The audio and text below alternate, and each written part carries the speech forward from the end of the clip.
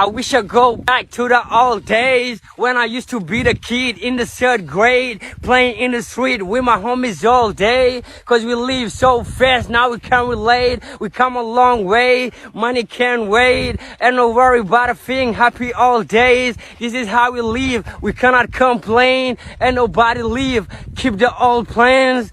Hey, when I'm better, Mingari Zuda Kari Party. Kodo min money, do min darty. Yo go to phone it, bunny bucket as your party. And when I'm better, Mingari Zuda Kari Party. Kodo min money, do min darty. Yo go to phone it, bunny bucket as your party. Hey, chuga gamne welly focus souvenir the film. Hanky wana hande, hanky jamon bale sim. Min nyala fije nange jamon lengin bada tin. On saha kurang ala wura men ko jaro find. Sifty namo ala chifty ala ind. Idi now will the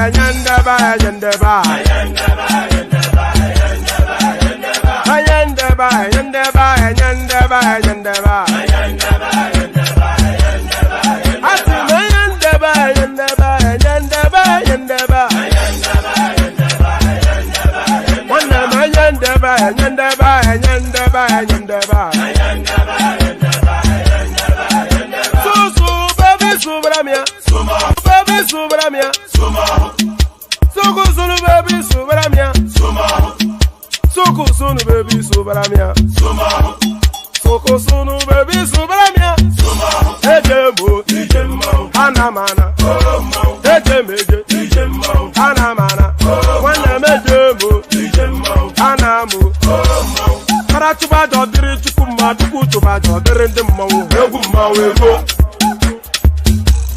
para chụba aja ọ dịrị Chukwu mma Chukwu chụba aja ọ dịrị ndị mmụọ egwu mmanwụ ego obodo jisi ike n'ụbọchị eruo na oyibo It is everyone, be free, ayandaba ayandaba ayandaba ayandaba ayandaba ayandaba ayandaba ayandaba asima ayandaba ayandaba ayandaba ayandaba wanama ayandaba ayandaba ayandaba ayandaba Subramia, Soko sunu baby Subramia, Soko sunu baby Subramia, Soko sunu baby Subramia. Ladies and gentlemen, sometimes you just have to act like you are drunk, like you are crazy. Confuse your enemies, confuse them. Oh, that's yeah, we mo. Yeah, we mo. Oh, that's yeah, we mo. No, but I got one to mo. Yeah, Okwitara kara mi nguru ma mi ga kwuru mu gwo ya baby mo abe Maria Why feeling? ayandaba ayandaba ayandaba ayandaba ayandaba ayandaba ayandaba ayandaba asima ayandaba ayandaba ayandaba ayandaba Ayandaba, ayandaba, ayandaba, ayandaba. So, baby, subramia. Soko sunu baby, subramia. Soko sunu baby, subramia. Soko sunu baby, subramia. Ase kwa nefo ya banyo si akuna nyego mkambasi ozo. Since I was born, but now I am getting youth. Akuna mota nwa akuna koga book. Ẹni bàbá ilé, bọ́lábọ́lá, ọmọ ìṣúlú ojú, ìpàdé ọjọ́dù, báwo la bí lúbi, báwo la bí lúbi, ìpàdé ọjọ́dù, àtẹ̀lù lúbi, àtẹ̀lù lẹ́tì, àtẹ̀lù lẹ́ta, àtẹ̀lù bẹ́ẹ̀rì, àtẹ̀lù bàrú, àtẹ̀lù jẹta.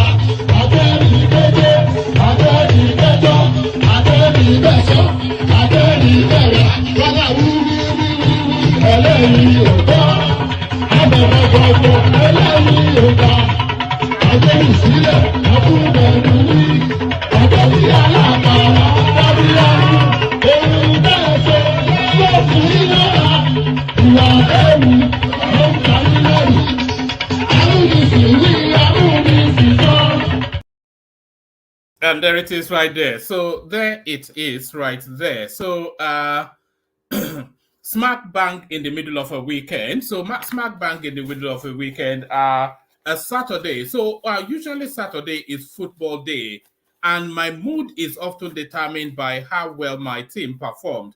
I support Newcastle United, of course, are long suffering to suffer no more. My club was about 2 years ago bought by the Saudi state. So from one of the poorest in the Premiership, we've suddenly transmuted into the richest club in the world. And we've gone on to win 4-0 today. So that sets the tone for my mood. So here we go again, and here we are again. But before we do anything else, let me signpost you to something new and innovative that is coming on the platform. So if you're watching now or you're watching in the watch back, I want you to bookmark this. Let me remove this banner first. Let me remove that banner so that you can see the fullness of it. So I'll remove this banner, and then I'll put this on the screen. So this is something that I'd like you to bookmark, something coming up on a new innovation to the platform. So this is it. Hopefully you can see it there. It's called Real Life with Dupsy. So it's Real Life with Dupsy. You all know Dupsy, of course, one of the long-standing stalwarts of this platform. So she has agreed now to take on that space of that human interest, people's lives, relationships, society, all of those kind of stuff. So she's agreed to take on those sort of topics as a standalone session by itself. So she'll be debuting that session. She'll be debuting essentially her show under this banner. So she will come in under Real Life with Dupsy. So it'll be Real Life with Dupsy. And then, of course, the topic of whatever is being discussed would there be in that now famous, with that now famous One Man Went to More red backdrop that you are all used to now. So what she's going to be discussing in her debut session is this Augusta Ossedion's narrative. You all know, of course, the backdrop of the Augusta Ossedion's narrative. She was killed by her boyfriend, who unfortunately named Killer Boy, some alleged musician called Killer Boy. So he's gone on and done away with her, and then he's made his escape to a foreign country. But it looks as though the law has now caught up with him. So Dupsy will be talking you through the backdrop of that. She'll be talking you through the backdrop of that particular storyline and how justice seems to have caught up with this guy. So bookmark that. I've not yet put the session out, but just to sound you the warning. Not the warning, no, because it is good news. But just to sound you the announcement that this will be a new innovation to the platform, that light-hearted, society-type human interest strap line will be straddled by the majestic Dupsy. So look out for that. Dupsy to take charge shortly.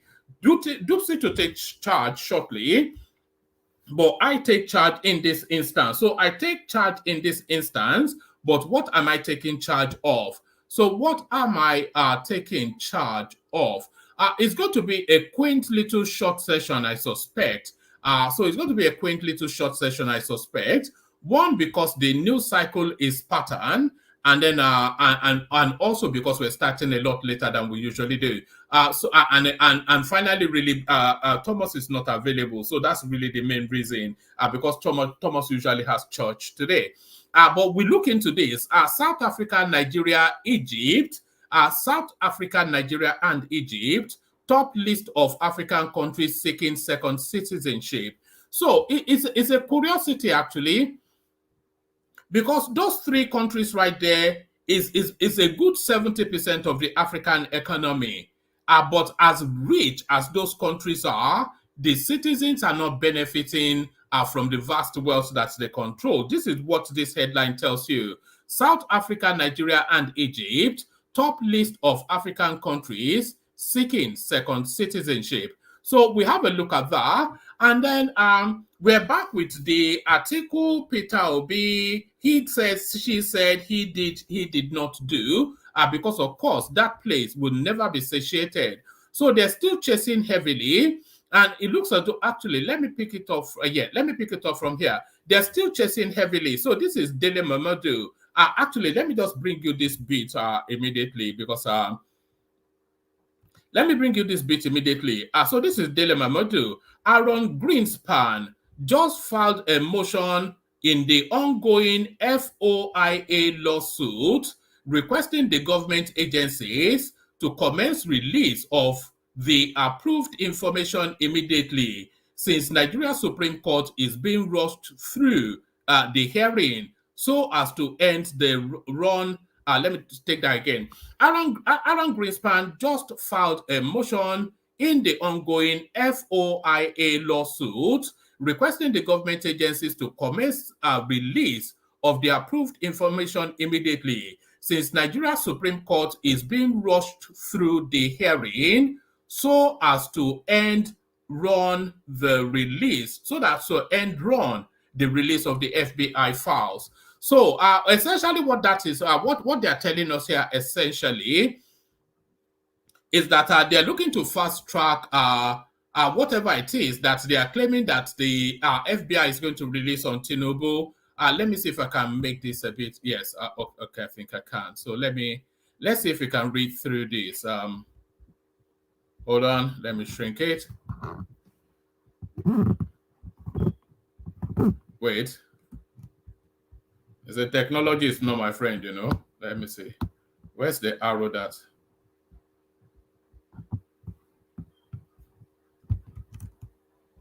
Okay, let me take it from here. So let's have a look at that.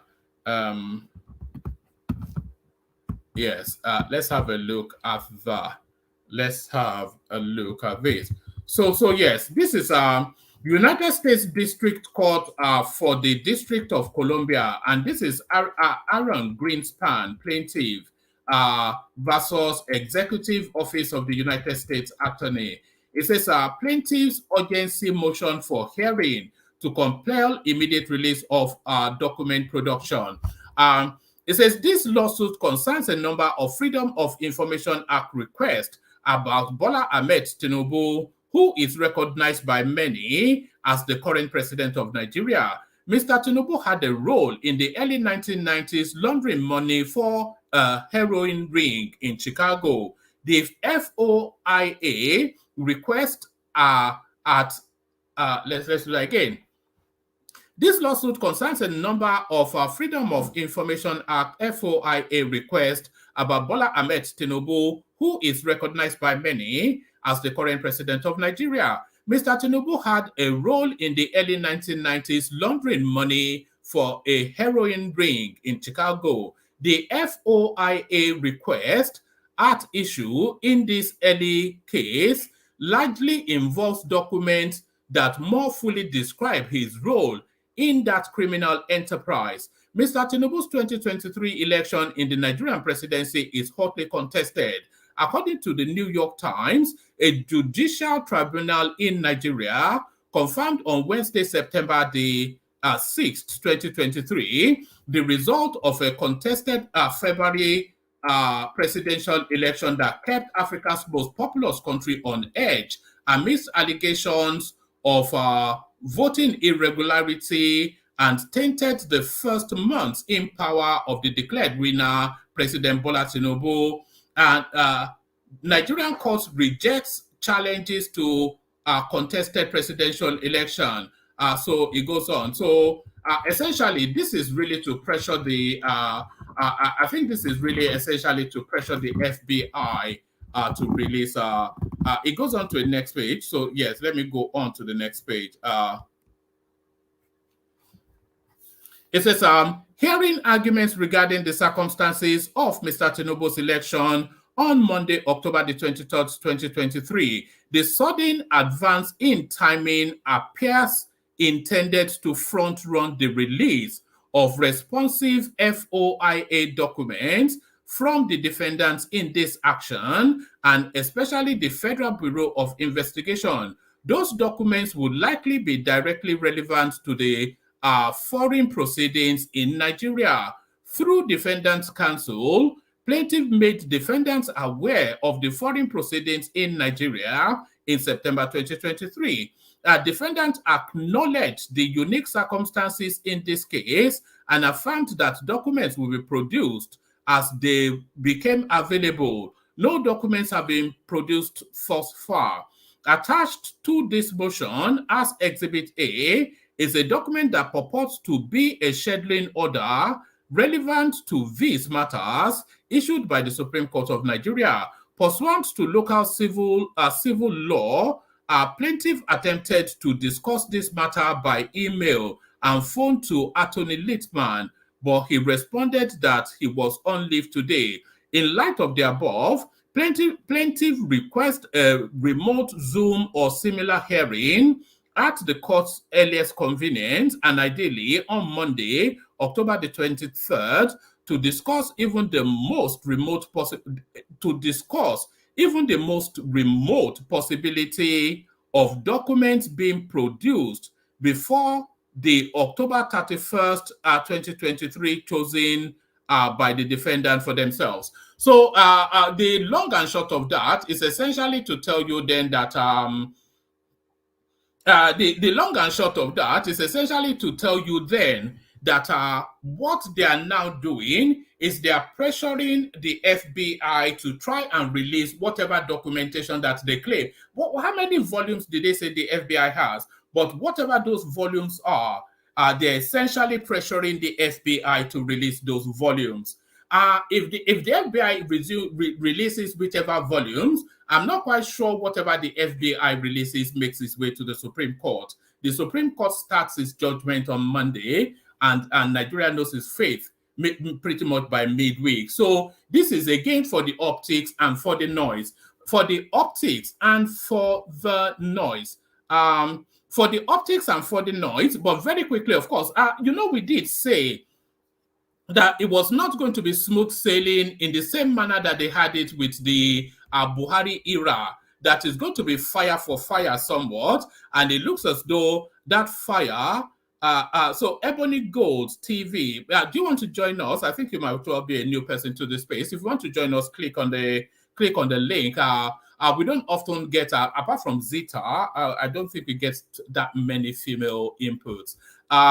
So yes, as we've always said, it's not going to be that easy carry on go, as they say in Nigeria. It's not going to be a carry on go. It's not going to be that smooth sail that they had under Buhari, that they were investing and investing, and the guy did not. He could have, but did not respond.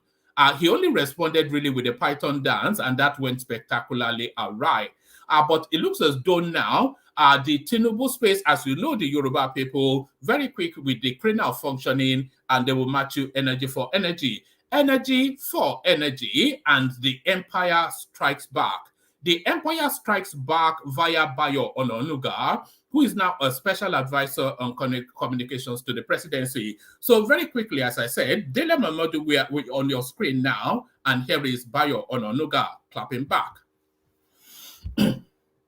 So it goes ICYMI. I don't quite know what that acronym is, but the Obedient and Atiku's supporters have begun another round of propaganda and campaign of falsehood over the move Friday by Atiku Obi and David Hundeyin contractor Aaron Greenspan to stampede the Washington, D.C. to change its earlier order on FBI to release documents on President Bola Tinubu's forfeiture case of 1993. Atiku has wasted tons of dollars hiring Angela Liu to check President Tinubu's record in Chicago State University. What he got in the main was a confirmation that President Tinubu attended the school, passed out in flying colors, and did not forge any certificate. The February 2023 election loser Peter Obi and Atiku are now attempting to cling on to another straw, hoping for magic at the Supreme Court. On Thursday, Peter Obi forwarded to Greenspan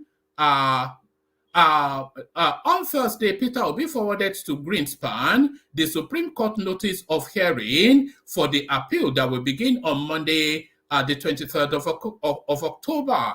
We do not know the brief Obi gave Greenspan, but Greenspan rushed to the district court in the United States Capitol with an urgency motion asking the court to compel the FBI produce documents on our president immediately. The FBI had earlier agreed to produce the documents at the end of October. His motion may be heard on Monday, the 23rd of October, if all parties agree. To support his motion, the American made some allegations against the judiciary in Nigeria, as fed by Hundeyin, Obi, and Atiku. He claimed the Supreme Court hearing date, which he labeled as sudden, was intended to front-run the release of the FBI documents. To him, the FBI documents are relevant to the case in Nigeria. After reading Greenspan's motion, one is left with the impression that the guy is very ignorant about our laws and our democracy, and he is nothing but an interloper in a matter clearly outside U.S. jurisdiction. Atiku, Obi, and Hundeyin, who are his cheerleaders, have clearly misled this guy, whose account was suspended by Twitter in June. along with that of his plain sight. To the obedient, the easily excitable Hudeyi, and to the obedient, the easily excitable Hudeyi and Atiku followers, I will just implore you to wait until DC District Court decides on the matter rather than rushing to social media space with wild conjectures and extrajudicial trial of Nigeria's elected president. Mr. Greenspan, who is your collaborator in the latest fishing expedition, is not so excitable. In his plainsight.org, he already posted a reply by IRS that it has no FOIA records on Bola Tinubu'S 1993 civil case. So there it is right there. And it goes, and it rounds it off. Just like the Chicago case, this one too in DC would lead to nothing. So it puts a link. So let's follow that link and then see what it says. It says, this is a Plain Sight. Plain Sight is the website of this Alan Greenspan, the hatchet man now employed by Peter Obi, Atiku Abubakar, and the hangers-on. It says IRS Bola Tinubu FOIA record search, email, and unsigned declaration. So what does this give us? It says, Mr. Greenspan, for our call tomorrow, please find attached an unsigned declaration from the IRS describing its search. IRS does not have any record responsive to your FIA request. We can discuss this more during tomorrow's call. So, oh God, it's unbelievable, you know. It said, and then he replies, means you carry whatever her name is. My apologies. And then it goes on. What does this tell us? This doesn't give us anything. It says, Mr. Greenspan, I represent the IRS in the above referenced case. We have some updates about the IRS's search of records in response to your FOIA request. I'd like to discuss this over the phone if possible, if you're free on Friday. And on and on it goes. So it looks as though they've already told him that there's nothing.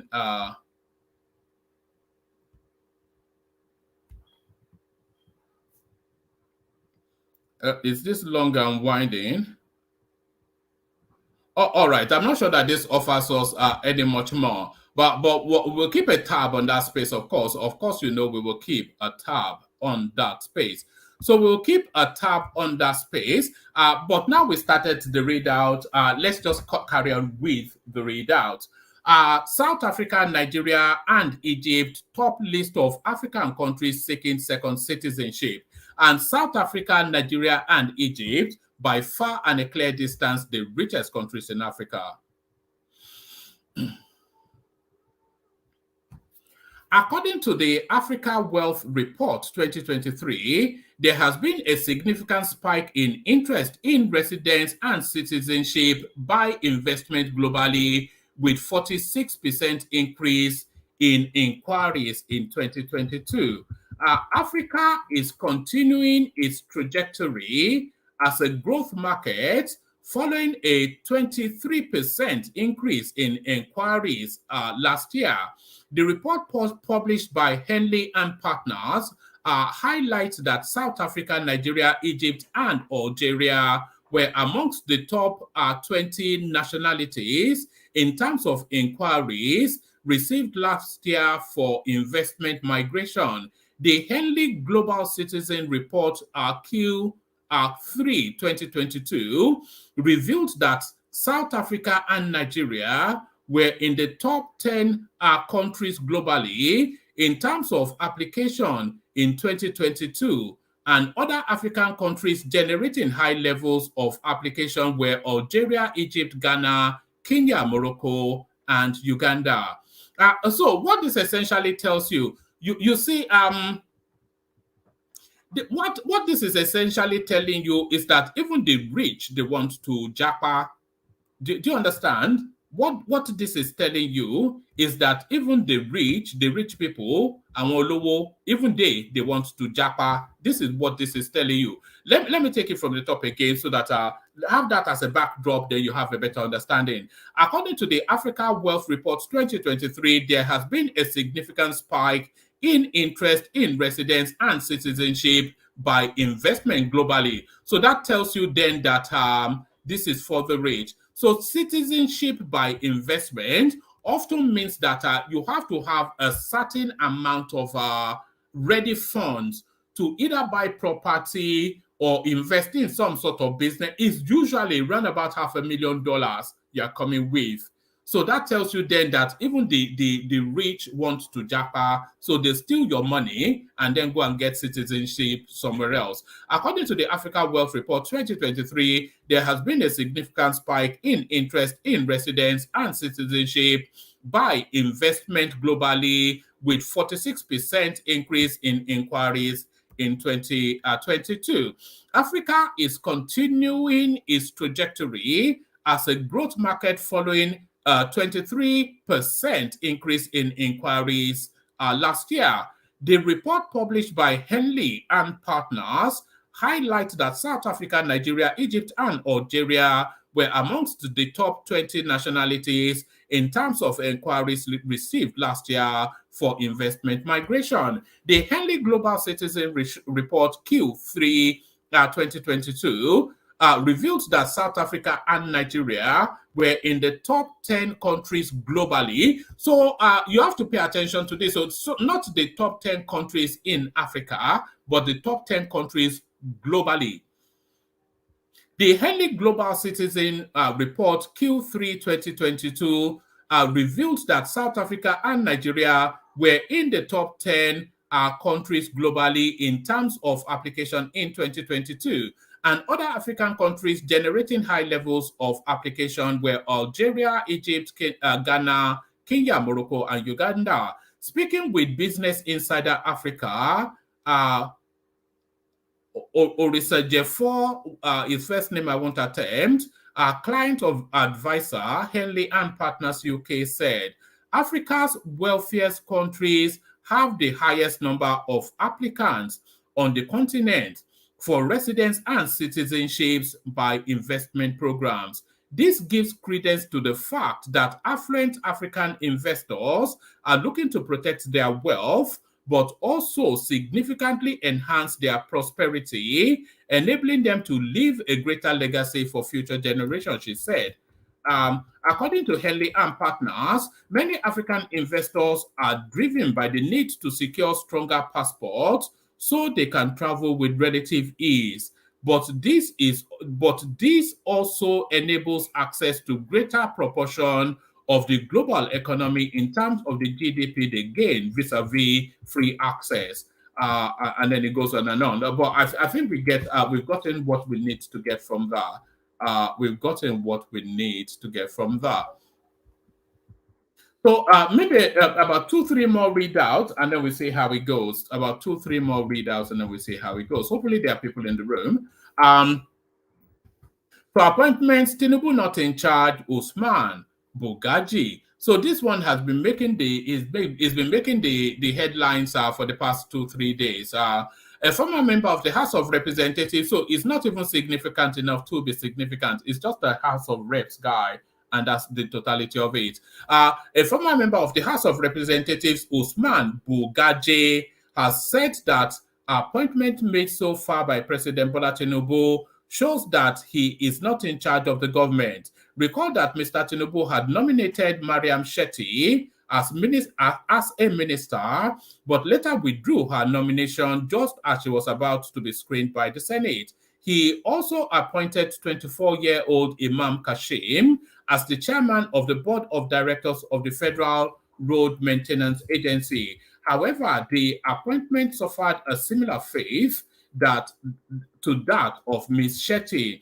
Speaking during an interview on Channels Television on Friday, Mr. Bugaji said all these are evidence that the president was not in charge of his government. So I'm not sure that anybody is low of wit enough to think that Tinubu is sitting at a desk writing all these names down that this person gets this.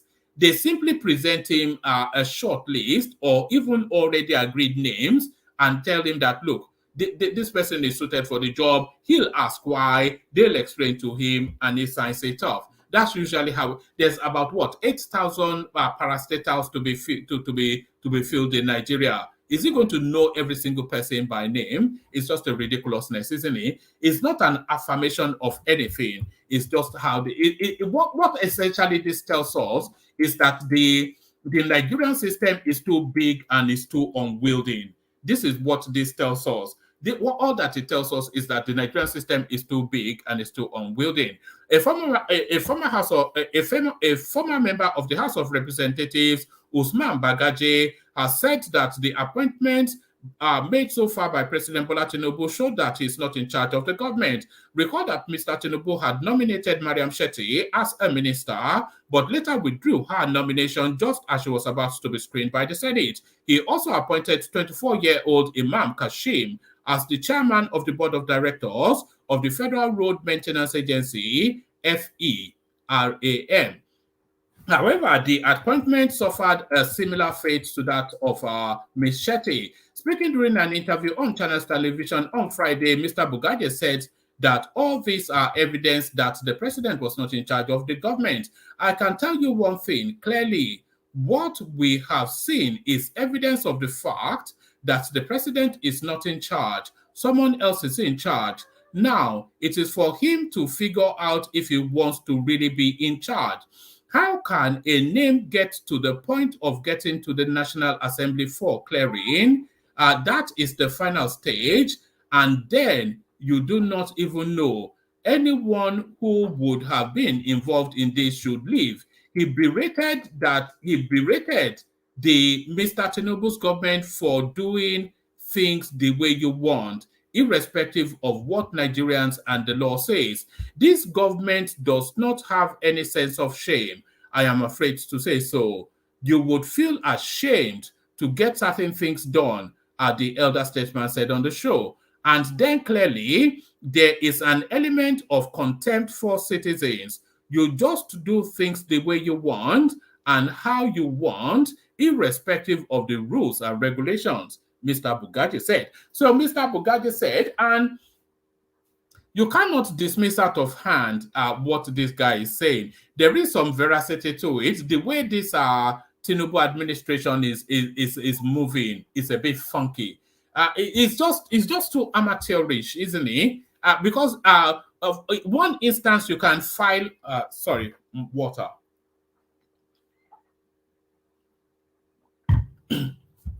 One instance you can file as a mistake, but a recurring decimal is a fault line. So a recurring decimal is a fault line. So there is a fault line within that administration, and a lot of people feel that that fault line is what's it called, Badabi Amila. So fault line Badabi Amila. So now let's not go to this now story now. This is somewhat of a good news story, or is it? Bukola Saraki Foundation pays off Mr. Ibu's medical expenses. So at least we start off with the fact that his medical bills has been paid. So that essentially is good news. But embedded within that is Kobokos towards the obedience space. I'm sure Arena Mokri will have a field day with this. The Abubakar Bukola Saraki Foundation says it has fully covered the medical expenses of renowned Nollywood actor John Okafor, popularly known as Mr. Ibu, as of Wednesday, October the 18th, 2023. Announcing this in a statement shared on its Facebook page on Friday, the foundation urged others to come forward and assist the comic actor who is lying sick in an undisclosed hospital in Lagos in any capacity. The foundation said the Abubakar Bukola Saraki Foundation is honored to have extended support to Mr. John Okafor, also known as Mr. Ibu, a renowned comic icon who has graced our screens and brought joy and laughter to countless homes over the past 4 decades. The Abubakar Bukola Saraki Foundation has fully covered the medical expenses of the renowned Nollywood actor John Okafor, popularly known as Mr. Ibu. When we learned of his recent health challenges and the financial burdens associated with his medical treatment, we felt a deep sense of responsibility to assist in any way we could. We promptly paid off his entire medical expenses as of Wednesday. We encourage anyone who can come forward and assist in any capacity, whether through financial contribution, moral support, or prayers, the statement reads. So, I mean, if they've paid up his medical expenses, then what are they asking people to come forward with money for? But this is a political move, of course. I mean, this is a poke at Peter Obi, isn't it, essentially? I'm sure you all understand that. This is essentially a poke at Peter Obi because, of course, just barely a couple of days ago, Reno Omokri flashed up the fact that this guy campaigned aggressively and he threw his whole family into the Peter Obi campaign. And when this guy now is public panning for money, Peter Obi could not as simple as a tweet in his direction. And very quickly then, Sarake moves into that space, not essentially out of care for Kafor, but to cock a snoop at Peter Obi. Cock a snoop at Peter Obi. Recall that on Wednesday, Mr. Ibu shared a viral video on his verified Instagram account in which from a hospital bed, he solicited for assistance in paying his medical bills and prayers to recover from an undisclosed illness. Mr. Ibu, who said he has been in hospital for some weeks, also said his doctors informed him that if his new ideas don't work, they will be amputating his leg. The Abubakar Bukola Saraki Foundation is a non-governmental organization owned by former Senate President and former Governor of Kwara State, Senator Bukola Saraki. So there it is right there. Cocker Snoop at P2B. Cocker Snoop at P2B. So cock a snoop at P2B. So let's go now to Reno Omokri. How Buhari destroyed the Naira and hoped to escape to Niger. When the Bank of England, the United States Federal Reserve Bank, or the People's Bank of China print money, it is tied to either a gold reserve in their vaults or foreign reserves or backed by production in the economy. Buhari just printed money without gold or reserve backing it or increasing production in Nigeria. What did Buhari do with the trillions he printed? It diluted the Naira, leading to heavy depreciation. Then, when he needed foreign exchange, he mortgaged the country's reserves. Don't be fooled. And by the way,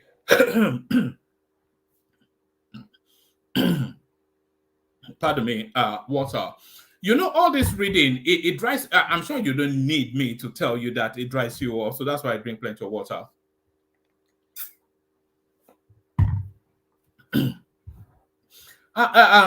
Anyway, I've forgotten the thought I wanted to share, but let me take you from the top again. It's only 3 paragraphs.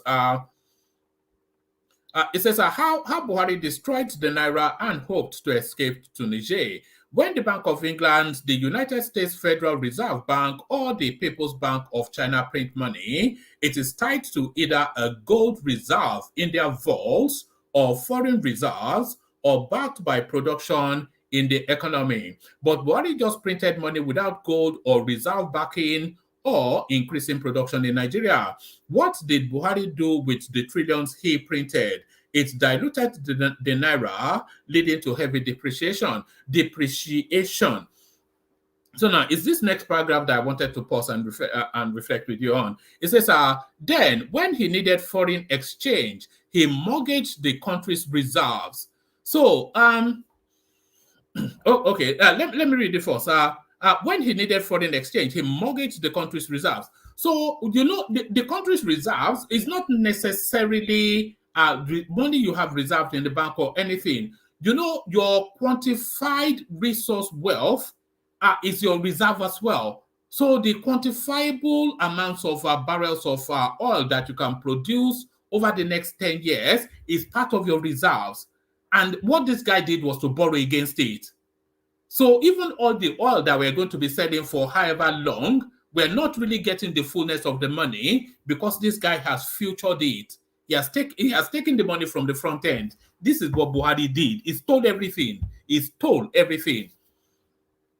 Then, when he needed foreign exchange, he mortgaged the country's reserves. Don't be fooled.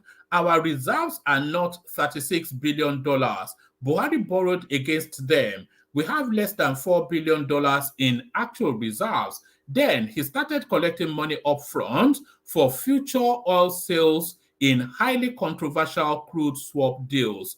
Almost 5 months after he left office, Nigeria is not making money from crude oil sales because Buhari collected the funds up front. Not only did Buhari borrow more than every prime minister, military head of state, and president before him combined, the annoying thing is that he spent much of those borrowed funds in Niger Republic, hoping to retire there. But now, with the coup in Niger, he's stuck in Nigeria. Where is his Minister of Finance? It is said she fled. If another party had won the hashtag Nigeria election 2023, there is no way Buhari would have escaped prison. What he did was outrightly criminal. He came into power poor and met Nigeria, that should be left, and met Nigeria rich. He went out of power rich and left. Oh, okay, yes. He came into power poor and met Nigeria rich. He came out of power rich and left Nigeria destitute. Just as Tinubu is probing the CBN, he ought also probe Buhari and his cabal. So yes, the probe in Nigeria, it can never be complete if Buhari, but especially Abubakar Malami, is not probed. Let's see what people are saying about this. This is Misan Buba. Sir, you made a point there. Where is the finance? Who was even the finance minister under Buhari? I cannot recall. Nigeria don't ask questions. That's one of our problems. This is Obina Joseph. Based on your write-up, I may not be wrong if I support the people saying that Buhari is from Sudan. Buhari is not from Sudan. Don't be silly. Buhari is from Niger Republic. He himself said so. I thought you said Naira devaluation would be best for our country. So I don't think quite this guy gets it. Naira devaluation. Naira devaluation is different from Naira dilution. You know, there's something they call ways and means within the Nigerian space where you just print out money just to cover your domestic spend, hoping then that your earnings in the future will shore it up. But there was no earnings coming in the future because they also mortgaged that. So they mortgaged the future and printed paper money just to destroy the Nigerian Naira. And that was what Buhari did. I thought Naira losing value is a sign of economic restoration. So this is Chukwuemeka thinking is poking fun. But Gbogbo Alama Jẹ breakfast, Abi, how does that phraseology go? Gbogbo Alama Jẹ breakfast. So this is now the final readout. We play the Kegite music, see if anyone is there. Why INEC chairman should not be appointed by president? This is Jagar. So I'm not quite sure that there's anything that that is going to write in this piece that is not just preaching to the choir or stating the obvious. Implicitly, the INEC chairman should not and must not be appointed by a president. If you appoint, if the president is able to appoint an INEC chairman, then he appoints an INEC chairman sympathetic to his cause. And if he appoints an INEC chairman sympathetic to his cause, that already compromises the... Anyway, let's read it, but I'm not quite sure that this needed saying. There's a phrase for it, I can't recall it. It says, why INEC chairman should not be appointed by presidents. This is Atiku Jigar. Former chairman of the independent... Oh, somebody sent something as well. Did I download that? Let me see. Hold on. Hold on. I'm coming. Was that Diana Ross? Hold on. I'm coming. Oh yeah. Okay, I got it. All right. Somebody sent something in. We'll play that at the end of it all to see. I've not watched it myself, but let's have this readout first, and then we play that clip. Play the K guys, and then we'll see what rolls. A former chairman of the Independent National Electoral Commission, INEC, Professor Atahiru Jega, has justified why chairmen of the electoral body should not be appointed by the president. Jega made the point while speaking at a two-day retreat organized by senators, organized for senators by the National Institute of Legislative and Democratic Studies in Okit, something or the other, Akwa Ibom State, on Saturday. The former INEC boss also called for amendments to the Electoral Act 2022. According to him, although Nigeria's current electoral laws could be said to be the best in the country's history, it is not perfect, and there was the need for further amendments to remove ambiguity, clarify, and strengthen some of its sections. The amendments, he said, should make the electronic transmission of results mandatory from the next general election, which are in 2027. On INEC's leadership, Jigal, and by the way, this idea of making it mandatory to transmit election results does the country have the infrastructural architecture to facilitate that? I think that's the first question, isn't it? Do you have the infrastructural architecture to facilitate these lofty ideals? You know, you just talk anyhow in Nigeria.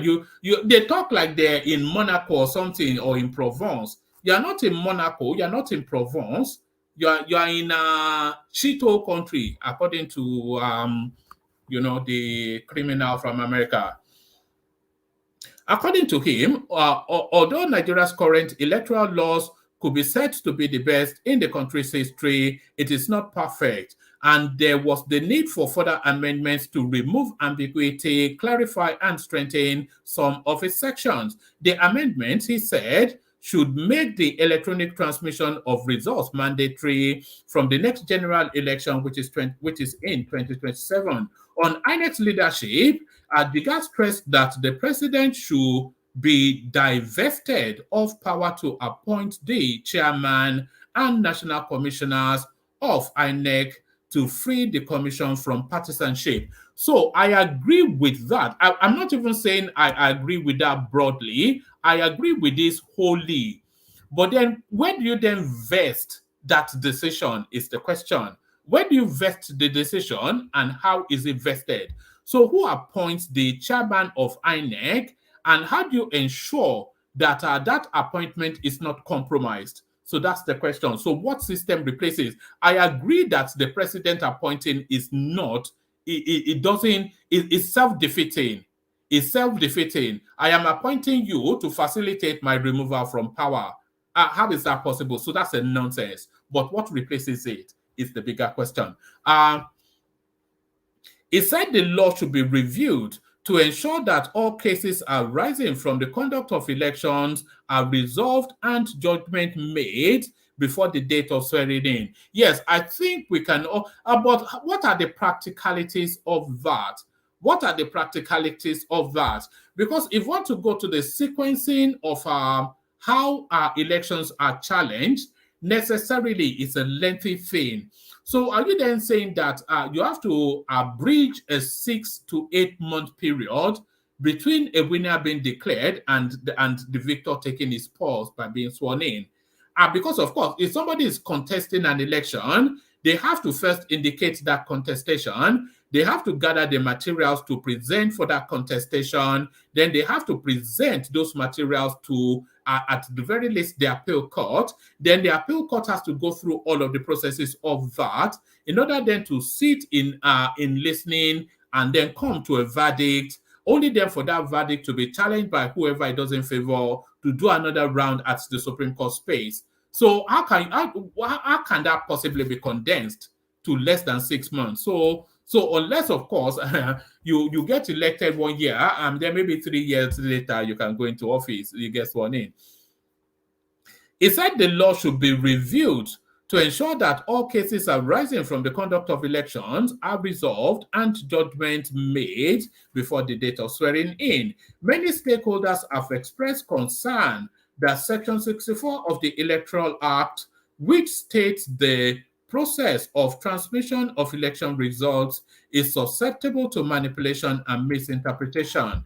Adiga said the section should be clarified by making electronic transmission of election results compulsory, including uploading the polling unit level results and result sheets used at different level of results, different level of results collation. INEC would have enough time to prepare for this. The act is amended early enough. If the act is amended early enough in the ensuing electoral cycle, Jiga also called for the introduction of either early voting for eligible voters on election day, such as INEC staff, observers and their drivers, security personnel and journalists, or special arrangements to enable them vote on the day, especially for presidential election. The former INEC boss advocated diaspora voting. So that diaspora voting, it remains a vexatious space. It remains a space in contention. How does that even work? So the electronic voting will probably work better in diaspora for the same reason that I was saying. They have the infrastructural architecture that supports that, especially advanced countries. But then, of course, when you're talking diaspora, you know that if you are living in Benin Republic, you are living in diaspora. Even people living in God-forsaken spaces like Sudan, etc., they live in diaspora. If you live outside the shores of your country, you live in diaspora. The former INEC boss advocated diaspora voting. So with diaspora voting, we go back then to the Niger Republic people voting in Nigerian elections, just claiming that they're Nigerians, and it's just a nonsense, isn't it? The former INEC boss advocated diaspora voting, at least for presidential elections, to enable citizens to vote, especially those on essential service abroad. There is need to enhance inclusion of women, if necessary, by up to 35% of elective positions in parliament and in all political parties' candidates list. Yes. Is it positive affirmation? What do they call it again? Positive something. Direct act. What is it called again? It's called positive something. Is it positive affirmation? Remind me if you know it. But to discriminate, to correct an anomaly is essentially affirmative action. Yes, affirmative action. Maybe not, but essentially, they have to regulate women into positions of power. It is essentially what I'm saying. Otherwise, they will never get in. If it's left, yes, affirmative action. Thank you, Ike. Yes, they have to regulate women into positions of power, especially in places like Nigeria. Otherwise, they will never ever get in. They will never get in. You have to compel it by law that XYZ, for instance, they have to compel. They should be compelling by law that candidates should be candidates for any position that requires a deputy should have representations from both genders. So the president, the vice president will be a female, or if the president is a female, then he has to be a male. The governor, if she is female, then you know what I mean. So you have to gender legislate if you want women in politics in Nigeria. It's just as simple as that. There is need to enhance inclusion of women, if necessary, by up to 35% of elective positions in parliament and in all political parties' candidates list, he added. Cross-carpeting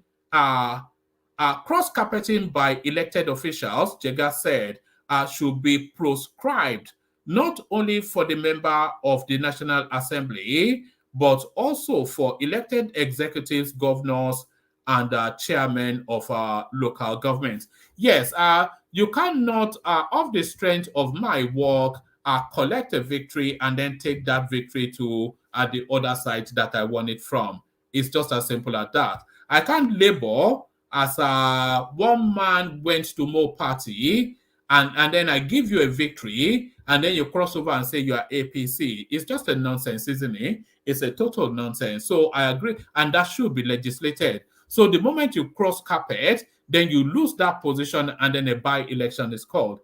He added that INEC should be empowered to prepare for elections to fill the vacancies once it has evidence of the act of carpet crossing. Jega said, there is need to place stringent conditions for candidates' withdrawal and replacement to prevent abuse. Empower INEC to also screen and, if necessary, disqualify candidates whose credentials show they are unqualified or in respect of whom it has evidence of forgery. So that's a nod to the obedience space, isn't it? Empower INEC to also screen and, if necessary, disqualify candidates whose credentials show they are unqualified or in respect of whom it has evidence of forgery and other forms of criminality. There is need for the legislation to allow even candidates outside. There is need for the legislation to allow even candidates outside the political parties, as well as tax-paying citizens, to file suits against candidates who provide false information to INEC regarding their candidature. So that's the height of, and this guy claims to be a professor. That's the height of stupidity. So, you know, they have something they call locus standi in law, and it's precisely to prevent the level of stupidity that this guy from the north, this Jiga guy, is precisely to prevent the level of stupidity being expressed here, that they have something called locus standi. You know, locus standi it essentially means a legal stand or a dog in the fight. So you don't have a dog in the fight. So if you say any and everybody can sue any politician for any anomaly that they have identified, then be a free for all. It's just the height of stupidity. There is need for the legislation to allow even candidates outside the political parties, as well as tax-paying citizens, to file suits against candidates who provide false information to INEC regarding their candidature. Although Section 132, subsection 2 and 9 have given timelines within which the tribunal and courts of the appellate jurisdiction should issue verdicts, there is need, particularly in respect of elected executive positions, to ensure that all cases are resolved and judgments made before the date of the swearing in, reviewing the process of appointment into INEC, specifically to divest and minimize the involvement of the president in appointments of chairman and national commissioners of INEC, in order to free the commission from the damaging negative perception of he who pays the piper dictates the tune. The Justice Uwayas committee recommended that the responsibility for advertising, screening, shortlisting, and submission of council. Let's do that again. The Justice Wires Committee recommended that the responsibility for advertising, screening, shortlisting, and submission to Council of State for recommendation to Senate for confirmation hearings for this category of officers should be entrusted to the National Judicial Council. So yes. So that is his solution to the question that I was asking earlier. So who carries the burden? The National Judicial Council. So if the National Judicial Council carries the burden, then whoever is in government at the moment parts the National Judicial Council in his favor, and we're back to where we were.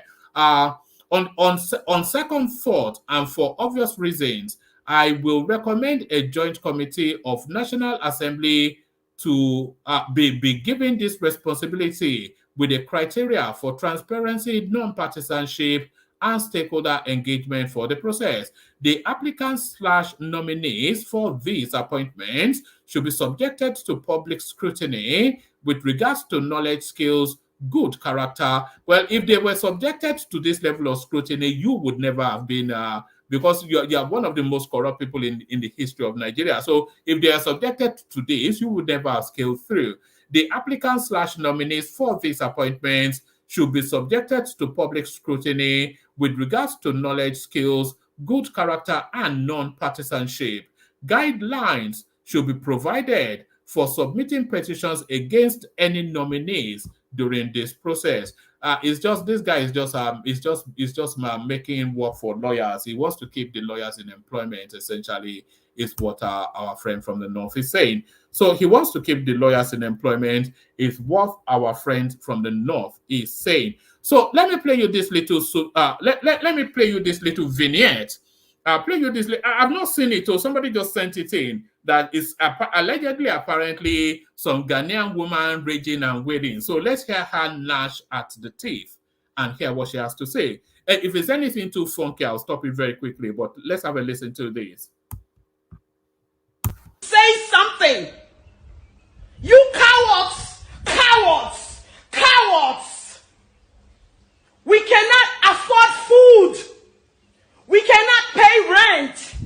Our rents are due. People are overpriced. You know, right now in Ghana, if you do not have dollars, you cannot rent a good place to stay. A bag of rice is 1,000-something fucking cedis, animals. Water is expensive. We don't even have good water. Enough of the bullshit. If you motherfuckers cannot run the country, then step down. We are tired. We are getting tired of putting incompetent people there. We cannot afford the little things that keep us running. If we can't afford this, then where are we? What has Ghana become? You people are selling everything to people that don't even deserve it.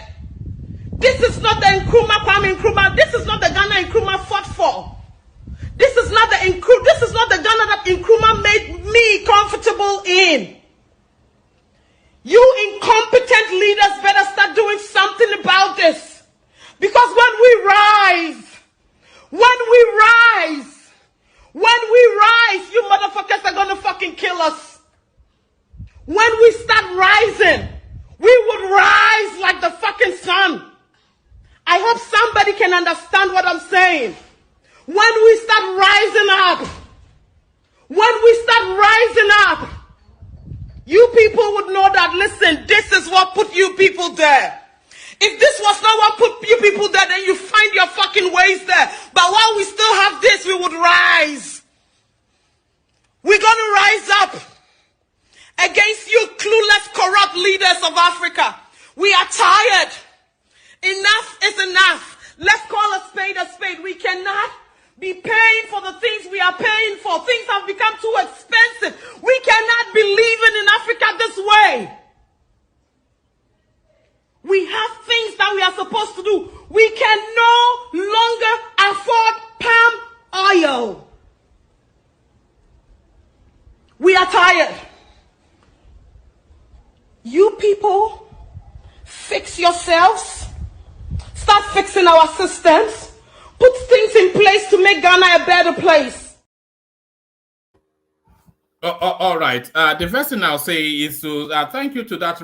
I'll say thanks to that random Ajua. So many motherfuckers there that clearly this stream is now going to be demonetized by YouTube. So thank you to that random Ajua that is raging. But that is not a Ghanaian voice. You just I didn't see that, by the way. We're all watching it for the first time together. But that was not a Ghanaian voice that you heard there. That's an African voice. You know, take her from Ghana, put her in Nigeria. What she's saying is relevant and germane to our situation. Take her from Ghana, place her in any African country. It's the same narrative. Our people cannot breathe, is what they are saying. People cannot breathe, is what they are saying. Breathe. Let me signpost you again. Like I said, a new innovation coming to the platform. As I said, being kicked off by the excellent Dupsy. So she's taking it on. All those are softer cell lifestyle sort of human interest storylines. Dupsy will be taking charge of that space and she'll be running standalone sessions. She's titled it Real Life or Keeping It Real with Dupsy. So keeping it real with Dupsy, and she'll be debuting with this Augusto Osedion's storyline, which is a storyline that everybody knows. Killer Boy, who took his stage name into real life, did away with his girlfriend, made his escape. It looks as though Nemesis has caught up with him, but Dupsy will be talking us through that storyline in a session to come. So look out for that. Very exciting stuff coming up. So Dupsy takes charge fairly soon. So Dupsy takes charge very soon. We play the Kegite music and then we'll rock in the panelists that have assembled a smattering, but an excellent bunch nevertheless. So it's not the quantity, but the quality, and you'll see why in a moment. We've got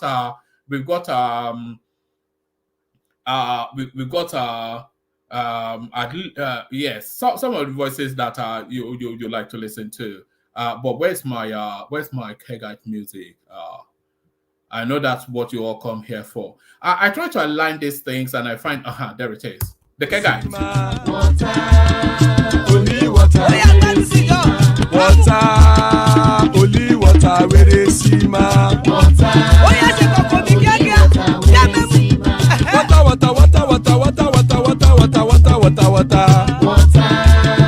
only water, where they see ma. Hapa o naido.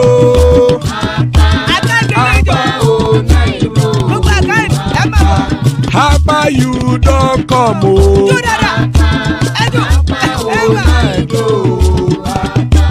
Hapa o naido.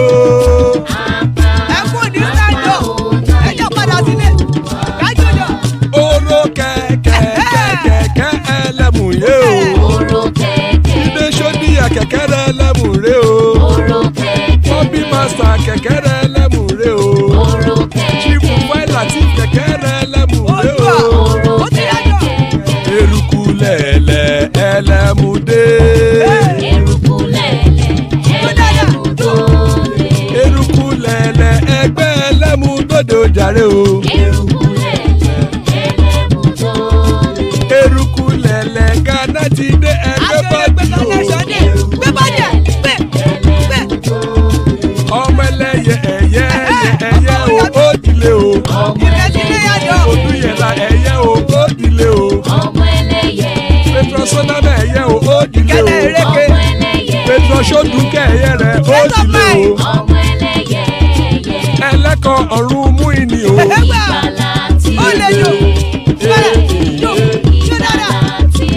Àkùkọ ọ̀run mẹ́kọ̀.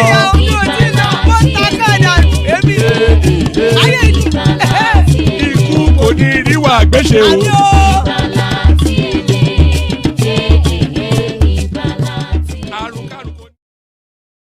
And there it is right there. Iku Koniru Agweshe, may death have nothing to do with us. So amen to that on behalf of myself and you, my friends. So amen to that on behalf of myself and you, my friends. Banging our list, of course, when Bishop is around, guaranteed to be an excellent session. It only gets better when King Emeka joins us as well. So there he is right there. Our father of the bride, Ajale Koko, he's in the house. To keep things 100% and cut through the BS to say, show me the money is what he's always asking. Ekene, of course, Eze goes to school, but takes time in the evening to join us. And here he is, full of zeal, but very little knowledge, knows no shame. Pansat, he's here as well. So there it is. That's the list right there. I'm really surprised to see you here, Pansat, after all the abuse all over the space. But there it is. We hold no grudges here. But let's kick it off. Let's actually kick it off with you, Pansat. Pansat, speak to us. Pansat.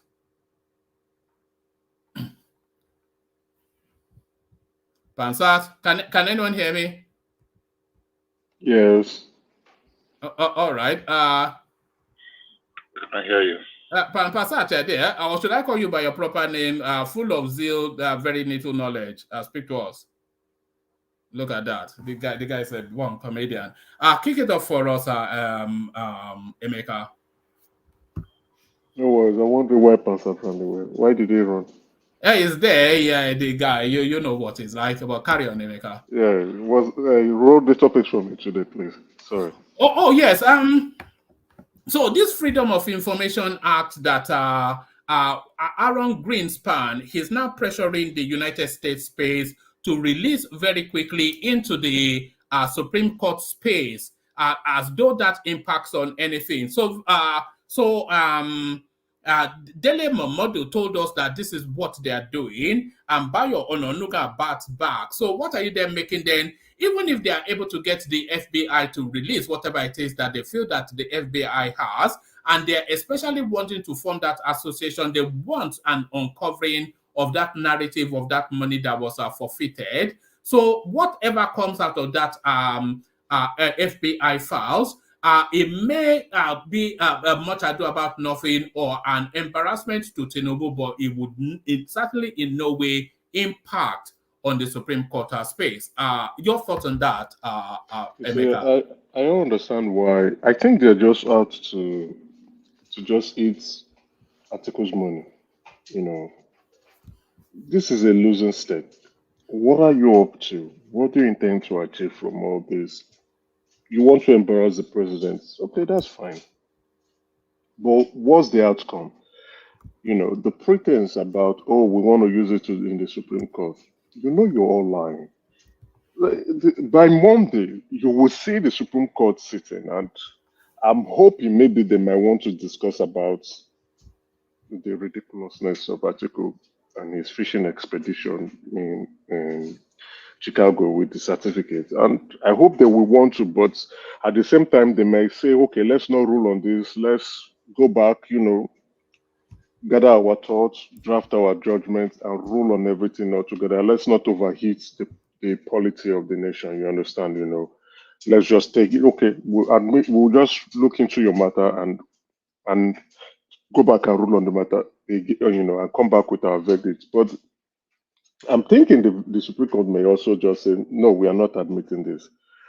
I don't understand what they're trying to, you know, I understand they're trying to want to embarrass the president, you know, going about to see what they can do. I saw you reading out the emails from the DEA to the Alan Spansberg? Yeah, Greenspan. Greenspan, right? And they don't have any information, and they want to speak with him. I think they are trying to embarrass themselves too. We know what the verdict is going to look like, and I would say politicians at the same time, they need to be careful. We need see, politics is a game. It's a sport. If you lose, accept you've lost, and you'll move on. But we have politicians who are very selfish. When I say selfish, I have not seen this kind of selfishness before. What are you up to? What are you trying to do? You've lost the election. You can't prove you won the election. What are you doing? You're trying, like, what level of disqualification are you up to? If the FBI releases stuff that is damning to Tinubu, would that impact the Supreme Court in any way? Not at all. Is that admissible in this process? They know it's not. You see, that's why I like you. Like I told you, that Bayo Ononuga's job is to come in and fight, and instantly he responded. And not only he was calling names, Dele Momodu, Atiku, Obi, David Honde, as well as their I was disappointed that he mentioned that guy, because he will not feed off that again. But carry on. But he's the one that they are funneling the funds to. Is their foot soldier? Yeah. He's the foot soldier they are using. He's the conduit pipe, discussing with the Greenspan, right? So it's good that they are calling his name too, so he knows that, oh, they are aware of me. You know, the guy is a cloud chaser. You know, so any little recognition gives him a hard on. But again, with what he's chasing, he will still find out that the government does not take you serious. You will continue to be a refugee in Ghana. That asylum you want to go and get, you will not get it. You know, so once the Supreme Court pronounced the verdict and returned Asiwaju as the president of the Federal Republic of Nigeria, everybody go and bite your nails and focus on your next job. Atiku will abandon him because there's no longer any funds to funnel anymore, except they want to be on an embarrassing expedition this time around. The Supreme Court, is there a time span for this Supreme Court space? How long are they going to? Because I personally want this thing over just as quick, so that we can actually start attacking. So I can start attacking. In 2 weeks' time, it will be over. In 2 weeks' time, because according to the election tribunal, right, 60 days after the verdict of the Court of Appeal, the Supreme Court must give their own ruling. So by 60 days, it falls on the Court of Appeal gave their verdict on September 6th. So by 60 days, it falls on November 5th. And November 5th is a Sunday. Then November 4th is also a Saturday. So the likelihood, yes, we are hearing they might extend it to November 6th. They have that leverage. But again, why the hell? It's better to just put it up on November 3rd.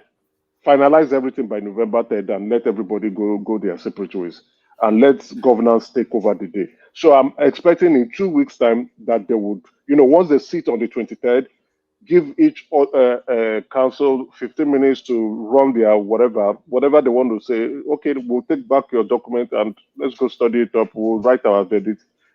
By the next week, they're done. And they're like, hey, everybody, this is what we are concluding on this matter. Go your separate ways. And the narrative that Greenspan is presenting to the American court is quite cheeky, even fraudulent. Even it's saying that they are hurrying the Supreme Court processes through to front run the FBI releases. But how can you front run something that has been left for so late that the time that is statutorily must be done is so hemmed in that you wonder how they are even able to condense it. What does it mean by they are front running the FBI releases? I think the Greenspan is also. I would also say maybe Greenspan was commissioned to do a job. He has done his job. Probably he has. They commissioned you to do a job. You have to deliver to who commissioned you, and I would think David Hundre or the Atiku camp or whoever, they've leaked it to the press. So what they are trying to do in all this is just to keep people hopeful. They've lost the election. They know they've lost the election. So it is so sad that you've lost the election and you cannot prove that you've lost the election and you are going for, what can we do? Disqualification. This may not fly, but let's see if we can throw it into the public space. Let's get people talking. Now, if you go to other spaces, you keep hearing some ridiculous discussion. And the Supreme Court, let's see if the Supreme Court will disqualify him. Tinubu cannot be president for 4 years. It cannot happen. We will lay up arms. We will cause a revolution. We will do this and that. And you're like wondering, are these people, do they have brains at all? We have a learned colleague here, a lawyer, Ogbeni, brilliant chap, taking us all through the process. And even if you are not satisfied, you can go out and do your own independent research. If you don't want to acknowledge Ogbeni's statement or comment, go and do your research. And you will find out that the Supreme Court is not a trial court. It's not where you come and bring evidence. Then you don't at all. It's not a place where you gather your village people as witnesses at all. It's a court. It's not a first instance court. The only people who have the right of first instance is the federal government. And if you are trying to sue the federal government, it's not a place where you go and say you can gather all your village people as well as your community, even the ones from your wife. You can gather them all. No, it's a serious business there. And I don't know if they are going to televise it. I doubt they will. You will find out that if you are close there, you will find out that these Supreme Court judges are serious individuals. They're not there to like they want to share pancake or granite oil. No, you 15 minutes. Everybody. Okay, thank you very much. They gather there. They tell the law clerk and their PAs. Oh, yeah, gather. Let's go and finalize in our own respective office. So Atiku is aware. He has done this repeatedly. He knows. So I'm wondering if Atiku is under a spell or what is his end game? So some people actually feel that this is a 2027 play. That they are playing this for 2027. It cannot work. It can't work. If they're playing it for 2027, then at the time of the election, that is when they should be bringing up this qualification to tell INEC you cannot do this. Then INEC could now be saying, okay, what can we do? Then what they would have done is to go to a high court and go and lay a petition there in the high court. Let the high court judge rule it, and up to the Supreme Court, let them decide. So they know what they are doing. This is not the first time. We've been saying this, we've been discussing this. So it is irritating to continue discussing this matter. That's why I cannot wait for the Supreme Court verdict to be over.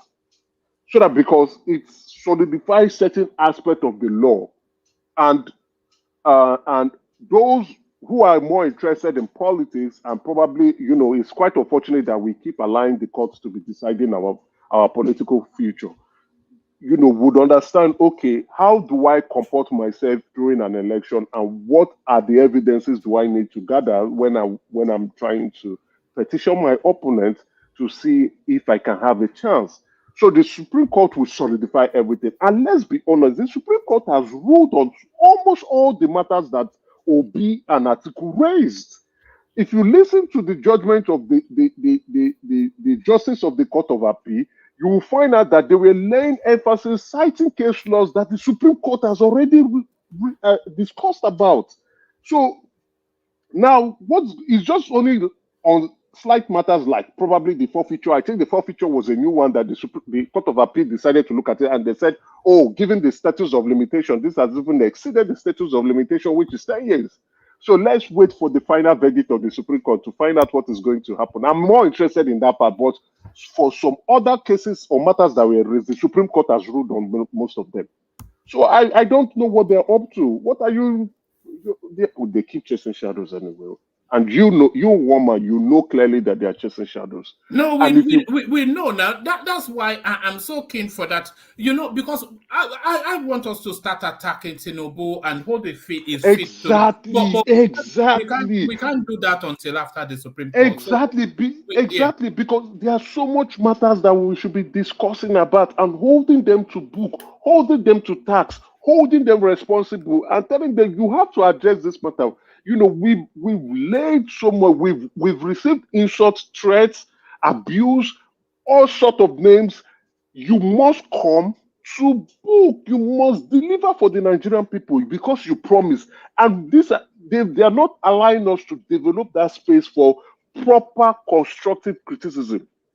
I was in the space earlier on and I saw grown men arguing about what they need to discuss. I was just laughing.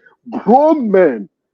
Proper grown men, some up to the age of my dad. They've cycled and recycled. So even they are fed up with all of this Tinubu every day. It must be wearing on them, surely. No woman, as I speak, and I was just laughing because it was quite entertaining. Grown men, some 70 years old, arguing about what do we discuss because they've run out of topic, and Colata, call them to task to say, come discuss about much more important issues. You understand? And it's but important issues are not sexy now. They are not sexy. When you start to talk about the economy, people start to fall asleep. Exactly. They want to hear drug dealer and whatnot. But let me take you to 2 more talking points, and then I'll circle the conversation round. So this one now, a curiosity. Just an inherent contradiction, even in the headline. South Africa, Nigeria, Egypt, top list of African countries are seeking second citizenship. And South Africa, Nigeria, Egypt, that is the African economy right there. So where the vastness of wealth they want here. the first thing I didn't like about what this journalist was trying to do was the journalist didn't try to play fair. Which country is the number one? Is China, the Chinese. This is not new. Wealthy individuals try to, and again, they try to hold stronger passports so they could travel. Um, that also, when they get a second citizenship, it gives them leverage to, especially when you're a citizen of It's the really for West. escape, isn't it? It's for Yeah, escape. yeah, yeah. You because you don't know at some point you don't know who you might offend. You might offend the government. You might become a political refugee, and you probably will want to run out of the country as quick as possible. It's not when you are not in search of visa. I think at some point in my life, I wanted to travel almost immediately, and they were telling me what was available would take me to a different country, and I didn't have the visa, right? And I was like, okay, look at my resident status. Can I still try to pass through? Say, no, you don't have the visa for that. So then I had to go back and travel the next day. If I was actually trying to run from my away because somebody or the government is after my life, what would have happened? Is either I would probably sneak into Benin Republic or whatever and do the MFLA stunt. But again, the government is always watchful and they would still catch you. So, but it is usually good to carry a different passport. Luckily, that issue has been resolved, and you get you can taxes, you can move transfer funds because you are now being seen as a citizen, you can spread your wealth. It's not news. The law firm, there are so many law firms in the West that handle these matters. As even to be part of the Pandora's papers, that's part of it. The wealth, once you are wealthy, you find yourself and legions of bankers coming at you, trying to discuss about products that can help you reduce your tax burden, how you can grow your wealth, what can the investment you can do, as well as countries you can get citizenship for. So it's not new for the wealthy. For the wealthy individuals, they can move their funds to the West, maybe Canada, maybe the United States, maybe UK, maybe the British Virgin Islands, and Panama.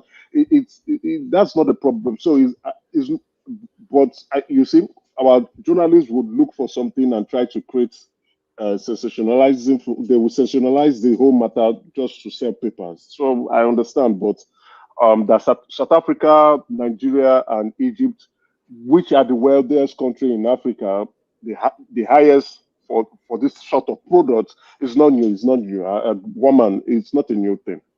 Oh, If you are in oh, the oh, financial space, you will know it's not a new thing.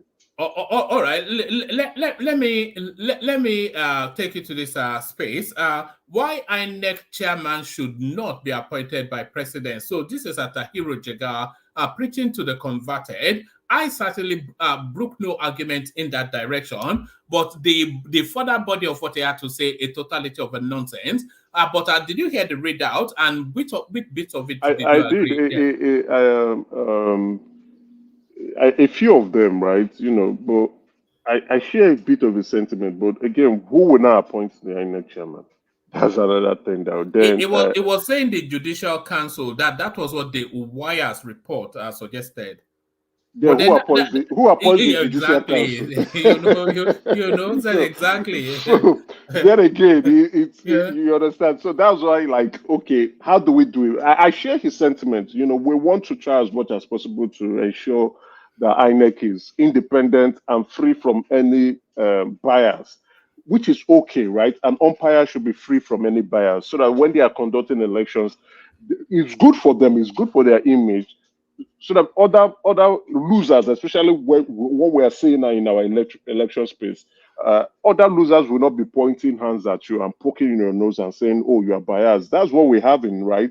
You see the obedience saying, "Oh, INEC has been bought. INEC is corrupt. INEC is this. Why is INEC not releasing election results? Why did INEC not upload the election results to the IRF?" Even though when INEC was saying, "Oh, we experienced technical difficulties," and they also expressed the concerns that there were hackers trying to hack into their server, right? and that's also the electoral law allows them to manually upload. It was saying that it should be made a compulsory that results should be transmitted electronically, but the country does not have the architecture to guarantee that. We can even the United States. You saw when they were saying Russia interference. We do see our election has not matured to the point where politicians. Our election is like a do or die affair.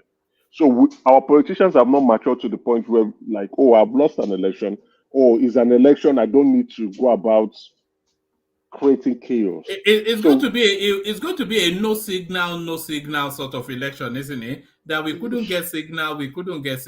Exactly. Yeah, let's even rule out the technology aspect of it. We have not grown, especially in rural areas where technology is not so strong, right? So if we put everything into perspective and everything together, you find that the INEC must have that leverage to look at things and say, okay, let's still conduct manual compilation of the results, even though we might upload later on. Then again, we still have desperate politicians who go about, your life means nothing to a politician in Nigeria. So when we have a politician who would go to that desperate length, then our politics has not matured that far. So we must give INEC that leverage because politicians are ridiculous. So it's not like in the United States where, oh, okay, everything is tight, everything is locked down, and people that, oh, I've lost an election, let me move on. You see what happened to Trump, even when he was talking between his mouth. So that compulsory upload would not work in terms of technology. Then again, we still have people who would want to sabotage the effort of INEC. So if that is the problem, then our election will not be seamless. In short, election might not hold.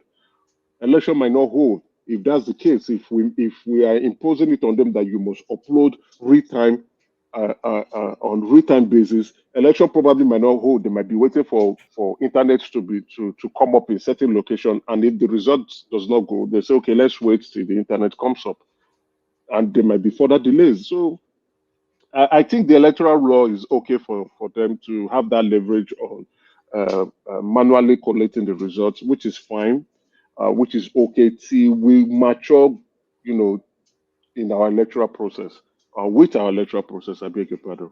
All right, brilliant. Stay steady, Emeka. I just want to talk slightly about this killer boy.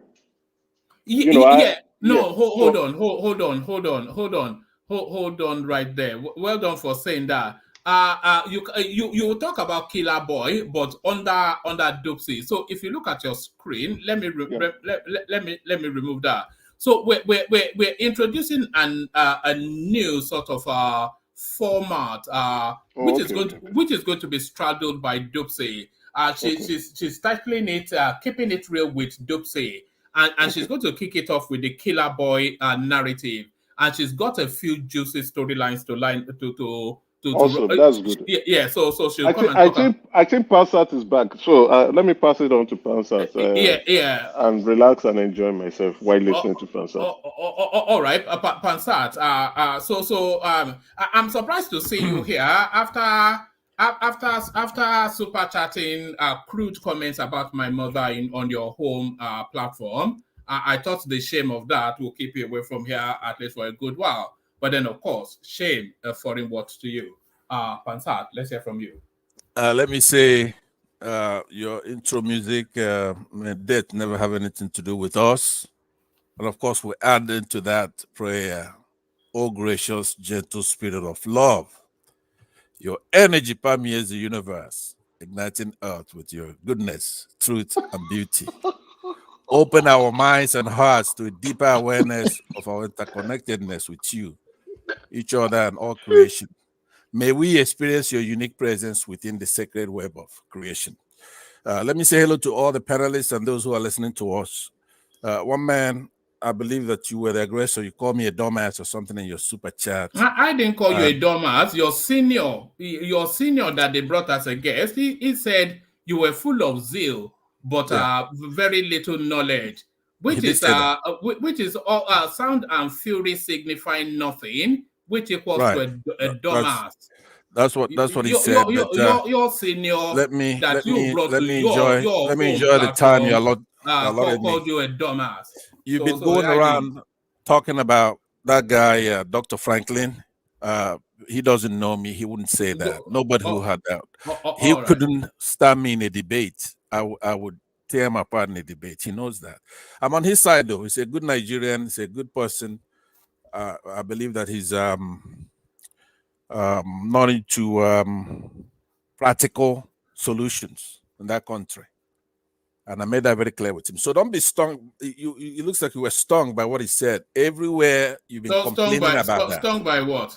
What he said to you. I mean, what did he say to me? He dealt with me. Yeah, he dealt with you. But he dealt with me. I don't care because he called you a fool.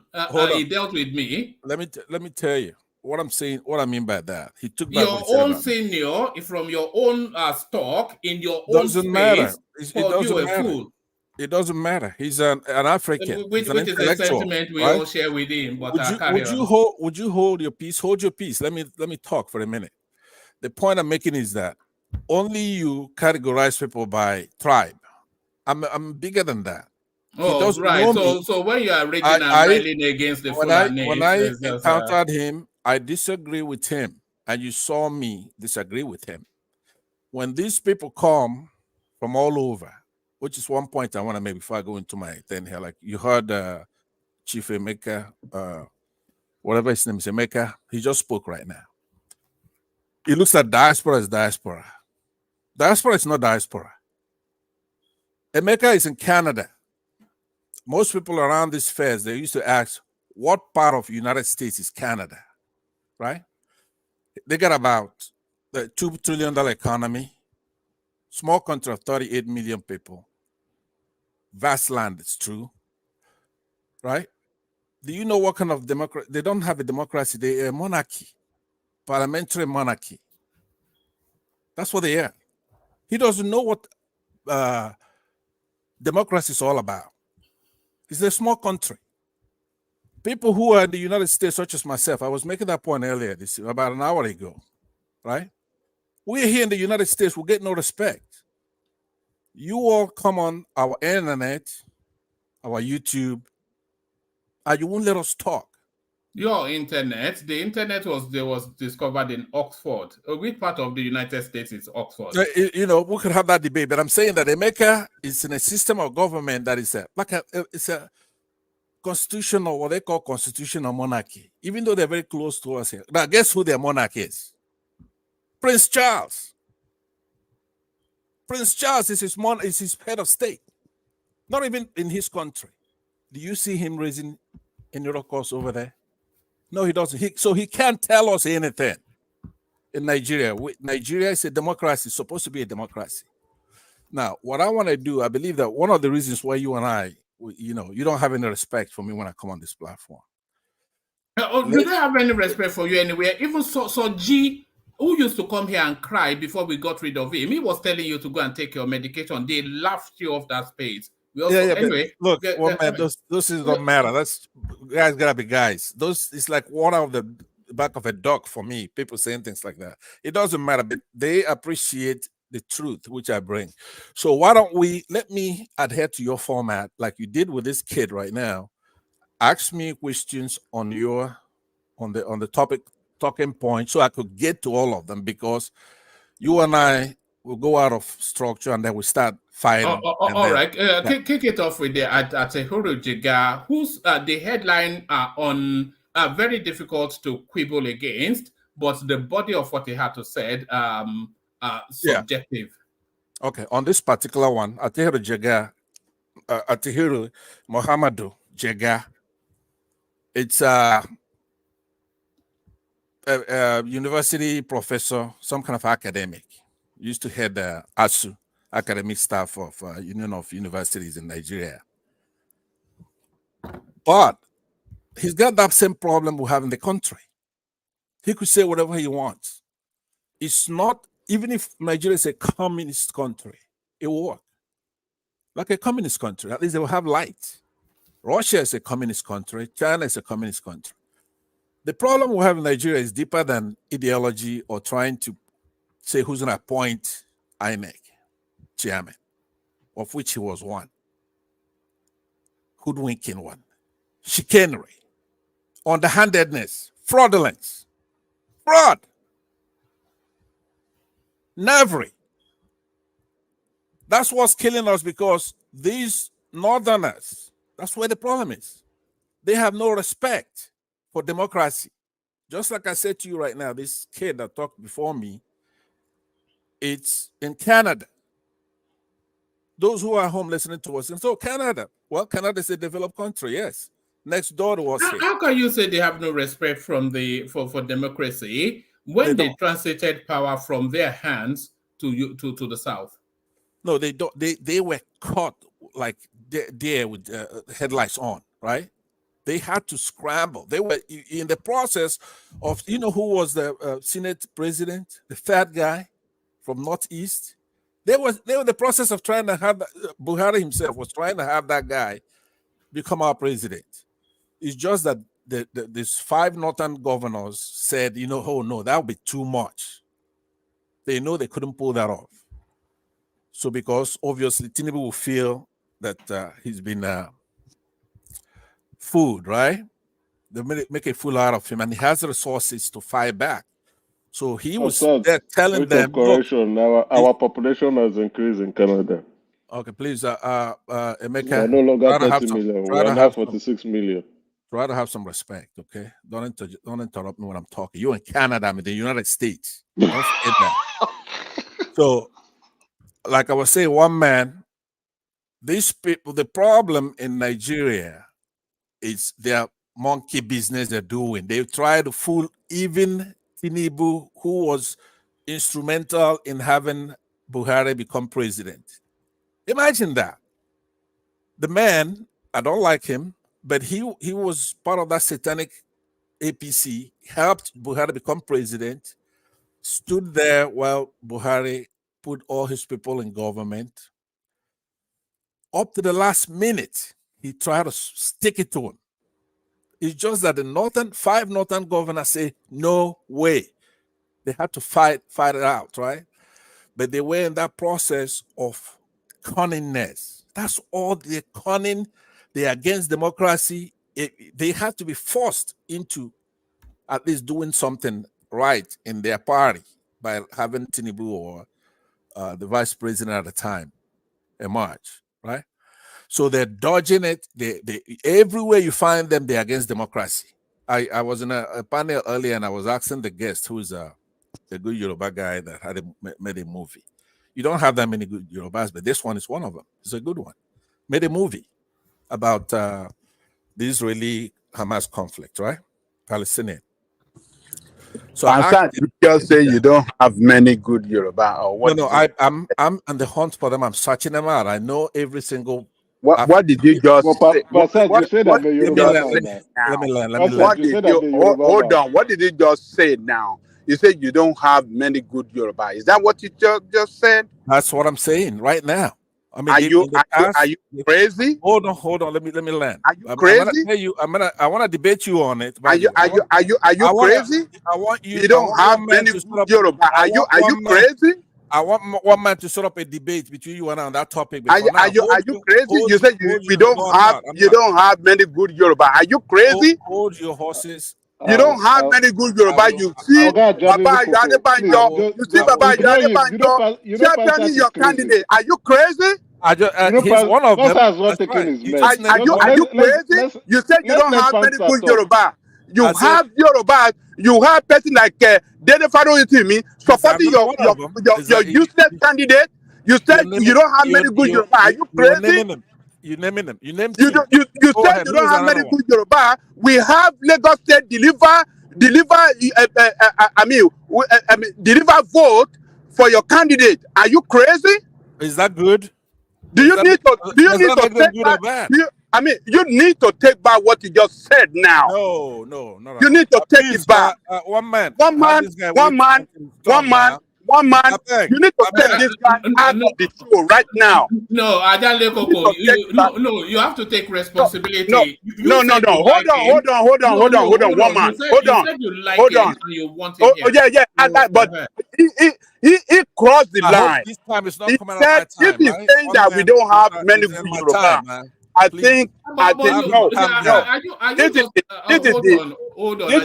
end of the show. This is the end of the show. You are not going to speak tonight. I'm not going to let you speak tonight. Are you just discovering that Pansat is a lunatic? No, stay out of this, woman. Stay out of this. Let Aja handle him. You are not going to speak tonight. Let Aja handle the madman. You are not going to speak tonight. I'm not going to let you speak tonight. Except until when your 4 BS who Kukuma meet withdraw that statement, then I will let you speak. If you withdraw that statement, then I will let you speak. If you don't withdraw that statement right now, you are not going to speak tonight. I mean what I'm saying. Sir, I know you're upset. I mean what I'm saying. We know what Pansat is saying is not true. No. Are you ready to withdraw that statement? No, I'm not. But then you are not going to speak here tonight. You're not making any sense. Let me make myself clear. Going to speak here tonight.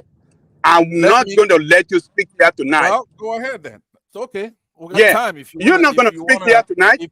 If you want to waste the whole time, go ahead. A product of evil If machination. you want this show to continue, if you give me a second, you cannot win a debate. You take this guy out of the show. I think the level of indulgence this guy of the show, we're not going to have a headway. It's just an animal like his ancestors. Simple. It's not going to have. If you don't mind, not going to have a headway tonight. If you don't take him out of the show. All right. How dare you cannot say that you don't have many good Yoruba? Good Yoruba. Can you imagine the insult? Crazy, man. No, you're crazy. You are the crazy one. Motherfucker. You are crazy. You are not. You are a crazy guy, man. I'm just saying that you have a mental problem. And mean what I'm saying. And mean what I'm saying. If you can say that you don't have good Yoruba, it means that you have a real mental problem. You should not be among human beings. You should not be allowed to speak. It belongs to the jungle where he came from. You should not be allowed to speak. You are not a civilized human being. Well, you are not a civilized human being. You just show it tonight that you are not a. You are not a civilized human being. You should never be among civilized human beings. You should never be allowed to speak among civilized human beings. Make all the noise you want. It's my turn. Shut your mouth. You are not going to speak tonight. Well, go ahead. I'm not going to let you speak tonight. You are not going to speak tonight. All right. You will never be allowed to speak tonight. I mean what I've said. Conquered people who can never take power for 150 years. You will never speak tonight. Based on what authority are you doing? You are not going to speak tonight. All right. You will never speak tonight. All right, gentlemen, settle down. Let's go to Solomon to give Pansat a moment to reflect on his words. Solomon, you're up next. Yeah. Woman. Hold on. Woman, please. No. Woman. Sometimes, Bishop, you just let me direct. Just sometimes, let me direct it. Solomon. Yeah, woman. Good morning. But this is not fair. Guy. No. I'm going to. Don't do this all the time now. Just let me direct it sometimes. Just sometimes, not all the time. Thank you, Solomon. Yeah. Good morning, everybody. Good morning, those in the comment section. Yeah, woman, I want to say something here, please. See here, I'm not supporting Mr. Pansat what he did, but at times there are certain things people do here, and I don't blame him for what he just did now, to be honest with you. Even some days back, even the thing made me sometimes I just joke and I just type certain things like as if I'm even trying to indulge in this tribal whatever thing. It's not my thing. It's not something I agree to or something that I want to do, but I just joke with it, even in the comment section. But we trying to make it like carry it up here is really not making sense, to be honest. And like Baba just said something now conquered people. Yeah, I know that maybe like you see one of the things I get angry about certain way we play politics, but it doesn't mean that other people like Baba saying conquered people is not, he's stereotyping. And if Mr. Pansat should do like that, we don't need to blame him. I think Baba and Jali Coco, you don't need to stop Mr. Pansat from talking, because people, Mike come here, he said the same thing. He stereotypes the whole Igbo. Every Igbo person, he stereotypes them, and he say what he wants to say. Not this Mr. Pansat saying what he said now, and we're trying to just, it's not really making sense. If anybody is being honest, you know that it's not, is as in we don't need to blame him. Other people, it's not a good thing. It's for, and one man needs to just start cautioning everybody. Anybody that tries to go into that way, you just shut the person up and you remove the person. That is just, I think that is the best thing to do. You caution everybody, that anybody who tries to indulge in such act. Yeah. So, but for Mr. Pansat, the way everybody is just coming at him, it's not making sense. This is hypocrisy. Yeah, woman. That is what I want to say about this thing going on Okay, now. woman, may I interject, please? Is it possible? I don't want to expand that space unnecessarily. I don't want it to, you know. All right.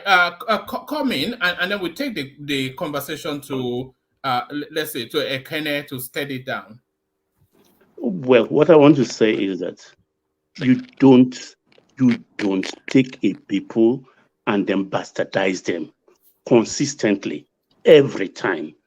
It's like you call blacks a derogatory name.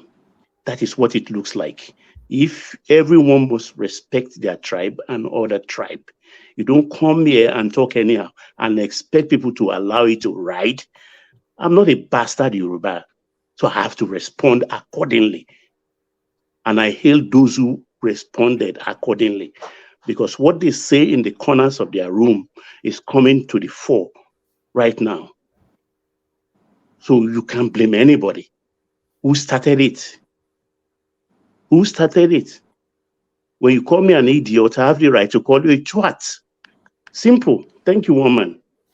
All right. That's typical Pansat. Every time he comes here, he just degenerates the session. But let's go to Ekene. Ekene, rescue us. Ekene. One man. Now, Gagba. Well done, sirs. Well, thank you everyone on the show tonight, both on the comment section. But you know, I made some comment last time when Mike spoke. That what Mike spoke, if Pansat was the person that did that, he will not be accommodated on that day, I think a few days ago. So it goes to two different directions. Even though Pansat, I don't like what you said tonight, because for me, we are fighting to keep the country together. But sometimes, most of us, both here, outside the platform, are not keeping a good example of what we want Nigerians to do. But it's quite unfortunate. That's where we find ourselves. I'm still looking towards on how we are going to rescue each other from this type of tribalism going on between Igbos and Yorubas, and especially among the elite. I mentioned that because it seems to be growing among the elite. But one man, the Ajali Koko, you have to, I know Ajali Koko haven't been so upset like this, but you have to calm down, Ajali Koko, and redirect the section and allow him to speak so that we can move things forward. I know we can continue to disagree with each other, but all these things are not my issue now. I really don't like speaking about tribalism, because in terms of Yorubas, there is many reasons why I will never speak against a Yoruba man. There are many reasons why I will not do that. Another person can choose to, just as the way other Yoruba can choose to call Igbo people the names they want to call them, insult them, and also insult their elders. the same thing goes to the other Igbo man that want to insult the Yoruba man. So if we continue to go towards that direction, we're not going to make progress. But we are to stand on the people that have good intention to unite the nation. I will never speak against Yoruba man, and I have many reasons to that. No matter, I know Pansat wanted to use the word few, that they are few. But I don't really agree with that, because I see many of them championing the cause of Igbo presidency in this past election. So that is why I have my reasons why I will not speak against a Yoruba man or a Yoruba nation, whatever that happens. Sorry, let me just chime in on this matter. Right, I think Pansat does not know how to pick his words properly. What he said today, he said on a different platform, and I don't know why he was not called out. I think it's his lack of, how will I put it? The lack of his ability to empathize or understand certain scenarios. He has used inflammable statements in the past, right? And it connotes his ability not to understand specific situations. In the past, when I think that should be last year, I never knew Pansat has some mental issues. I never knew. I took him seriously, and he was like, let's debate. And I was like, yeah, no problem. I'm up for it. But when I found out that I was actually trying to debate with a madman, I was like, oh my goodness. I took this man seriously. Emeka, you are trying to ignite the issue the more. Let's forget it there. No, Pansat is a madman. No, obviously. No, I want to speak on issue. My apology. I'll give you. I'm sorry to take your space. My apology would be to Baba Ajanil Koko. Pansat is a madman. When a madman speaks... No, leave it there. Let's leave it there. All right. Ajanil Koko, are you happy for him to carry on? So Ajanil Koko, is your decision. Are you happy for him to carry on? If he is ready to withdraw that statement, then he can carry on. If he's not ready, then that will tell us that he's doing it intentionally, and that must not be tolerated on this platform. If he's ready to withdraw that statement, he can continue. All right, over to you, Pansat. Are you there? Yeah, I'm right here. One man, I made a historical comment. I said that I was in another platform earlier, and then I went ahead to say what I said in that platform. What am I supposed to do? That's what I did on that platform. It's a historical. It's a fact about the past. Are you willing to withdraw the state? Ajanil Koko set the condition, so it's up to you what you want to do. What am I supposed to say? I didn't say that on the other show. I said that. That's what I said here.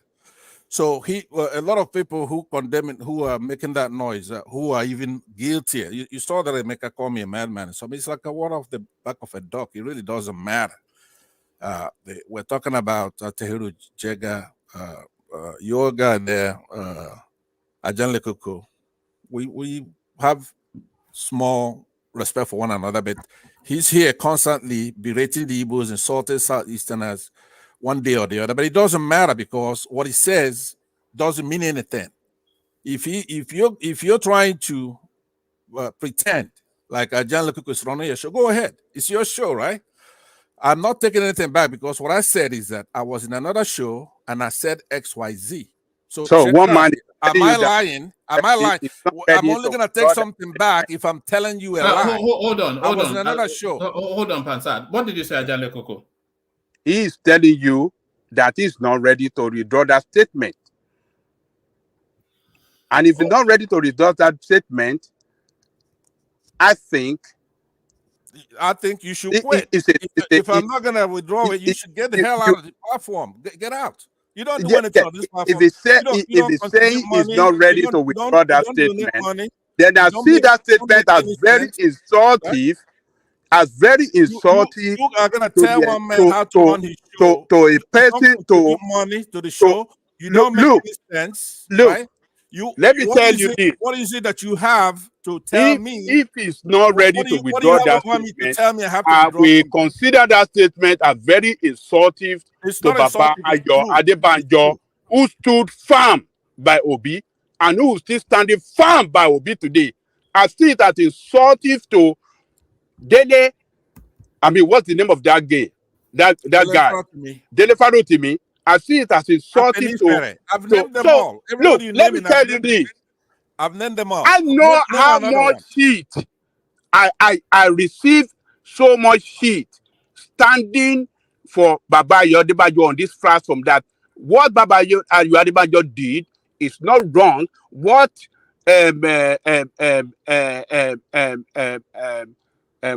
what do you call this this Yoruba social cultural group? What's the name called? What Afenifere stand for equity, for justice, and fairness. Exactly.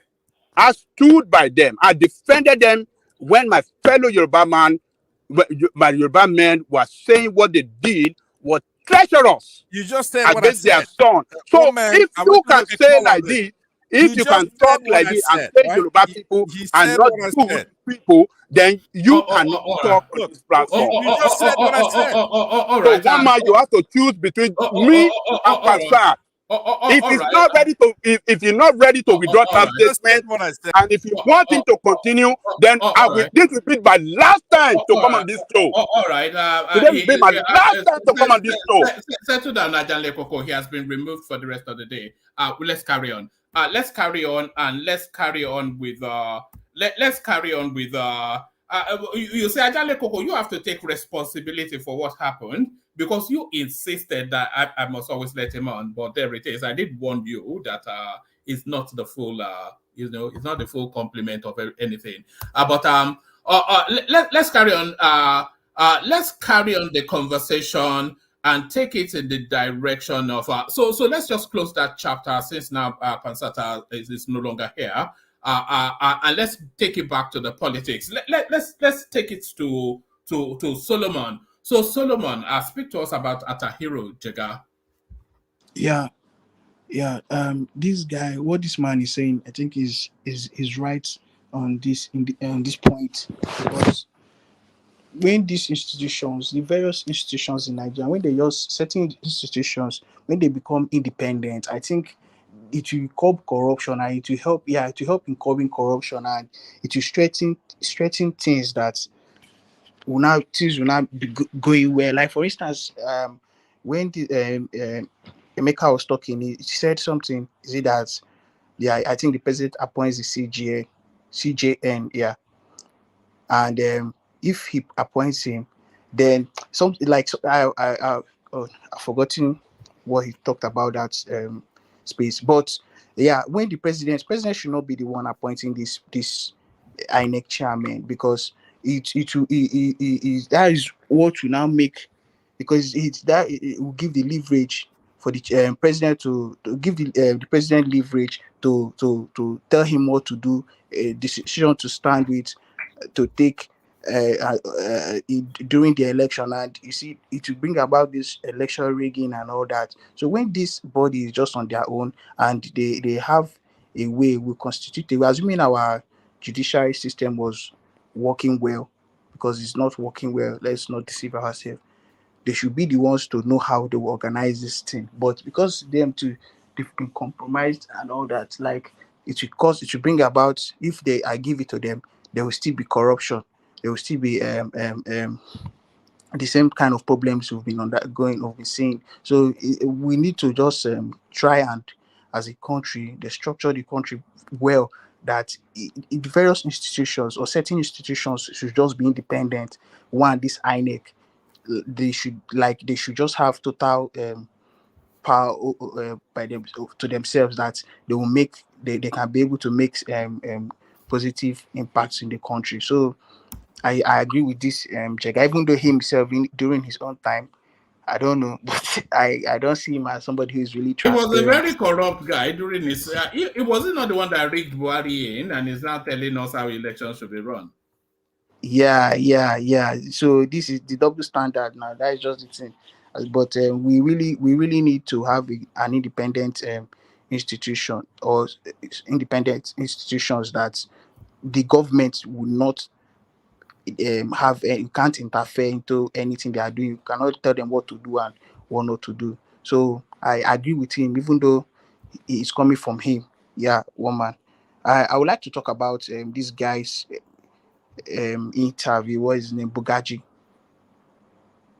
Yeah, go on. Yes, we played snippets of it yesterday. It was quite an explosive interview. Yes, go to that space. Yeah. It's just that all we need in Nigeria Did you now is see just, it? It was about 1 hour something. Yes.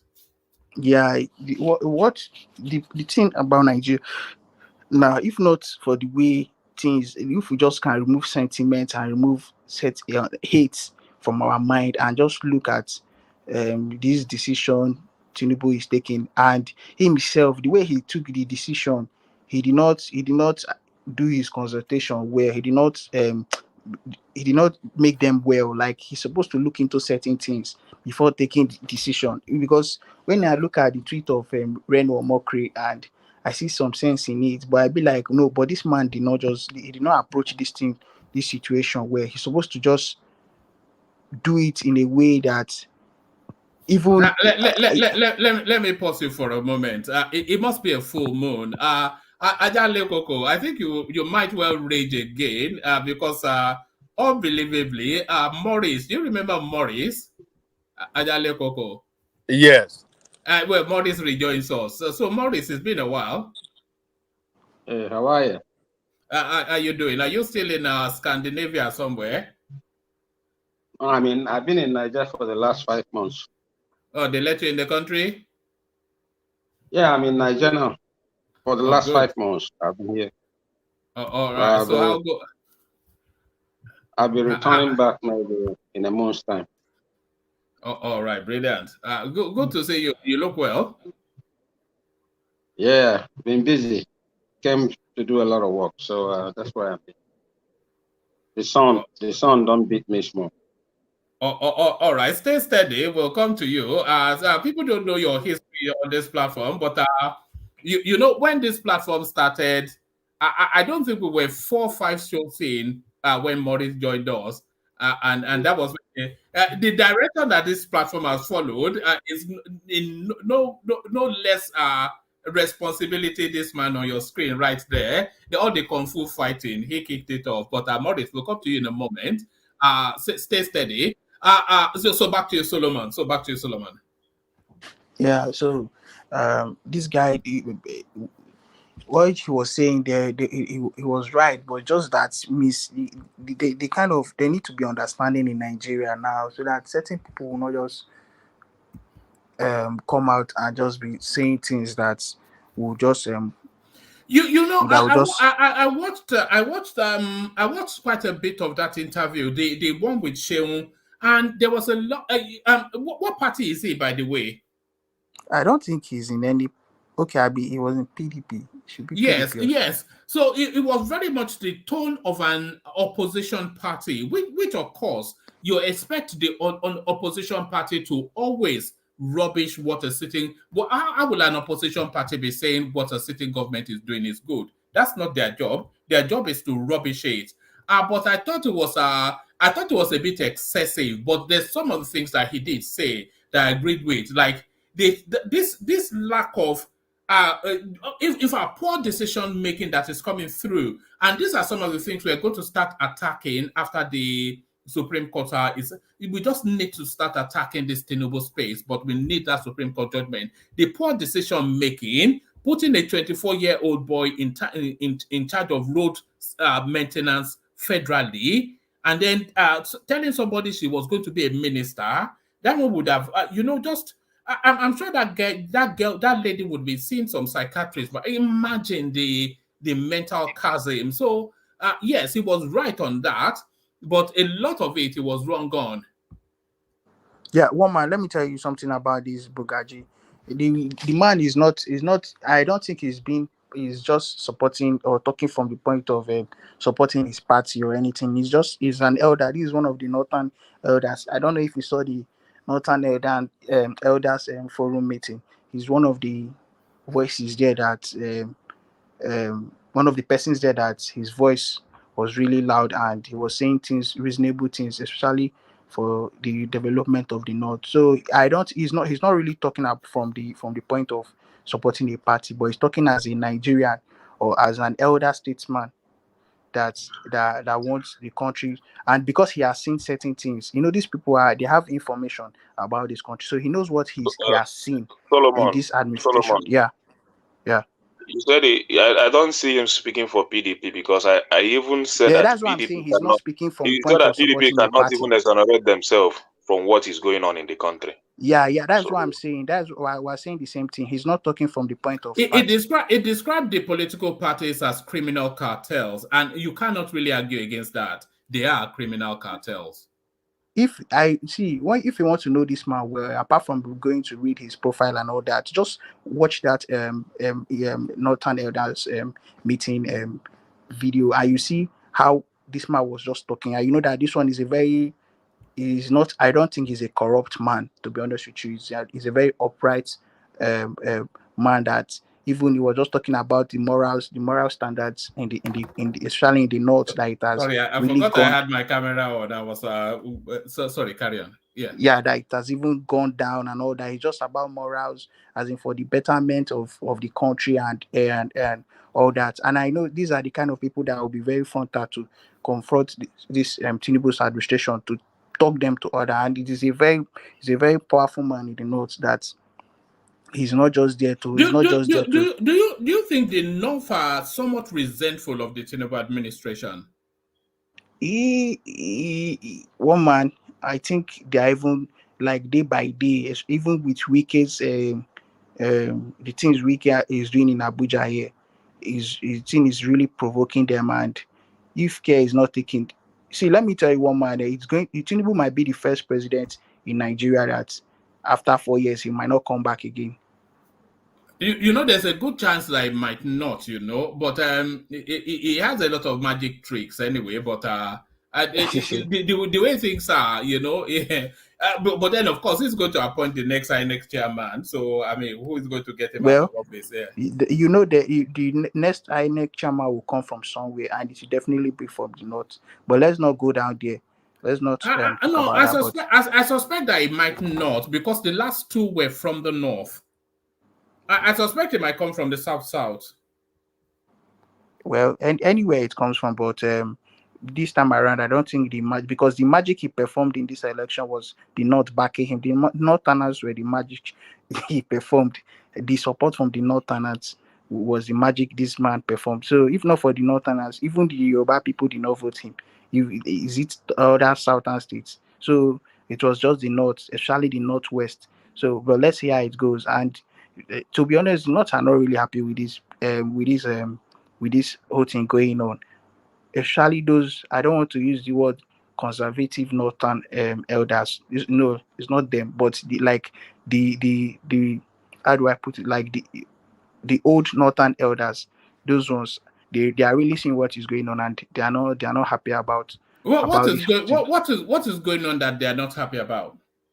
One man, the way at which Tinubu is the approach or the manner at which Tinubu is introducing, or even though those things he's talking about, they are for the betterment of the country, but there are other things you should do, like removing subsidy. There should be a scheme, or there should be a program, or there should be something that would cater for the people as you're removing subsidy.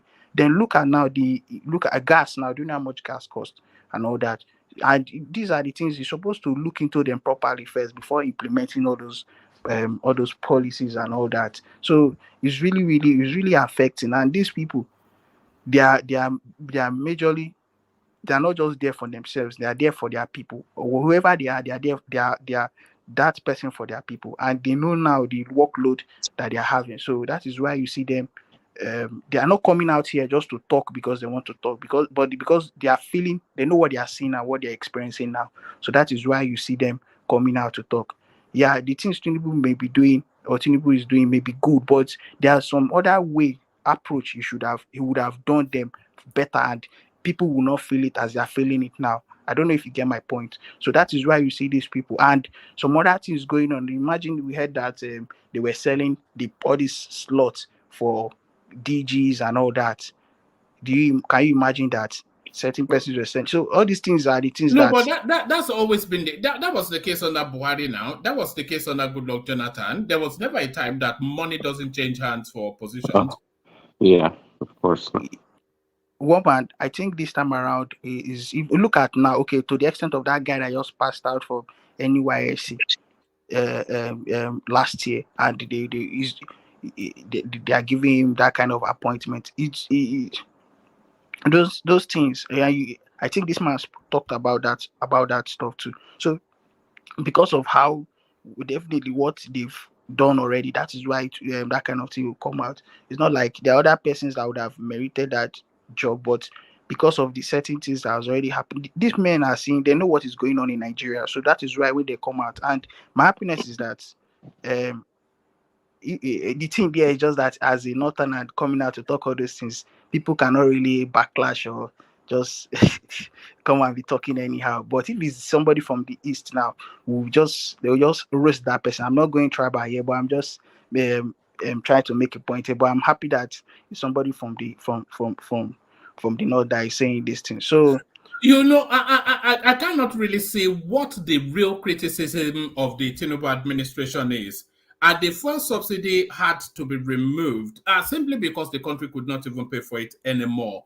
And when it's removed, there was always going to be a pain period because the country didn't even have the money to insulate the pain. So the country just had to go through that pain. There's an inevitability to it, and the white chasm in the exchange rate that needed to be tackled as well. And those are the two big decisions that he has made. And those two big decisions, there is nobody of any criminal functioning that can really reasonably argue against it. Could he have handled it better? Anybody could have handled anything better. But was it something that necessarily had to be done? I don't think there's anybody of any IQ that argues that it should not be done. So what exactly has he done that's riding people up so much? Well, man, like I said earlier, the approach, that is the manner at which he's doing it, the method he's doing it. Like, see, okay, for instance, now you say there is no money in the country, but there is money to go and purchase 160 million each Lexus worth 160 million naira. There should have been a way they could that using that money at this point that the people the country is like this. There would have been a way to use this money to do all that, to even support the people, the way they live. So these are the things. If he's really serious, but it might. I don't really see how serious he is about. He can use that money. He can channel that money to another way that would help the people to live well. Than this way, the everybody just really suffering, and the hardship is too much in Nigeria. So if he's talking about these things, he should provide good this thing, good schemes to help people just live well. People are not living well in Nigeria, to be honest. People are not, for real. The price of everything is just going up day by day, and all that is really crazy. Yeah, but the price will go up. The price will go up. Do you know what? Let me read you this. I'll be very quick. It says how Buhari destroyed the Naira and hoped to escape to the Niger Republic. This is Reno Makri. It says, sorry, mute yourself. I'm hearing a feedback. It says, when the Bank of England, the United States Federal Reserve Bank, and the People's Bank of China print money, it is tied to either a gold reserve in their vaults or foreign reserve or backed by production in the economy. Buhari just printed money without gold or reserve backing or increased production in Nigeria. What did Buhari do with the trillions he printed? It diluted the naira, leading to heavy depreciation. Then, when he needed foreign exchange, he mortgaged the country's reserve.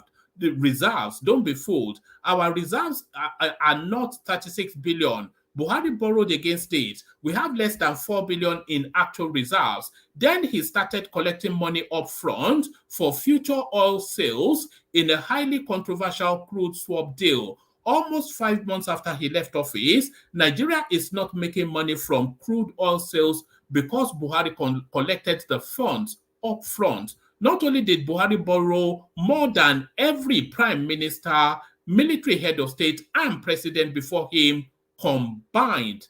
The annoying thing is that he spent most of the money he borrowed on Niger Republic, hoping to retire there, etc. So, I mean, what options does he have? He doesn't have the option to insulate the suffering, and he doesn't have the money to back the fuel subsidy, and the country is hemorrhaging from the multiplicity of exchange rate.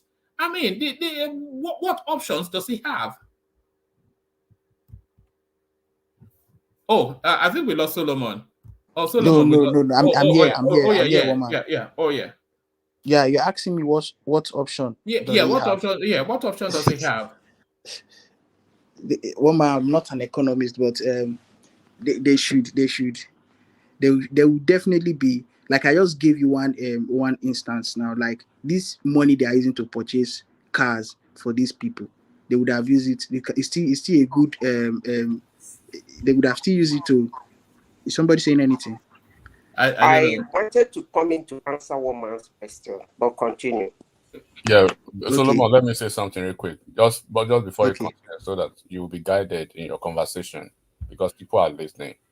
If you understand the tiers of government, you understand that there is executive, there's the legislative part, and there's the judiciary, and they do have their different budgets, and they do have their different leadership. So if you have problem with what is happening within the legislative part of the the governmental tiers, then you take it to those people who are spearheading that. The number one person in that is Akpabio. And then you have we have, for the first time in Nigeria, right? For the first time in Nigeria, we do have a collective portion of almost 50% of opposition who can do a very good job for an average Nigerian. Just like you are saying now, we have PDP in their numbers, we have Labour parties, PF folks in their number, and then we have a splinter group of opposition political parties in the National Assembly. Why are they siding? Why are they kowtowing? Why are they staying on the same page with the incumbent party? I believe there was an instruction 2 days ago or 3 days ago from Labour Party that they shouldn't take those vehicles. They should get them back. Why are they taking the vehicles? They have $70 billion in naira. Where are they taking them? What are the opposition parties doing?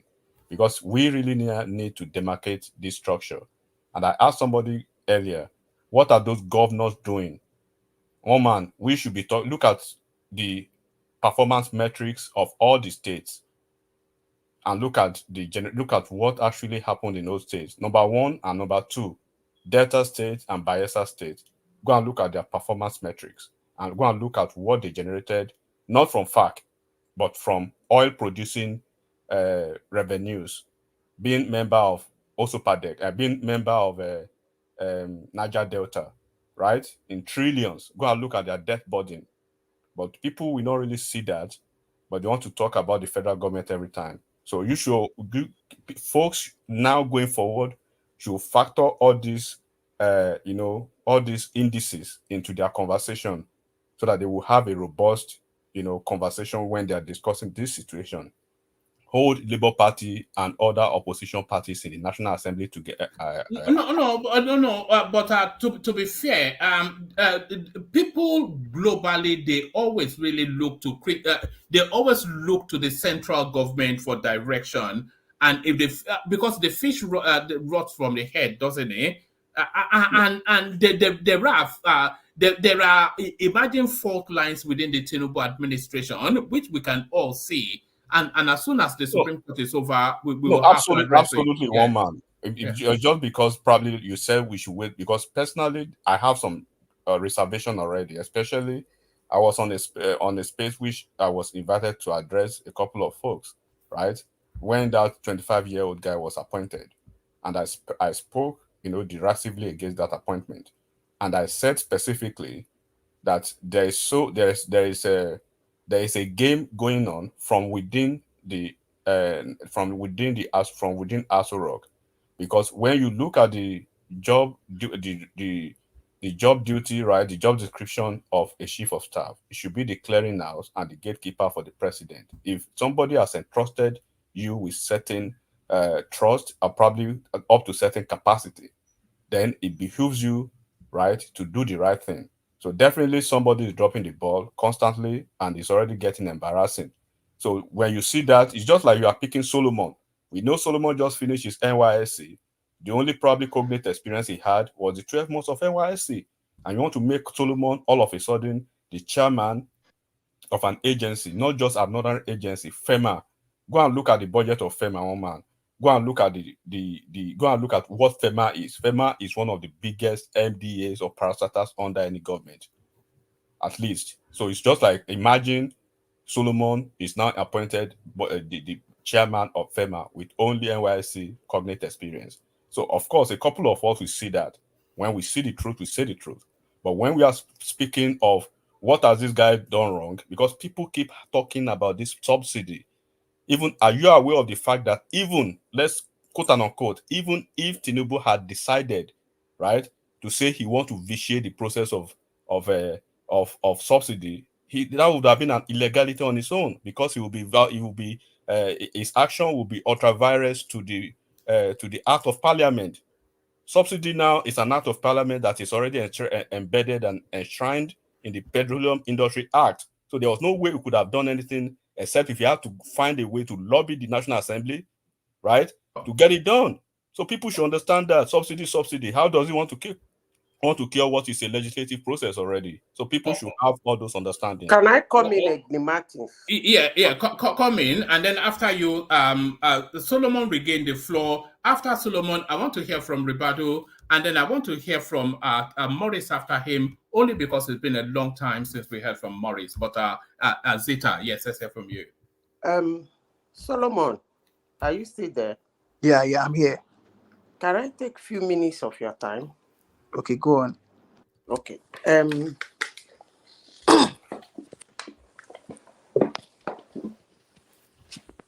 For me, I'm not saying that I'm not a fan of subsidy. But one thing we should understand is that the market reacts to policies. And sometimes those policies are not known to the citizens of the country unless a government official or the president makes some pronunciations.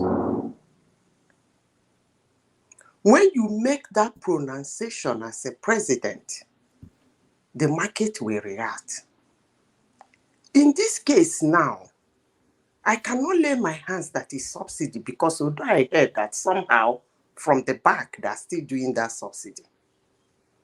But it's the pronouncement that is causing this catastrophe. As a president, you should be careful what you say, because the market, the eyes of the market is open, looking at your mouth every minute of every second. There is something I want to say. Until it gets to my turn, I will say what I want to say. But one thing I have to tell everybody who cares to hear is that Nigerians are suffering. You cannot remove something without having something. Is it a necessary suffering? Let's address that space. Nigerians are suffering, so yes, we universally agree on that. But is it a necessary suffering that Nigerians are suffering? Listen, is there an inevitability to it? Yes, yes, of course. For every problem, there is a solution. That's why I said the pronunciation, the pronouncement. There are things you carefully remove. They call it poverty alleviation. That's the word. But actually, what it means is that you try as much as possible to do certain things to make the common man in the streets of Nigeria not to concern themselves with things like that. That way, when you sell fuel for 2,000 naira a liter, it wouldn't really actually matter. But you cannot just remove something, make pronunciations without a little thing removed from here and there to quench the hurting. It's bad. Yeah, but the country does not have the money. It's the thing. No. I think I tried to discuss it yesterday, but let me give Solomon his time. When it gets to my time, I will talk about it. All right, back to you, Nobody Solomon. can tell me that people who are employed, or rather who Nigerians employ to work for them, cannot find a solution to calm down what is going on in the country. I won't accept that.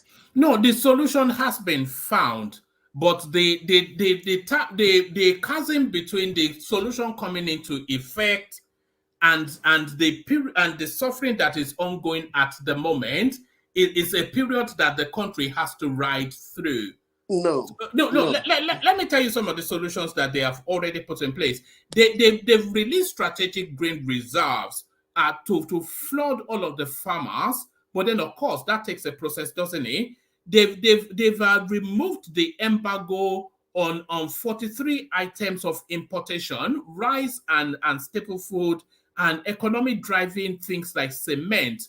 Well, of course, that takes a period of time to come into effect. And then they are harnessing all of this money from the subsidy to repoint it, but all of that takes, so for the period between this thing and then coming to fruition is a period that the country has to ride through. No, one man, maybe you are not understanding what I said. Why didn't he do this before the pronouncement? How could he have done it? Did you know? Why didn't he do this? Do what? Before coming publicly to say subsidy is gone. Hold on. Just hold on. Do what?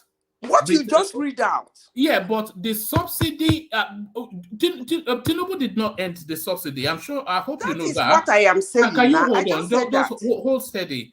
Tinubu did not end the subsidy. Buhari ended the subsidy. The subsidy ended a month after Tinubu came into office, legislatively and budgetarily. So for the subsidy to continue, Tinubu would have needed to have enacted another legal footing for it, and then gone and found the money for it to carry on. And the whole of the subsidy is a scam anyway. So him saying the subsidy has ended, it's a tautology. He didn't end it, Buhari ended it. So if Buhari had put things to alleviate you are not understanding what I said. Can I say Let me something? just leave it.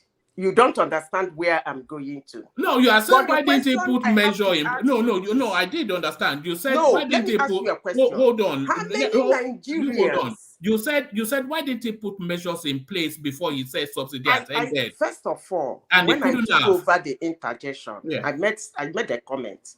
I don't usually forget what I said. I said that the market reacts to policies. Most times that those policies are not known until a government official make a pronouncement publicly. Then the whole nation will hear about it. And then the market will react from top to bottom. That is what I said when I came in here. And then I said, why didn't he put these things in place? Then by now, he can come up, maybe probably when the market has started agitating that they have not been paid, he can come out and say, well, but you people know the subsidy is gone. So why say subsidy is gone, get the market reacting, people suffering before doing this? That's just my question. But if you people don't want to see it that way, that's fine. No, that way it's somewhat back to front anyway. But Obama, can I say something? Yeah, of course, yeah. And then we go back to Solomon after that. Yeah, what Madam Zita is asking is just a clear question, because it seems like what I just said before. You don't act before you start to think. You think before you act. What is happening in the present day government is that they act before they start to think, and we can see it happen in many of their policies. Talk about even the first subsidy you say they have removed. You can still argue they're still paying subsidy. It's a fact. Even the fuel price is gradually going up in Nigeria today, because I don't think they can manage it anymore. The fuel price is going up today as I'm talking to you today. So what Madam Zita is asking is just a clear question. Why didn't they put their strategies together before coming out to announce that policy? Is it that the government are not well prepared? Did you hear what I said? Buhari ended the subsidy, not Tinubu. You know that, do you?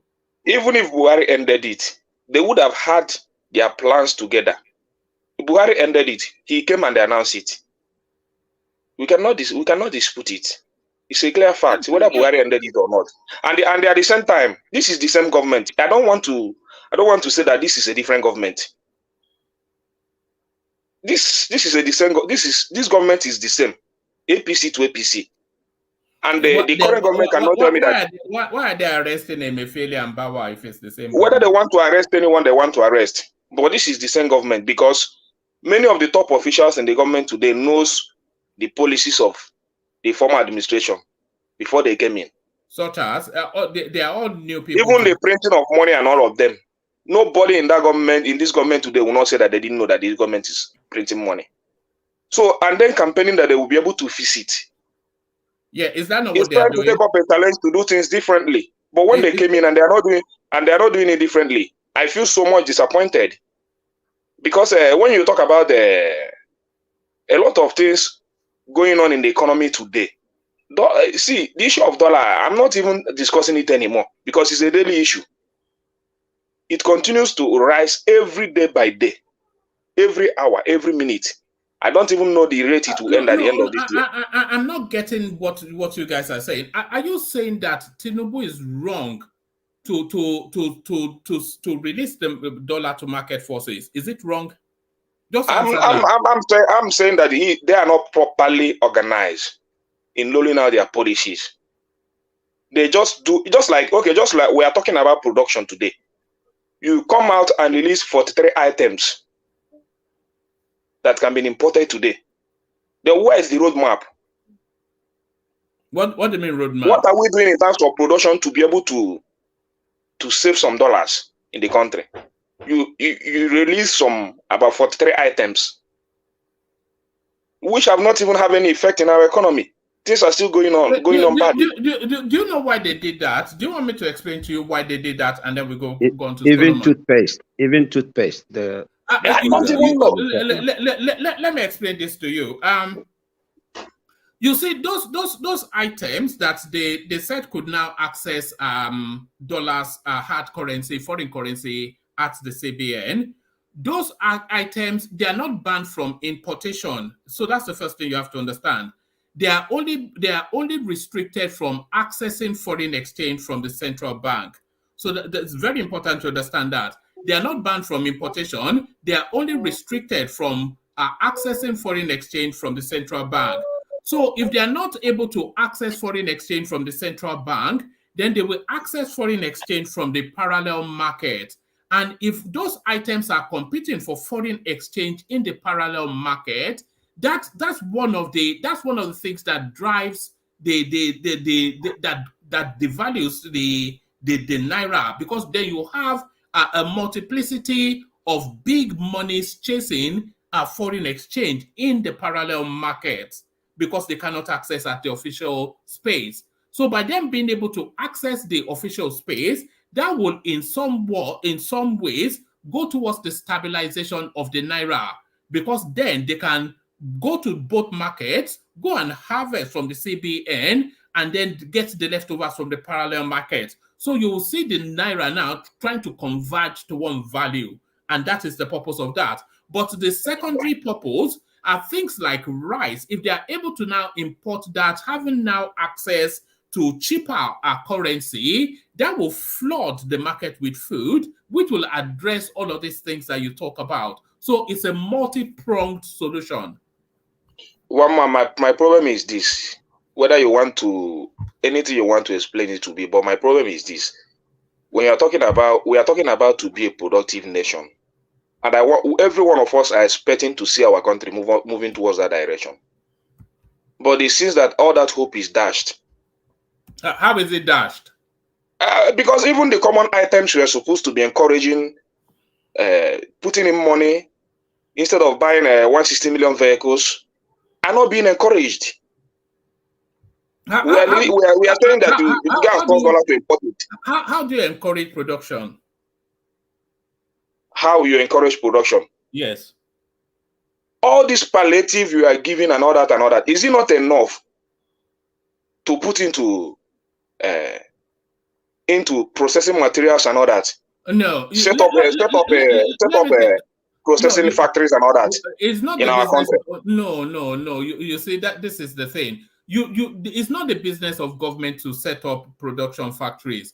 What the business of the government is to create an enabling environment. And what does that mean?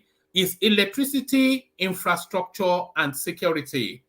So that's what the government. It's still the same thing. It's still the same thing. Even that if you don't want electricity. to listen, it's just you just want to add. Oh, okay, have your say, and then we go back to Solomon. Even that electricity is still the same thing. Electricity. I had you people arguing the other day that the electricity has increased. Increased where? It's even getting worse than I expected. So even that electricity, how much has been invested there? What the man that is appointed in that area, I've not even seen his roadmap. These are the things we are talking about. I've not seen his clear plan on how he's going to increase the electricity supply of this nation. I don't know his capacity. Just like the other guy that is handling the interior and all that has come up to lay out his plan. The first person that I was expecting to do that was the guy that was given that ministerial post in the electricity sector. I don't know his plan. There's already a plan in place. There's Siemens in Nigeria. They're telling you that they are now able to generate megawatts higher than Nigeria has ever generated, and they have been able to model is it transition that can handle the load to. What are you expecting? Do you expect that? I don't know, man. Let's move on. Can I interject? I wanted to go on to Solomon so we can move the conversation around. But Can I interject for a minute, please? Yeah, but only a minute. Who's that? It's Maurice. Can I interject? Yeah, Maurice. Yeah, let's hear from you. By the way, Ajele Kuku, my man, is he still there? Of course, he's yeah. Ajele Kuku. Yeah. I agree with my man. You know, is that yeah, it's me, Maurice. You know, I've been I'm okay. I've been here for like 5 months now. And at least I'm talking out of personal experience, okay? Now, electricity, that's why I wanted to interject. Electricity increased. I remember I usually come home often, like every 8 months. I remember during Buhari time, sometimes this area we stay like 2 months. It has nothing to do with transformer. In that 2 months, maybe if you're lucky, you get like maybe like maximum 10, 20 times. And it's not like a whole day, it comes like 2 hours or something like that. But now, you see, you can see now everywhere is bright. Electricity actually increased, but on the contrary, you cannot judge that electricity improved because every rainy season the electricity naturally increases because there's more water flow in, and the hydro system produces more energy. But we will know if it's well sustained in the dry season. That's when you know if electricity really improved or not. But judging by compared to other rainy seasons years back, even last year, it really improved. Even I'm impressed. And another thing I wanted to say, please, I didn't mean to take your time, is that my stand. I'm Obi guy, 100%. But I have to say something. When somebody does something that is right, I will say it. For instance, I like that the subsidy was removed. It was just a crime something. But the problem there is that the subsidy was removed a month before, because by the time when Buhari said the subsidy was going to end, that was in June, and it was removed in May or something like that. So what happened to the money already made available for June subsidy? What happened to that money? That is number one. Number two, I like the fact that Tinubu appointed a Southerner to be the minister of FCT, and that's the first one. So all these Muslims claiming not Abuja is their own, this and that. But let's face it, first of all, Abuja natives are not Muslims, they are Christians. Natives of Abuja, they are Christians. But because Abuja is not even northwest or not this thing, it's not central. But these people like Gumi, they're trying to claim Abuja. I think if all the time Buhari was there making appointments, only Fulani is he appointed. Even when it comes to cleaning job, he will appoint a Fulani to be the head of that department, even to clean toilets. All these Northerners, they were not saying, they were cool with it. They didn't say anything wrong with it. Though I'm 100% Obi guy, and I'm not a fan of Tinubu. You know that one, one man from beginning, you know that one.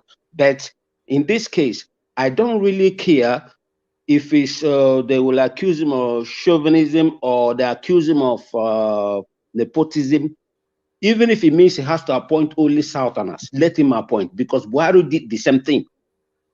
So if it was cool for them that when Buhari appointed only Northerners and Fulani, and the Fulani herdsmen were rampaging everywhere, they didn't say nothing, and now they have to complain.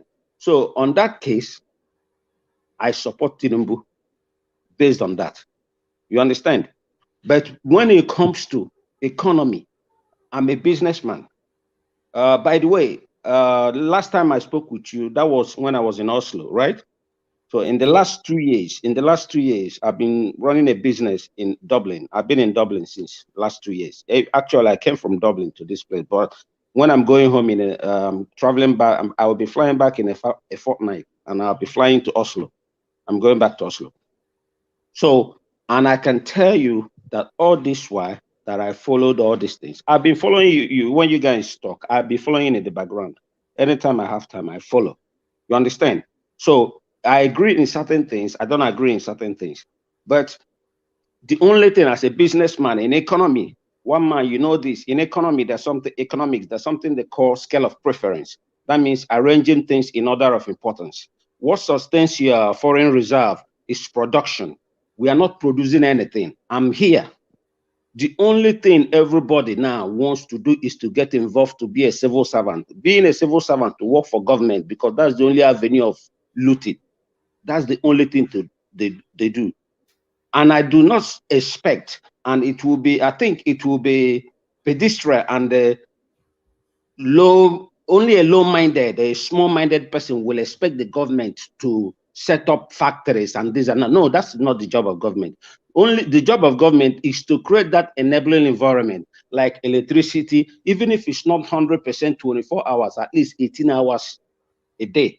Electricity, good road, security, and then remove a lot of bottlenecks, Like if you want to go and do a registration, I'm running into, remember one time I told you I'll be doing Airbnb.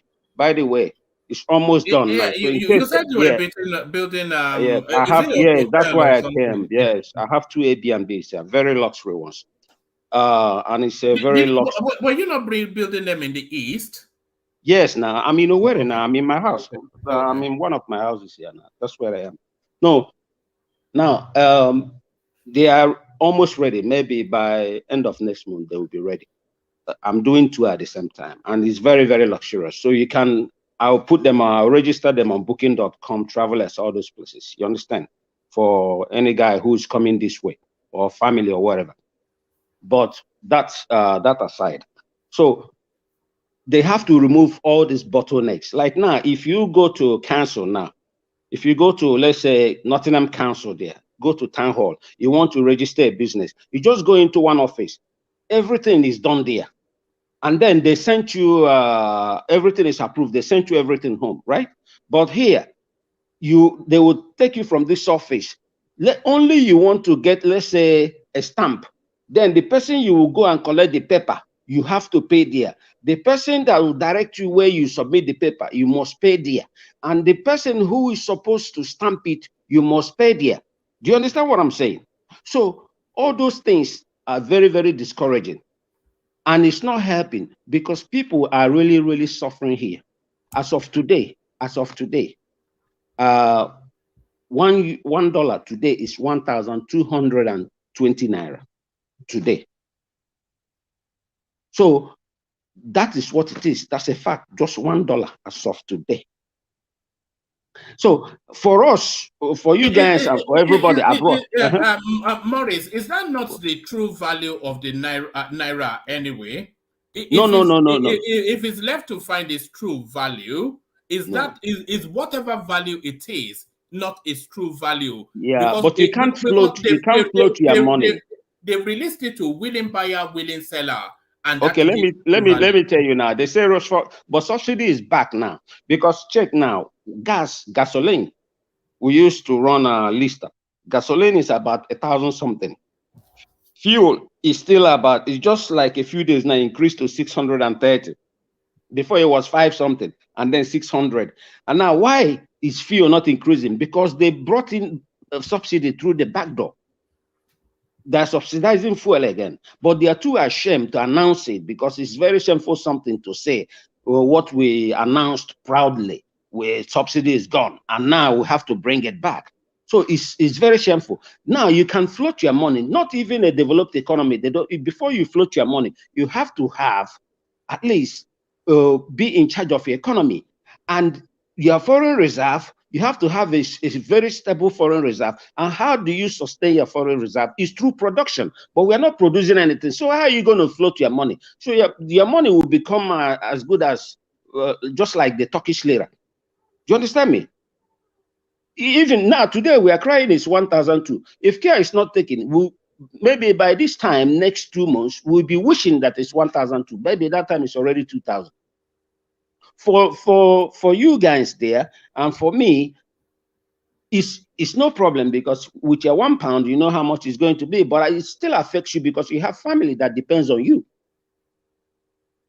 Now, I have so many people here. I pay school fees for help. I do this more than my brother. I will tell you, it's more than. Even now, I'm here for the last 5 months. They don't even care that I have something to do. They increase by 10 times food. You understand me? Both old and young. So it's also affecting me. And imagine somebody now. Do you know that they still pay people here? They still pay people 20,000 naira. Can you believe that? So that's why even when I go to a barber shop, the barber shops there, they charge 700 with shaving. Okay, but I check it, 700 is not even up to €1. But in Oslo, just one haircut is 400, 500 krona, which is 50 euros. You understand what I'm saying? So you don't even know how much you will tip. I feel sorry for people. I tip and I tip and I tip because, and you see, not even that they're paying them 20,000, even that 20,000, they are paying them. Sometimes 3 months, they haven't even paid them that money, but they have monies. to go and buy SUVs of 160. They say it's for oversight. Scale of preference, arranging things in order of importance. So the problem is that the whole system now, Nigerian system here, which I'm here and I can tell you, believe me, before God in heaven and man on earth, it has nothing to do with the president or not. It has to do with the corruption is embedded in our gene. Even if you bring, even if you bring Jesus Christ himself, they will still find a way to corrupt him. You know, Maurice. One man, this man not be obedient. He just a lie, not be obedient. No, you don't know Maurice now. Maurice is You don't know me, my brother. Listen, I'm telling you, 100%. Under Nandekano, so 100%. I'm obedient, 100%. But we are going to court. You understand me? We are going to court. I want Tinubu to be kicked out. I want him because to me he's a satisfied a career criminal and a certificate forger. So people can twist it anyhow they like, that he attended that school. That is not the issue. The point is that what he submitted was fake. But that is not what we are discussing now. Now, my brother. Now, wait, I won't hear with that as an I don't listen. One man will tell you, I don't know how to cut corners. I wear my hat on my sleeves. You understand? But this is not what we are discussing today. You know this Maurice here. It makes Pansat look like a choir boy. So just bear that in mind. Maurice, he can make Pansat look like a choir boy. So what I'm trying to say is that even if you bring Jesus Christ here, they will find a way to corrupt him. And I'm not sure because Buhari is very Tinubu is very, very old. So I'm not sure that he's fully aware of everything that is happening around him. To be honest, I am not sure. All right, Maurice, stay there. We'll still hear from you some more. But let's go back to the structure. Let's go back to Solomon. Solomon, bring it home. We want to get Ribado before he drops because I think he's joining us from Maiduguri and the connection not often as it should be. But back to you, Solomon. Yeah. Well, for that Bogaji's this thing interview, why he was one of the things I even led to that outburst, him just talking about the president the way he was, just because of the fact that he does, like, I agree with what Mr. Murray just said. Now he doesn't know certain things going on. You know, this is where the word hijack will just come in. They've hijacked his tenor.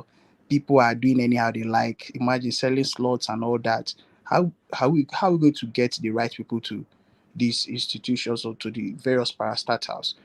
It's just for people to go there and go and embezzle money. And this, like, to be honest with you, truly the major problem of Nigeria is corruption.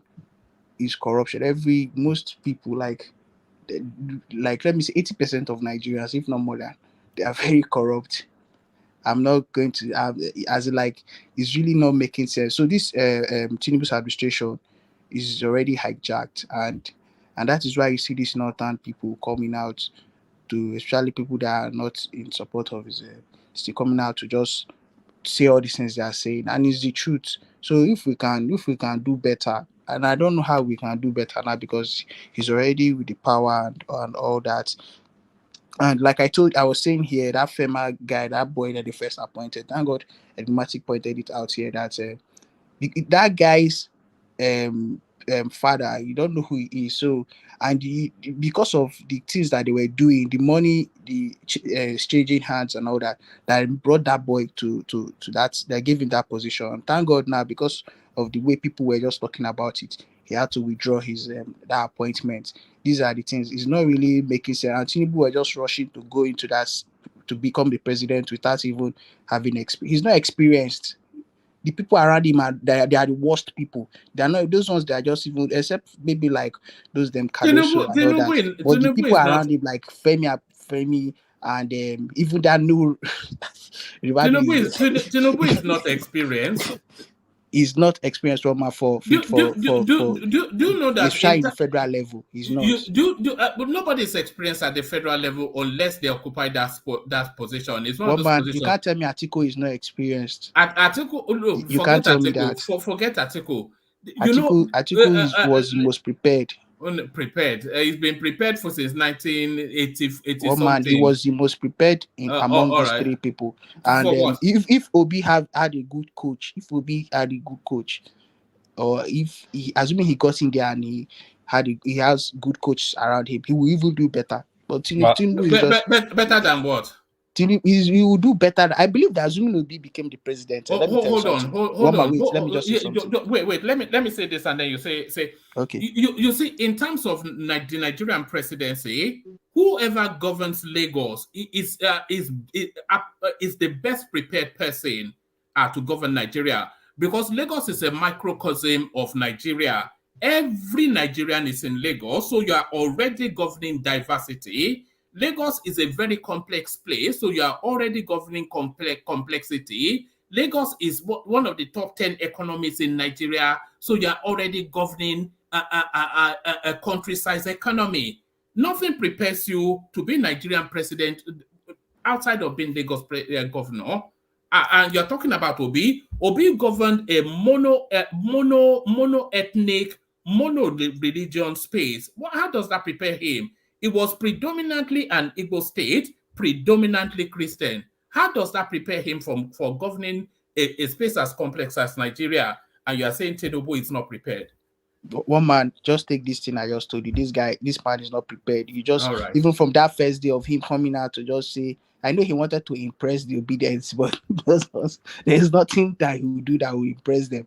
They will always come at him. They will always want him to go out. You see Mr. Morris here saying that they are still going to court, but I know that the court is already, it has gone. There's nothing they will do about the court. Tinubu will stay for the 4 years, but I know that there is probability of him not coming back after this. He's going. It might make history. My man, we are not going to court because we expect anything from the court. After all, Tinubu appointed most of the judges there. These are his people. You understand? So it's not that we are just going there so that the Supreme Court will affirm. We put a stamp on criminality and forgery, so that they can never accuse anybody of forging certificate again. They have no ground. You understand? So we're not going there because is there any justice system here? There is nothing here. Is there any justice here? Let's be honest now. No, this place is take care of yourself. Anything way if you do, the country is gone. I'm telling you, to be honest. So we're not going to court because we expect any justice. No.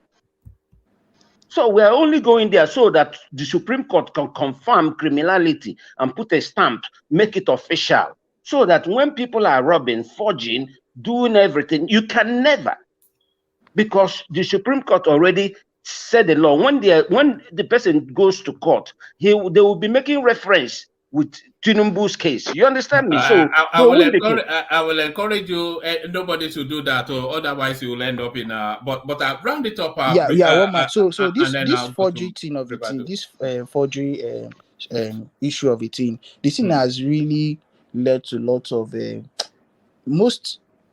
It's like even embassies, they are already putting up this kind of laws that now, as in, they are just upping their games in terms of scrutinizing Nigerians when they want to cross. Even, I don't know, but like NYSC now, there's one they just brought in that you have to have your original result, like your original university certificate too, before you can even go and camp in any NYSC camp. So, and just because of this forgery thing, but I don't want to talk about it because this whole Tinubu's that's certificate. Okay, Solomon, don't all right. Let's go on to Ribadu. Let's go on to Ribadu. Ribadu. Let's go on to Ribadu. Ribadu, you're up next. Yeah. Hello. Good evening, or will I say good morning? How are you? It's been a while. You abandoned us. It's not. It's not.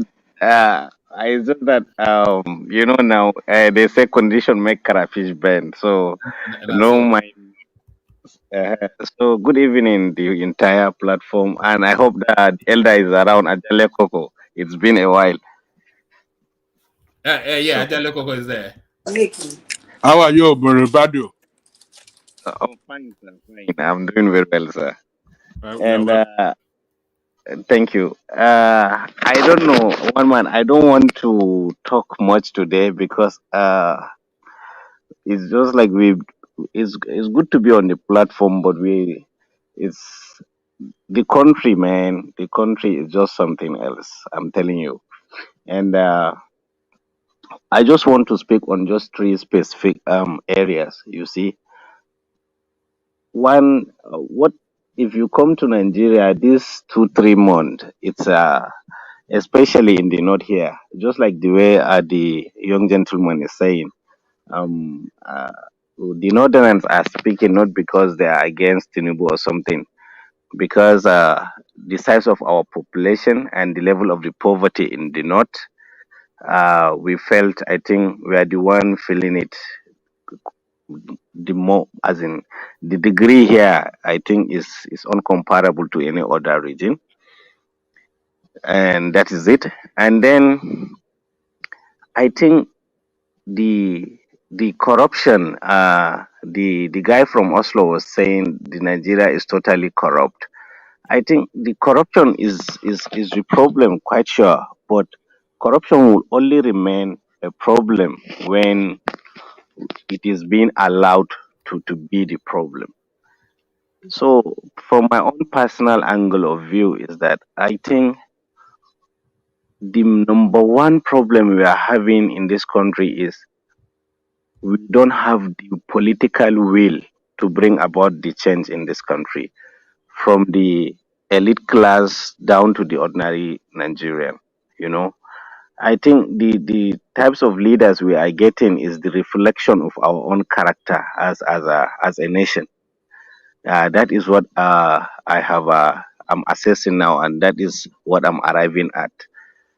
And Now, before I explain, let me ask you this, Ribadu. Why are Nigerians not reacting against the conditions that they are being forced to live under? Why is there no organic reaction from the masses? Why are they not reacting against all this? you see, the society is too fractured in along so many lines. As you can see, just on this platform, if you notice, you know, now imagine me as a Fulani man. If I begin to rally and say, let me protest, the other side will say, oh, when his brother was there, they were even giving cleaner appointments from A to Z. They were dominating this. So these are one of the factors that are kind of not allowing national cohesion. The same thing will happen tomorrow if is a Igbo man is on the seat, you know, the other, it's just vice versa. You know, there is Nigeria is too complex. You understand, and unfortunately, we have allowed those division, we have allowed those crack to take roots within the society. That is the cardinal problem that is allowed, that is like is making us to lack that national cohesion. One, and then secondly, you see, no matter how we also lack this, we lack vision. Is we lack vision in a sense that, technically speaking, we lack we lack the direction to kind of propel that vision for the country, because we are not even explaining our problems. We are not even understanding. We are not even willing to understand the problems we have as a country. Okay. You see, Nigeria, essentially, we are just a service-based economy. We don't produce nothing apart from the crude oil. that we are producing, that our life is hanging on. You understand? And then instead of us to calm down, I don't know. Maybe perhaps next Nigerian president, if he want to do well, he shouldn't go and live in that Asorok, because it seems all of them, when they get into that Asorok, they lose their heads. I mean, when Tinubu said he is within 40 days, he was able to save over 1 trillion naira. That is something. But as I think I made it very clear that I did not voted for Tinubu because I'm a PDP guy, but still I wasn't. I was happy that he was there, because the combination of Tinubu and Shetima, I was kind of hopeful. But the moment I saw him distributing five billion to the state governors, I said that's all. He has taken the wrong turn. What I was expecting from the presidency was, okay, yeah, removing the oil subsidy is a good idea. It's a good thing. You understand? Because a lot of money is going west through that subsidy. But Nigeria, the way we are now, we need a positive shock therapy, shock therapy to the economy. What I mean by that is that five billion that he shares to the governors. I'm telling you, one in fact, to 10 of it has not been utilized. Maybe in some few exceptions, some other states. You understand? If you want to stimulate the economy of a country, there is shortcuts that you will follow. That immediate shortcuts. For instance, you say, okay, today as a president, I'm giving a presidential directive or order. Okay, because bulk of Nigerians now are civil servants. Bulk of them, especially here in the north. I cannot speak of the south, especially the Igbo land. I know that those ones are very industrial. They don't care more about government employment, unlike the Yorubas and the Northerners. You understand? What you do is, okay, any civil servant that retires within 12 months, make it mandatory. You understand? For him to get his benefits, its gratuity and his pension, it's going on. The money will go around, it will stimulate. Let the state governors mirror that decision. One. And then this social welfare program that he is talking of, I once said it on this platform. I said, since 1999, no any other government has invested in social welfare like Baba Buhari, but it fell woefully. People stole the money like madness. There is so many data we have here, the BVN, the national identity. We have so many ways to kind of filter people that have really in bad shape, people that have, shrinking poverty, shrinking people in this country that has some account. You can monitor. So we have people that millions of Nigerians that accounts are active. You see them removing 5,000, 10,000. The account is not dormant, but they have within a year they have never made a transaction that exceeded 100,000. There is monitoring instrument that you can work with. But the problem is there is no political will. There is no will at all. And everybody in Nigeria believes now I can steal as much as I like and there is nothing will happen. Especially if they get visa to get out of this country and go to UK and sleep. So these are the major fundamental things that the government are not even looking at on that direction. And then, I mean, look at what, okay, let me give you an example. Pakistan, our population now is more than Pakistan. Pakistan now, the only thing that is holding Pakistan together is because of their nuclear arsenal.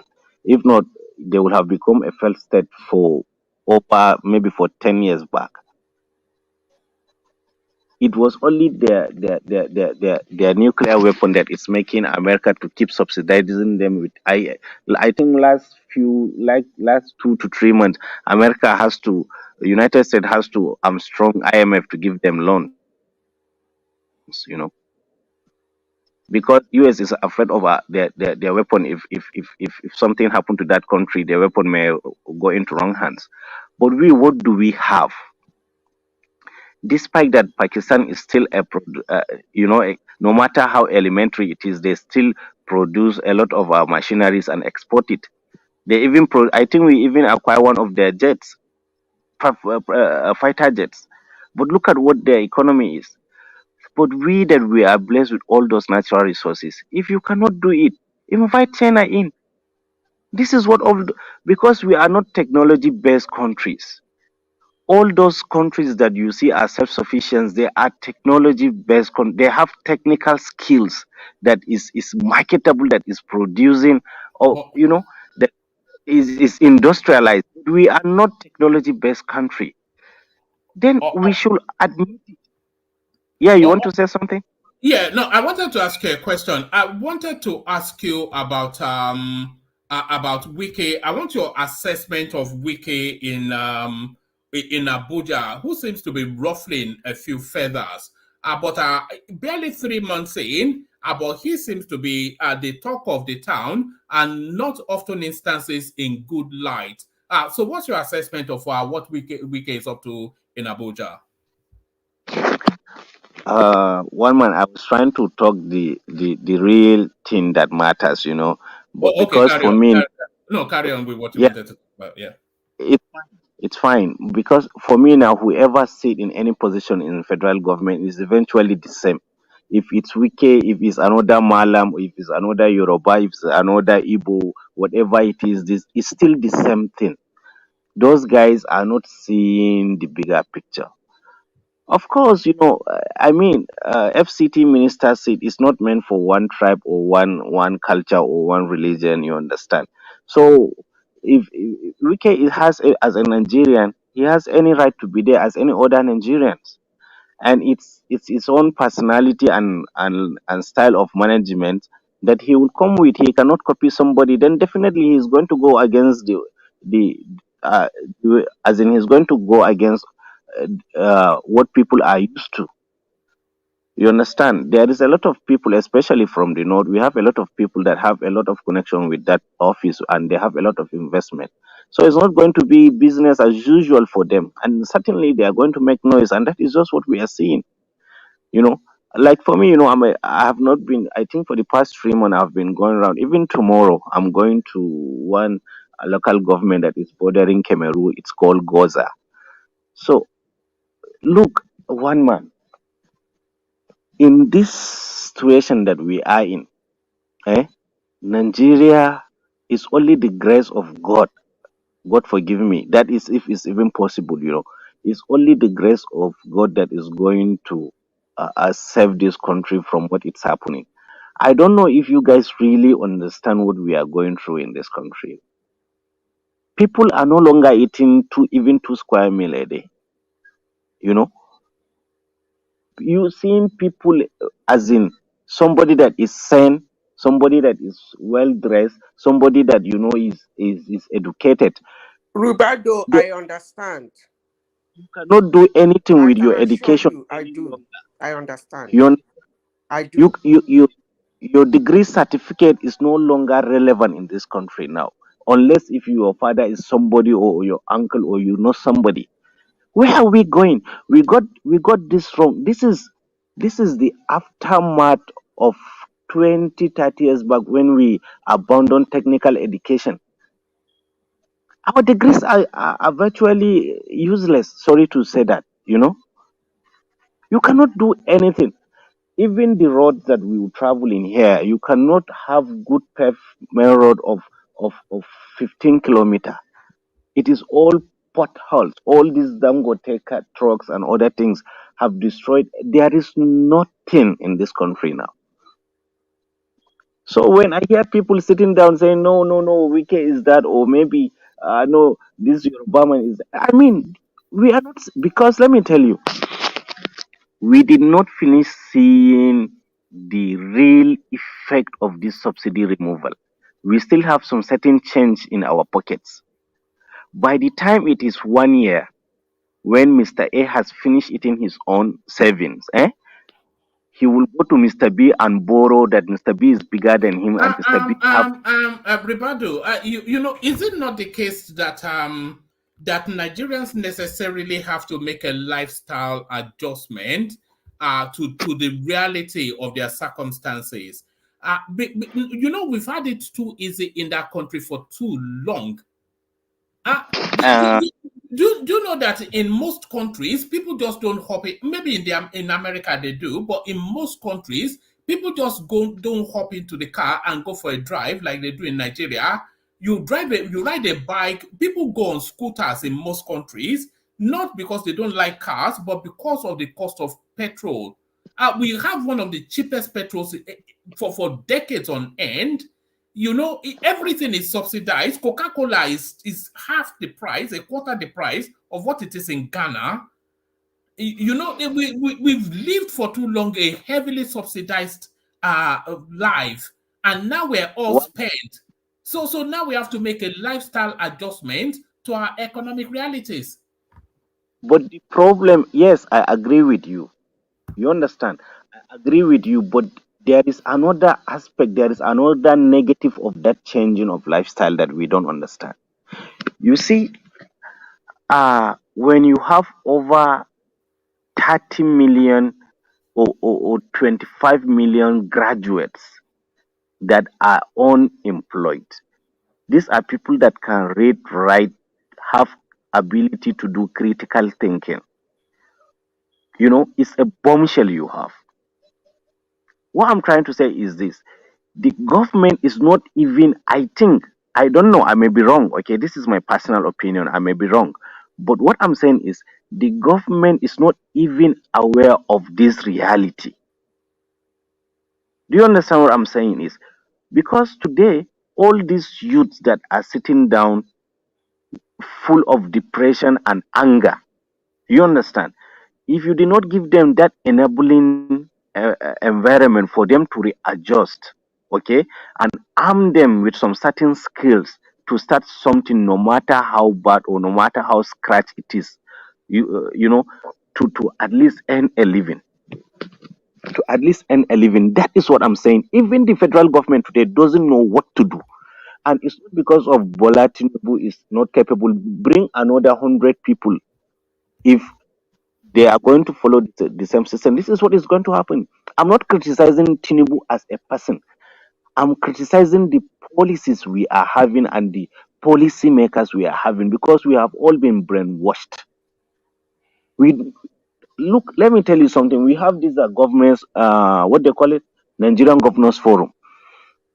When I did some little preliminary research, that Nigerian Governors Forum are being funded by Bill and Melinda Gates Foundation with Mercator Foundation.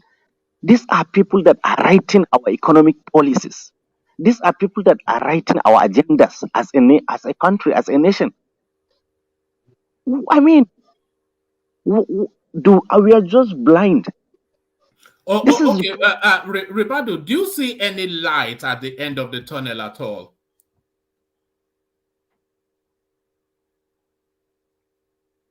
Ribado? Can anyone still hear me? Yeah. One man. We are hearing you. We are hearing Yeah, I think Ribado is joining us from Maiduguri, as I said, so the connection will, in fact, this is the best we've heard him so far. Yeah, one man. Yeah, Maurice. Look, please, there's something I wanted to say shortly. I wanted to address what Ribado said. You know, me, I'm a very straightforward person. In Nigeria, we have about between 20 and 22 million out of school children, okay? And then that between 20 and 22 million out of school children, 90% of them are from the north. You understand? Now, let's face this. I'm not an optimist by nature. I'm a realist. Now, if you check since the history of Nigeria, since independence, the most people who have always been in government are the northerners in top position, being from presidency to minister of this, minister of that. And you find out that they have this system, I discuss it. I have a very good friend from Fulani here. He's a businessman here. So me and him, we discuss this. So you find out that what they do not invest in education. Even a lot of them protest when you want to introduce a formal Western education there. That Amajiri system, even they don't even like the modern part of it. So the problem is that their elites are not creating enabling environment, because if they make those people to become wise, those people will realize they're being used. Do you understand? No, So that's a rudimentary outlook, Maurice. It's a bit more nuanced and sophisticated than that. no, to be honest, they don't want to. They have a circle because they But believe you can't in say the. that now. You're not from the north. Are you from the north? I'm telling you, people from the north are telling me this. That is their problem. That's what they, according to the people from the north, I know a lot of northerners are here, and I interact with them. They are telling me this. I didn't know all this before, but they made it like most times they do not. They keep a particular circle. That is why when you see most of the time somebody who is famous, his only descendants or generation will remain relevant.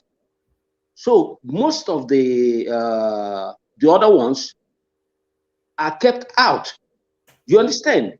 That is the problem. Because if you check, go and Google it, don't take my word for it. 90% of the out of school children are from the north. So this poverty, I'm not sure about that. I think we did. I don't know, Coco. I think we did something on that statistic. You know, you are a very wise man. You are a very intelligent man. And we found that people in yeah, take it if I'm wrong. If I'm wrong, I will apologize. All right. That's somewhat of a sweeping statement there by Maurice. But all right, Maurice, hold steady. Let me get the conversation round. I think we lost Ribadu. Like I said, imagine I'm in Kent and I'm speaking to a guy in Maiduguri. This is technology. But you know. Woman, can I say something about the northern leadership real quick? Just correct one misconception. Yeah.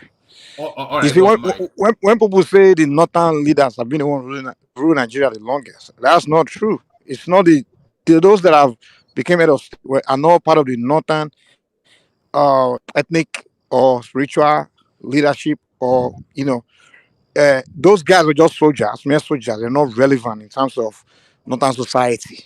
You can't tell me someone like Gowon is a kind of relevant ethnic leader or spiritual or religious leader of northern leadership. When you talk about northern leadership, you're talking about the emirs or the sultans and stuff.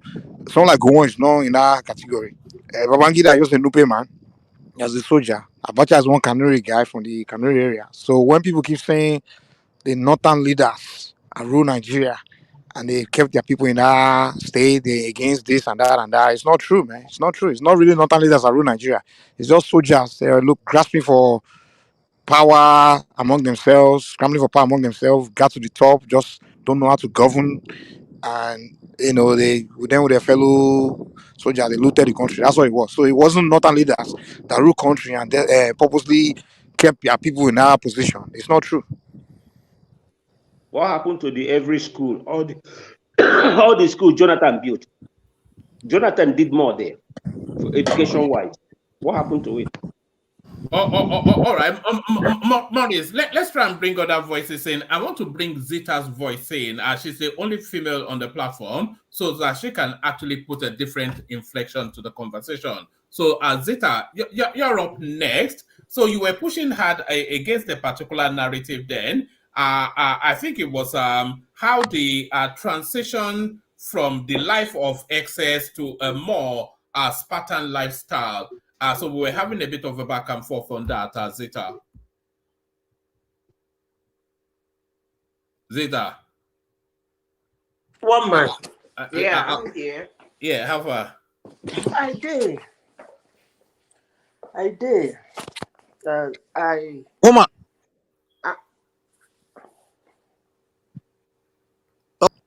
Somebody wanted to say something. Yeah, I think it's Yeah, I just want to say one statement real quick. The only thing close to northern leadership ruling Nigeria was Ahmadu Bello and what's his name? Tafa Balewa. Those guys were actually the only leaders they've ever had in the north, where they, as far as development or anything great in the north. So everybody else are not northern leaders. Those are just soldiers. All right, thank you. What about Yaradua? What about Baba Buhari? You can't call Buhari a northern. He doesn't have any tie to the northern socio-cultural group like leadership. Buhari doesn't have any tie to the emirs and all those people now. It's just a soldier that became politician. Doesn't have any connection. When did you, during his entire tenure, do you think go visit the emirs or all those people, or rally the northern ethnic or religious leaders to discuss development of the north or anything like that? It's not. It's But not relevant. EMT allies supporting him. No. I think you are conflating oligarchs with leadership. I think a senior member of that society is a leader, is it not? I think what you're talking about is oligarchs. No, that's what people always say now. They're saying they are the northern leadership. When we're talking about ethnic leadership, we're talking about the sultans, the societal, kind of like in the south where we said the obas or the people that are relevant in terms that they are in terms of speaking to the societal issues and things like that. So these soldiers they're not connected to any kind of socio-cultural or religious. The north is more religious, kind of like that. It's more like the people in charge of the northern affairs are more like, in terms of societal affairs, are more like the emirs, the sultans, those people, and they are all interconnected. Well, none of these leaders have any kind of connection with these people except Ahmadu Bello and maybe Tafa Balewa. But these other guys are just soldiers. They are not connected. They don't have any relevance in that aspect. All right, I'm going to push you on that a little bit in a while, but I want Zita to take the floor just to pivot the conversation a little bit. Zita. So, woman, what I was saying when we went back and forth is that, look, the situation in Nigeria now is it's not funny. Someone asking me if it would have been averted, my answer would be yes. Because, why am I saying that? When Buhari removed the subsidy, it wasn't public. We knew. Because we monitor. Mama that is selling ugu in the market, uncle that is selling meat in the market, probably the taxi drivers, they didn't know. The fuel was going up. As usual, fuel usually go up some time of the year in Nigeria. It fluctuates. But when a leader come publicly, but by the way, before I say this, I want to give a typical example first. I don't know how many Americans today that knew that Joe Biden put a pause in DACA. He campaigned that he's going to let it run. But he put a pause in it. It's not running. Only the people affected that knew that you cannot. But there is nobody in the street demonstrating. During the time of Donald Trump, the yellowhead, he announced it. And people went to the street. They were all in the Supreme Court shouting, contributing money, going to court, DACA must stand. But this man did it from the back door. What am I saying in essence? As a leader, more especially as a president of a country, the eyes of the market is watching your mouth. There are things you say, it rattles the market instantly. And it might be very devastating. The man said two things. And those two things have rattled the market. Take it or leave it, believe it or not, that's just the fact. And one thing, you asked a question, you said, why is Nigerians not reacting to it? I will explain. Nigerians have decided to use the comfort of their emotions to wage their problem. Let me repeat this again. Nigerians most times use the comfort of their emotions to wage their problem, their hurt, their pain. I give you an example. Nigerians are more interested in chasing Tinubu'S certificate around the whole world. They read it. They feel comfortable. Some get angry. Some ask questions. It became the main discussion on their table. Some of them are even hurting because of that, instead of being hurting because they went to market to buy 3 tomatoes for 1,000 naira.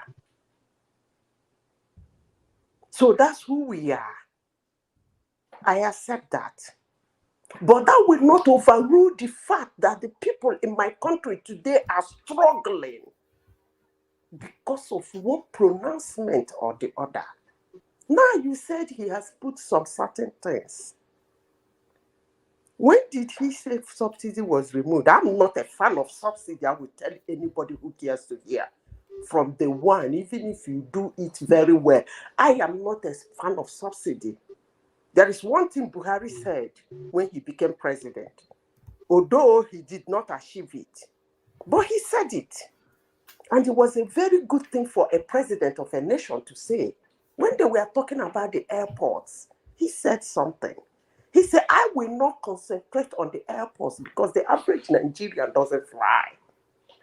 I will concentrate on the rail lines. Because almost every Nigerian will use it. More especially the people that are supposed to be alleviated. What am I saying in essence? These things are things he would have done. Then let the fuel market react. And then he will come out and say, oh, well, then you people know that thing is gone. By then, a lot of things have been calmed down. I remember during the time of Obasanjo, somebody was asking me yesterday, it's not all about saying problems, what are the solutions? I remember during the time of Obasanjo, I had a very funny encounter in Madrid. When I came home, I began to ask questions because I'm somebody who asks questions. I said, how come mackerel is so cheap in Nigeria? Because that bluefish is one of my favorite fishes. Either I buy bluefish or I buy mackerel. And they said, Obasanjo remove tariff. Those who bring a mackerel into Nigeria is free. Go buy as many as you can buy, bring in and sell. That's why you can get a whole, they can cut 3, 4 for you, a whole bowl for just cheap. You can't get it like that anywhere else in the world. These are things Tinubu would have sat down to arrange before making those his pronouncements. Why am I saying this? In as much as he's sitting down there, people are comforting themselves with his certificate and getting angry about his certificate. I don't even know how somebody, maybe I don't understand English language. I have not seen where somebody forged what he has, but that is what it is. Nigerians are running with that. They're angry with that. Some are excited about that. They're talking about Atiku's own. They're talking about the other person's own. They're talking about the other person's. It's all looking nyach syndrome. But the main thing that is eating them deep, nobody. I would imagine what Nigerians will do if they run around the internet talking about the high price, the suffer, the darkness in their country, the way they run around the internet talking about Tinubu'S certificate. The government would have done something.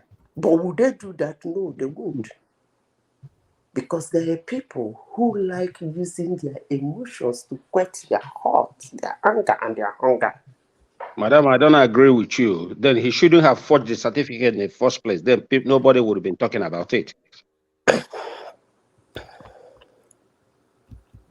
If that is the problem, talk about it.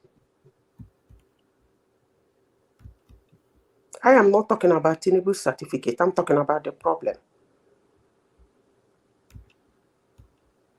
If his problem is the hunger, if the problem is the high cost of living, if the problem is the struggle Nigerians are passing through today, if that is the certificate, then I don't think they have a problem. I shouldn't be talking on this platform, complaining with my emotions running wide.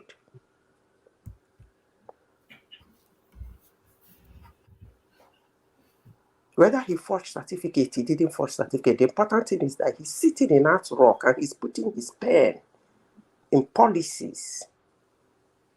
He's making decisions that affect them. So I should talk about that decisions. And that's what is important to me. I don't know about you. But next time you want to interject me, please take a permission. Thank you. Thank you, one man. All right. Do you want to speak on I wanted you to speak on Atahiru Jega, who was running commentaries on that the president should not be the person picking the INEC chairman. So do you want to make a brief commentary on that, and then I'll move the conversation on. Atahiru Jega was appointed by a president. So why did he accept that? Yeah, because that's the prevailing system, but he's saying it's not fit for purpose. No, it's not fit for purpose. We should have started with him. What did the Constitution say about appointing the electoral chairman? Is he going to rewrite the Constitution because he's no longer there? I mean, man, when they say all these things, they talk as if Nigeria is Banana Republic.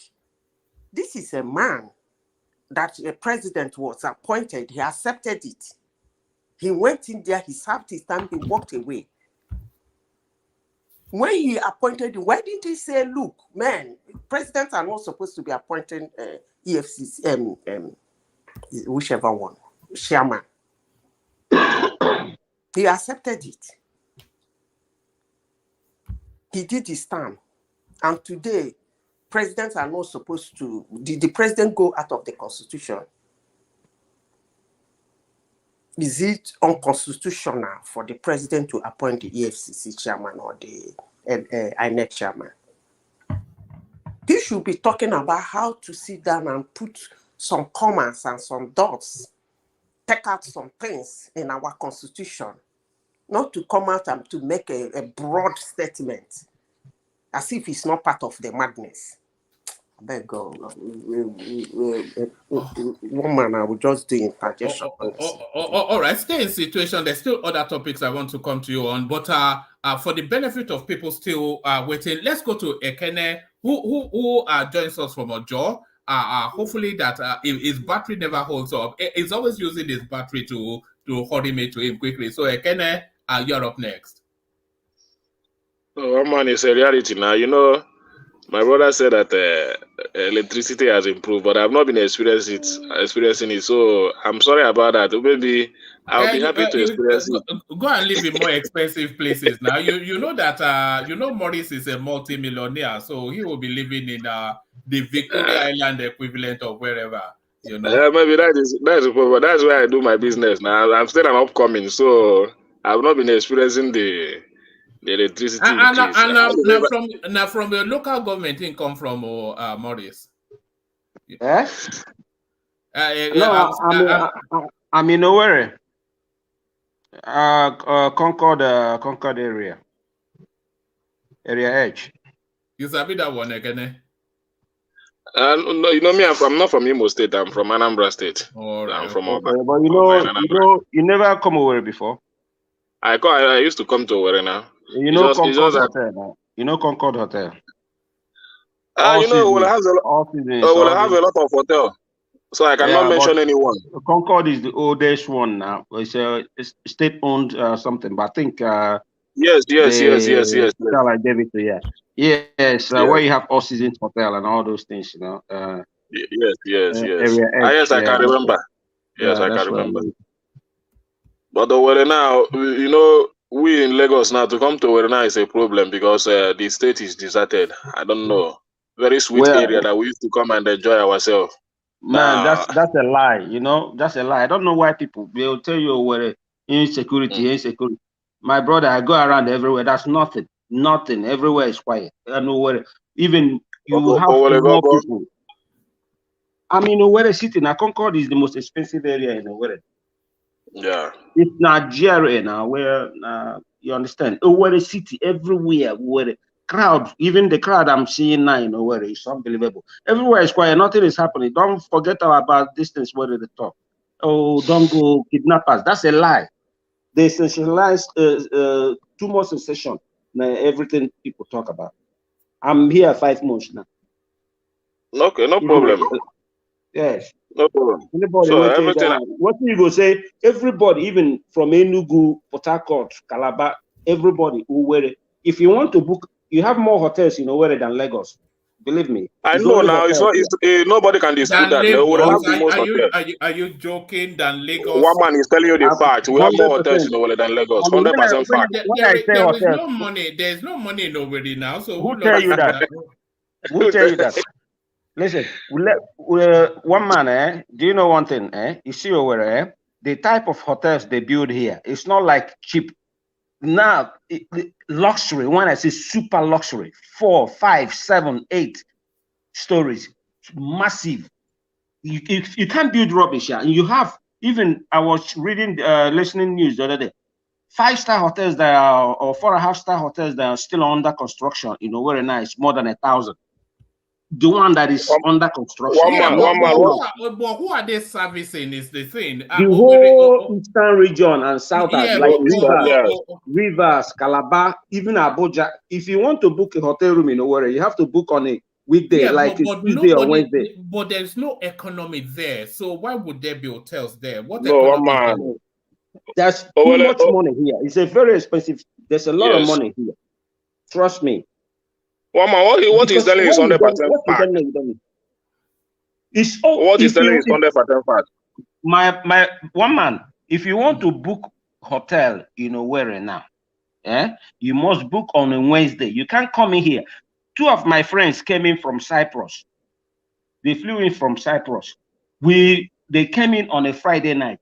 We drove around because they carry women, 2 Cyprus girls. Now they carry us. So I told them to stay in my house. You know, I said, okay, I'm staying upstairs. I have some guest rooms down and everything. They no agree. They said they won't go stay because, you know, my yawo day here. They said they won't go hotel. We drove round. Do you know the cheapest room you find a hotel? Like let me say just 3.5 star alone. The cheapest room hotel here you see is 30,000 naira. That's the cheapest. They have even a room of 128,000. They have some hotels, their cheapest room is 60,000, like rent. There are so many hotels here, more than 2,000 hotels. And it's fully packed. If you see crowd where they here, you ask yourself what they have. And that is why Owerri, the layout of Owerri, even the roads are very, very wide. They don't have all these we don't have like all these tiny roads. It's super wide. You understand me? So in the whole south is Owerri, scatters for Port Harcourt, people from River State, upon everything Wicked did there, everybody come to Owerri. But and another thing that made it possible for Owerri to be like that is that all the Ashawo in Nigeria moved to Owerri. Do you understand me? They knew you were coming, Abi. They knew you were coming. No, back all the Ashawo are in Owerri. So everybody, whether Abuja, whether be senator, this weekend they fully booked. The airport is super busy. Especially Thursday, Friday, Saturday, it's super busy. It's coming in, flight is coming, it's going. You understand? Rivers, Calabar, because of women, there's too many women. The kind of prostitutes you see here, you speak English, they'll be correcting you. Of course, you go to speak English, they go to correct you. They are shower over here. They say one man. They say energy leg for well. It's an old age. If you don't have money, you don't eat Owele soup. It's an old age. All So right. he's speaking to the fact. Before I come to you, let me do a bit of advertising. We're starting a new section, a new segment, a new sort of show, which is going to be hosted by Dupsy. Everybody knows Dupsy, and so there it is right there on the screen. Let me remove this banner. So she's going to do the piloting of it tomorrow. So I'll put the link in the comment section now. So bookmark it so you can come and support her, Dupsy. Yeah, she's going to be talking about more human interest sort of storylines, and she's going to this Augusta Osedion's storyline, Killer Boy and all that. So she'll be looking into that. It'll be round about 9:30 p.m. UK time, but probably 9 a.m. wherever you are in the Americas, around about 3:30 for you in Nigeria. So everybody rally around, go to encourage 3:30 a.m. 3:30 a.m. or p.m. No, 3:30 p.m. for you, but in the Americans, it'll be around because she's worried that nobody will turn up. But I told her how popular she is. So that's Dupsy right there. So the link there, go and bookmark it, put your notifications on. She's only piloting it just to see if she enjoys it and see how it goes. So let's give her the encouragement so that she's able to straddle that space. So that's Dupsy. So that is Dupsy. Back to you, Ekene. Okay, thank you, one man. I don't have much to say, but to speak on the issue that have been said, especially on that Bugade interview, I listened to the man very well. And I thank God the man is not coming from the angle of supporting any political party. He just made some valid point concerning our national issues, because they were speaking on national issues. And the man spoke very well how he's just disappointed at the current administration, because he said he knew Tinubu to be a magician, a strategy, but he's very well disappointed that all that magic is gone. So, and depending on the appointment that he see that he's not seeing any future in this administration. But for me, the man made a clear submission. And I thank God he's coming from the north. He's not coming from the east. So anybody cannot attack him anyhow. So even in Obi, he still made a very clear submission on Obi, which I always made here. He made it very clear that Obi is not an Igbo candidate, or the way people are trying to paint it. It's a matter of people that are tired of bad governance, both from APC and PDP. And we'll be speaking to them in the language that they understand, and they're not really around him to know if they can get a better Nigerian. So, and that gladdens my heart so much that commendation is coming from the north. So, speaking on our economy, all that,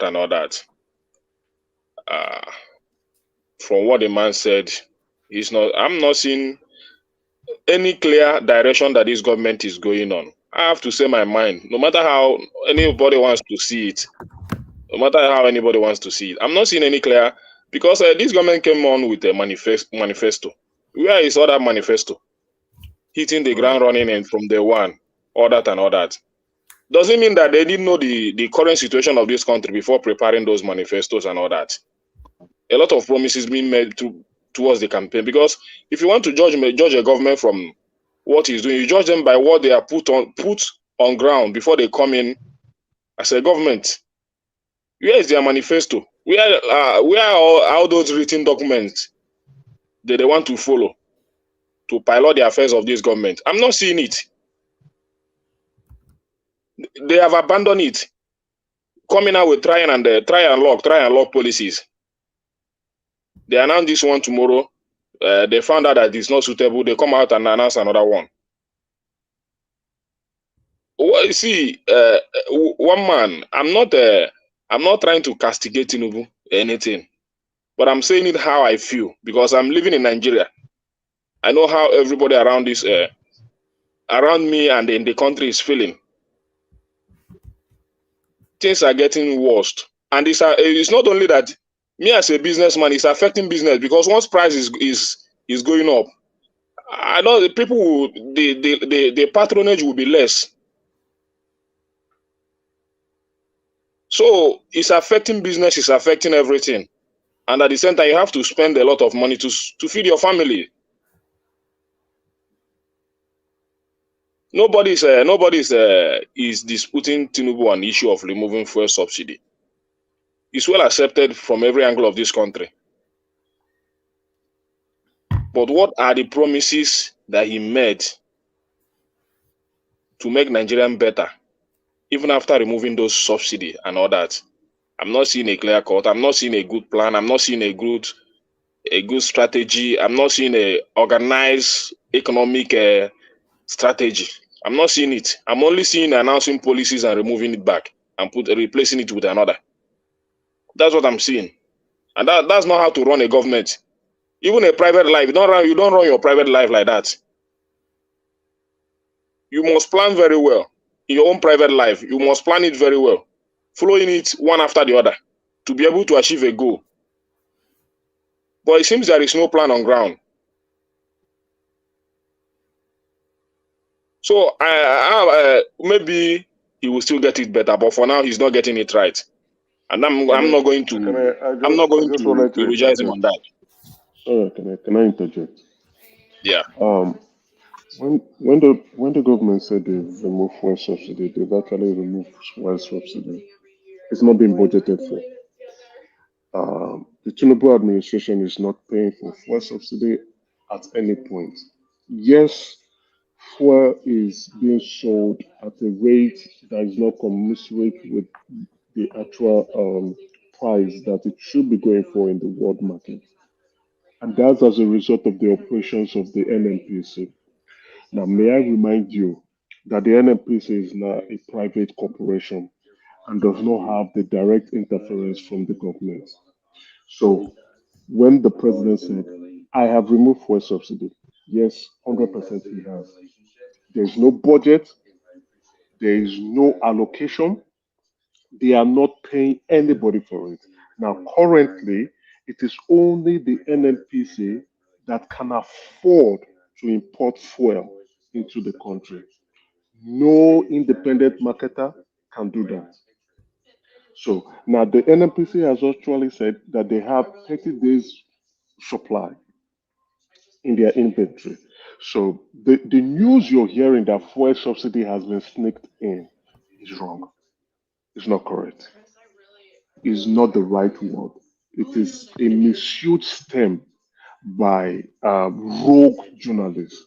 Yes, if you import fuel on your own, the landing price would be at 720, if not more, based on the FX rate. But the NMPC, I don't know whatever operations or marketing devices they are using currently, but they've been able to hold it at the current rate that is going. And like you've rightly said, the price for fuel has increased at subsequent locations like Abuja and other places.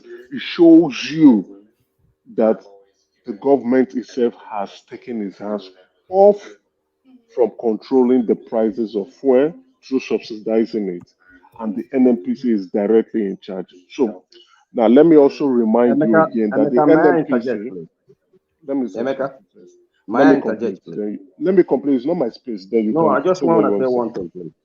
Okay. Just once, I will not take maybe 30 seconds. Please, don't be, there is, the fuel subsidy is back. It's not back. Even they say it always here on TV. Even some, they interviewed some of the ministers. They didn't deny it. They brought it in. Look, the official rate now, if you want to buy dollar, official rate is about 700 and something. Okay. Now, gas, no, diesel was around 700 and something. when fuel was like 500 or something. Diesel now increased. The subsidy, the subsidy is back only on fuel, not on diesel. Because if you're not going to exchange $1 for 700 naira official rate, and then go and import something and sell it for 600 naira. What I will ask you is, do you know how the fuel subsidy they already was being, interviewed them on do you that. know how, I follow news. do you know how time. fuel So subsidy you are was 100% operating wrong in on the that. past? No, I will ask you, do you know how fuel subsidy operates in the past? It was being budgeted for, right? And funds were being allocated to independent marketers. Not everybody, most people were coming in, but currently now the government is not budgeting for it. Till I see a supplementary budget to say that fuel But the subsidy is being, official, if fuel you're subsidy is importing, that. you have to import, You you have to see, get the people are effects. hold on, sir. And the Sir, official is people are 700. Sir, hold on. I understand the concern, and I've said it on this space that I don't know what the NMPC is doing, but if you go by the current rate, and if you go by what is happening in the world market for fuel prices, things are not adding up. Now, the NMPC is currently the only organization or corporation that brings in fuel. No independent marketer can do it. It's not sustainable. And guess what? Yes. What it means in the past, the government were subsidizing independent marketers and was paying for them. But the government is not doing that anymore. That operation is gone, done and dusted. So if you are saying it is sneak back, no, it is wrong. Fuel subsidy is no more. Sir, listen to me, and sir, go please on listen to channel me. TV. Go even Sir, go listen, everywhere. Go and read it. forget You're not about what the following me. media is saying. Forget what the media is saying. And I'm Do you telling work you with the now, government? Why are you sir, telling me forget what listen the to government is me. saying? Do you work Listen with to me? me. Do you Listen work to with the me. government? Forget. I'm telling you Listen to something. me. You're arguing. I'm here. Listen You're to not. me. You're not here. Forget what channels is saying or arise. I'm telling you that Forget the about government is not channels. taking. They The even government government is not officials. taking funds. Now, the government is not taking funds and giving to independent marketers to go Not import. independent. The NNPC are the only one now importing, but they're now, subsidizing. If they don't do it, if they leave it at market for, it will be more than listen 1,000 naira now. Listen. So now between the both of us, till I see a supplementary budget and I see the budget here to say that fuel subsidy is back, now I will say for now, fuel subsidy is not back. NNPC is a large corporation. Actually, NNPC is a conglomerate of corporations. There are about 11 or 12 corporations under the NNPC operating that can stand on their own. NNPC can go into any market in Europe and can actually negotiate for a reduced price based on volume. It happens anywhere. If you do your research, please, if you do your own research, if I'm right, I hope you'll be man enough to tell me that you're wrong, that I'm right. I am not saying you're right or wrong. What I'm saying, I have said it on this space. I said whatever NNPC is doing, I don't know, but I know based on trade that you can negotiate for reduced price based on terms, and you tell them, okay, I can come to you, please give me at a discount. Whatever NNPC is doing, I don't know, but with time we will know. If they will bring a supplementary budget, they can't sustain it sir, anymore. listen, and let me Fuel explain. price is going If up they now are going again. to bring in a supplementary budget, that budget will come through the House of Representatives, and we will find out. But currently, now the ways they were doing it in the past is gone, is done, is not happening anymore. May I interject? I know it's Ikene's place, but may I interject? May I interject, please? Look, what we don't understand, I think I've tried to explain it a couple of times on this platform in the past months.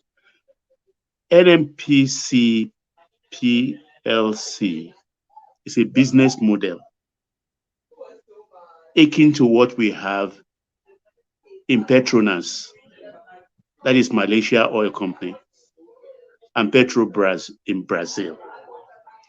It's supposed to harness the Nigeria's oil wealth, sell it, and keep all the profits. And at the end of maybe each quarter or each month, he remits money to the federal coffers.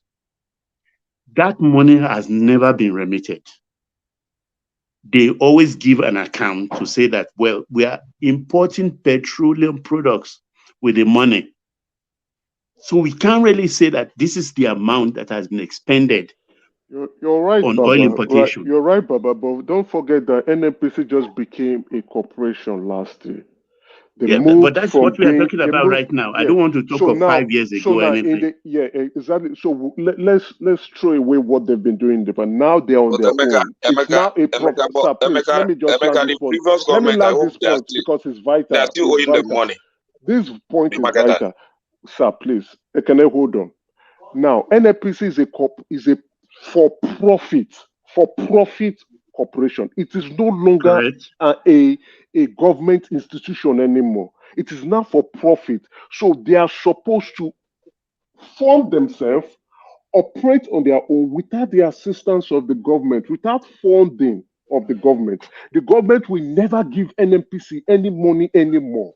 So when we say fuel subsidy is gone and done, 100% fuel subsidy is gone and done. Whatever the NNPC is doing is the NNPC on its own. The NNPC can operate on its own and pay their salaries on their own. If the NNPC goes to the market to go and import fuel and they say that we want to sell it for 620 or we want to sell it for 120, that's their business. That's a business. It has nothing to do with the government. So when media houses are coming to say that the government is subsidizing, so they are lying. They don't understand. It's not that they're lying. They don't understand. Yeah, that's what I want to explain now to Ekene and to, I don't know who the gentleman is, that the government, Morris, what was happening in the past is gone. So if NNPC comes out tomorrow and say, we want to sell fuel for 80 naira, that's their business. At the end of the day, NNPC should balance their book, provide their financial statement, and pay royalties to the federal government. Why do you think they are keeping Mele Kyari? It's because he's a man who knows where the bodies are buried. If they remove him today, there'll be confusion. Exactly. So his own time will come. It will be dealt with. Even at this point, NNPC is supposed to go public. They're supposed to go and sell their shares to the public. That's what was constituted you and me will buy the shares. PIB. Exactly. NNPC should have gone public now. Who are the major shareholders of NNPC? The federal Ministry of Petroleum and Ministry of Finance. Those are the people. That's how they structure it. Nobody is funding NNPC on whatever operations they are doing. They are self-funded. They are doing their own thing. Even the refineries that are supposed to be operating, NNPC is funding it on their own, and they are not under any budget headline in the government. So government is not doing anything for NNPC. NNPC is self-sufficient. NNPC is on their own. They will operate on their own. So, Sir Morris Ekene, fuel subsidy is gone. So if that's a lie. NNPC is That's a lie. Okay, that is your opinion. It's not an opinion. Man, if you notice, it's like it's only your opinions that will put information out there. Sorry, I'm interjecting. Hold on, Maurice. Sorry, I'm interjecting. Hold on one second. One man, you know what you do? One man, do a research on this on your own. Do an honest research on this. Morris, I understand you. Now, in the international market for crude, I want to correct that impression. In the international market for crude, if you import fuel, you will land it at 720. Right? I understand you. What the government was doing in the past with the subsidy, the government is not doing it anymore. NNPC is just like Total now. NNPC is just like Shell. NNPC is just like Shoprite. Hold on. Let one person land one point. So let him land that point, and then let Mike come in, and then you round off that space because we're looking around. NNPC is like Shoprite. NNPC is like Access Bank. NNPC is like UPA. So what it means, NNPC, with the funds they generate for themselves as revenue, they would also operate on that funds. If they are going around to go and import fuel, this is my space. I want to ask Emeka something because I want to go. Emeka, you said when they import, it land at 720, then they sell at 600. Does that make sense to you? Wait. Let me say something. Why is it that it's only wait, let me say this. Let me say something. Allow me, I beg. Everybody stop. Mike, come in. Why is it that obedience are the only people that create one fallacy, where they're the only one that know it, and they will put it out there, and whenever government doesn't respond, they will say government is not denying it. I mean, just like you guys came up with, he didn't attend university. When he didn't respond, you guys came and say, oh, he didn't deny it. So because government is not responding to you now, we have to accept that they're not denying it and believe you. I mean, you got to present facts to us now. You can't just tell us, So oh, this is it, this is that. are you talking about the Mike, you never change, yo. Mike, you still never change. I think say you don't change, sir. Government does not need Nah, I to go change answer. because I'm telling you the truth, the obvious. Government does not need to answer everything, right? The government has said fuel subsidy is gone. Fuel subsidy is gone. If NNPC wants to run at a loss, it is up to them. If NNPC wants to run at a profit, it is up to them. Same thing with if Access Bank wants to run at a loss, it is up to them. If Access Bank wants to run at a profit, it is up to the management. Now, the shareholders of that company will come and say, no, we want you to increase our wealth. If you are running at a loss, then we will remove you. What we are saying now is the government is not bringing funds. Nigerians are not the one paying for subsidy. Government is not subsidizing it. Whatever NNPC is doing to keep the price at 620 is up to them. When they release their financial statement for next year, we will review it to find out what operations they are doing. How are they buying their fuel? How are they exporting fuel? How are they generating revenue?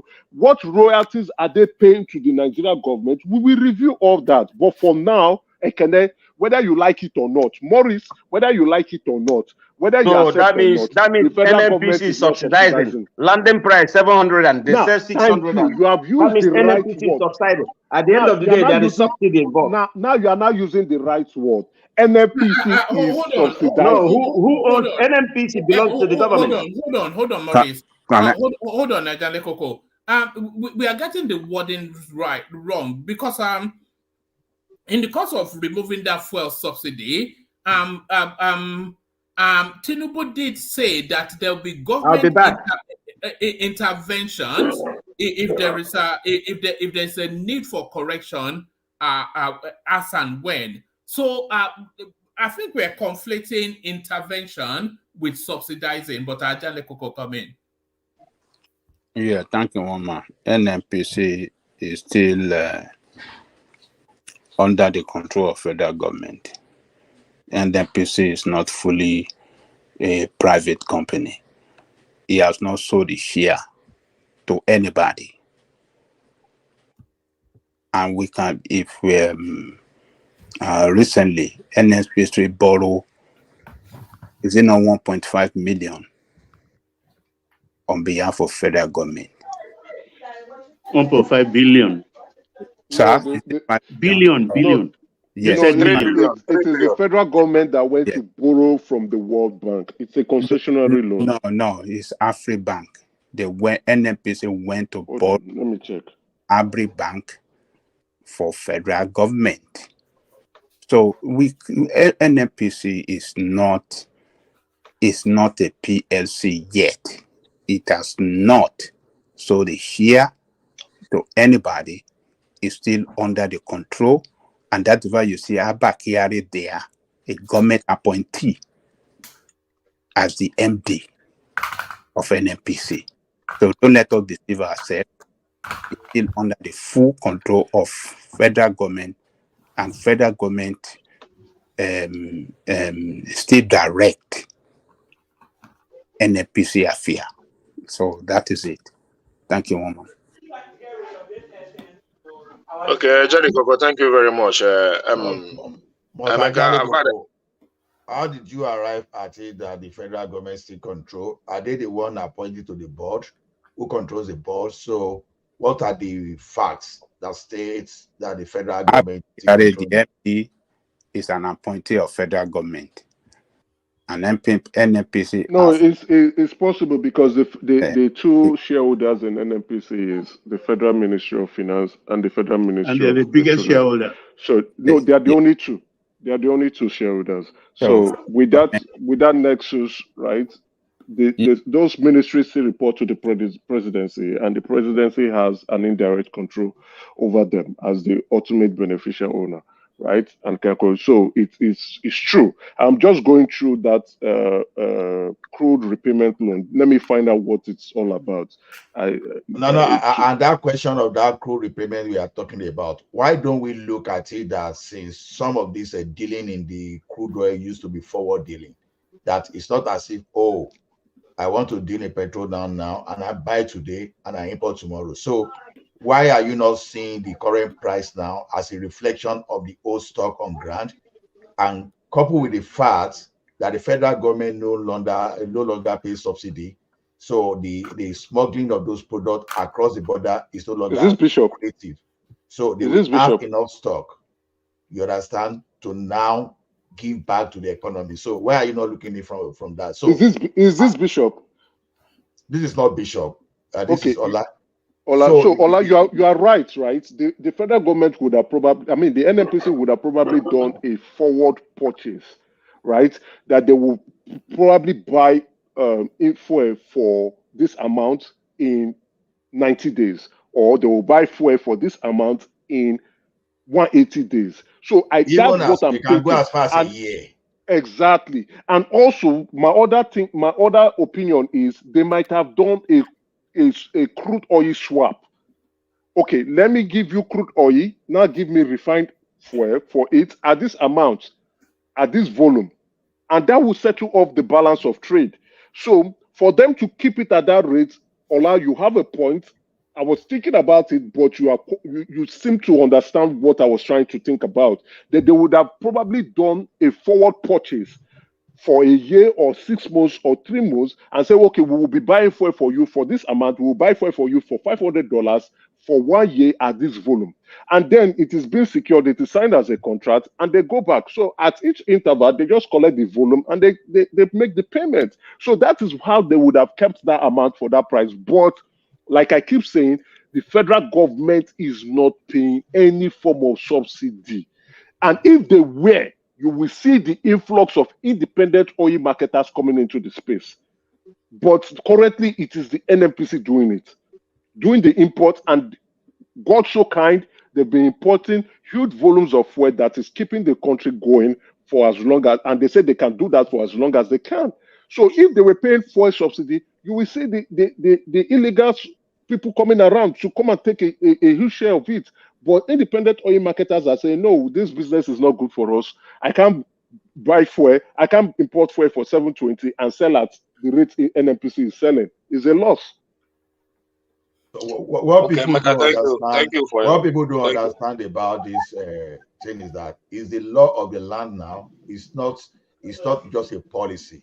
It's not just a policy. It's a serious law that even for Tinubu to say he wants to go back on it, it can lead to his impeachment, because that's when you are violating the law of the land. So people should understand that. And I see people trying to blame the way Tinubu managed that sector too, and made that, oh, you shouldn't have finance. See, there's a big difference between you masses and those people in the business world. It could be some information that you will normally not hear, even if Tinubu decided not to announce. If he decided not to announce it, the marketers will still know, and this problem we are still seeing will still be there. So saying because Tinubu said it is the reason for why there was a crisis. No, it's a very wrong information to pass, because the business world that are dealing in that sector, they will know exactly the position of the government around fuel subsidy, whether Tinubu said it or he didn't say it. So I think we should not just be stirring Nigerians up by saying, oh, it was just because of Tinubu pronouncement. No, it was not because of the pronouncement. Those people, they knew, and it's only that you don't know that you think that's the reason thing went up. So to me, the government, as far as I'm concerned, except otherwise proven, the government is not paying subsidy. It could be okay. You people agree that the government is not paying subsidy, but they are paying intervention. But I don't know the word to use. I don't know the difference between subsidy and intervention. So are they not the same citizen world? That intervention So, is just a suggestion. It's not something that is evident. I don't know. I don't know. Anyway, that's your argument, yeah, but I don't believe in that. The only thing I know is that with my common knowledge, whether you mean intervention, whether you mean subsidy, all of them are the same words to me. No, they let mean the me same break it down. thing. So, Let me break it down for you.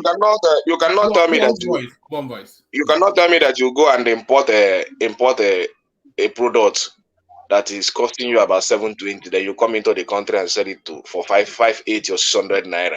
You don't like money. You don't like to make profit. Even to cover your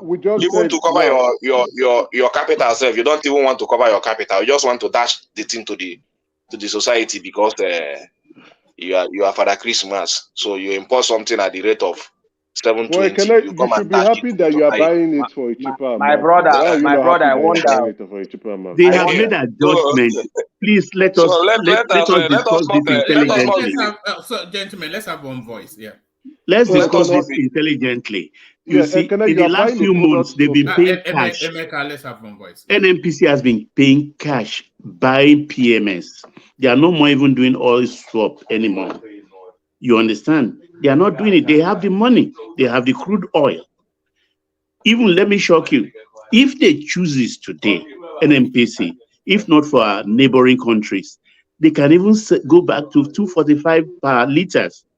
All they have to do is, out of our quota of 1.8 million, they take 200,000 barrels out of it and refine it locally in their own refinery and only export 1.6. Let me say this, Baba. There is nothing you can explain here that will make me to believe anything that you guys are saying. My own is that they are paying subsidy. Whatever how you want to paint it. Because the only thing I know is that government cannot come out boldly to say it. If they cannot, they know the consequences of doing that now. Everybody in Nigeria but you have to present the fact to us now. You can't tell us what to They know the consequences of coming out together. It is in contravention of the law. I can understand something that it is in contravention of the law for the government to do that. Whatever is not on the budget and the government goes ahead to spend, the government is actually going up, that it is criminal for the government to spend money that is not on the budget. And the only way the government can do that is to pass a supplementary budget. And so far, so good. This year is about to end.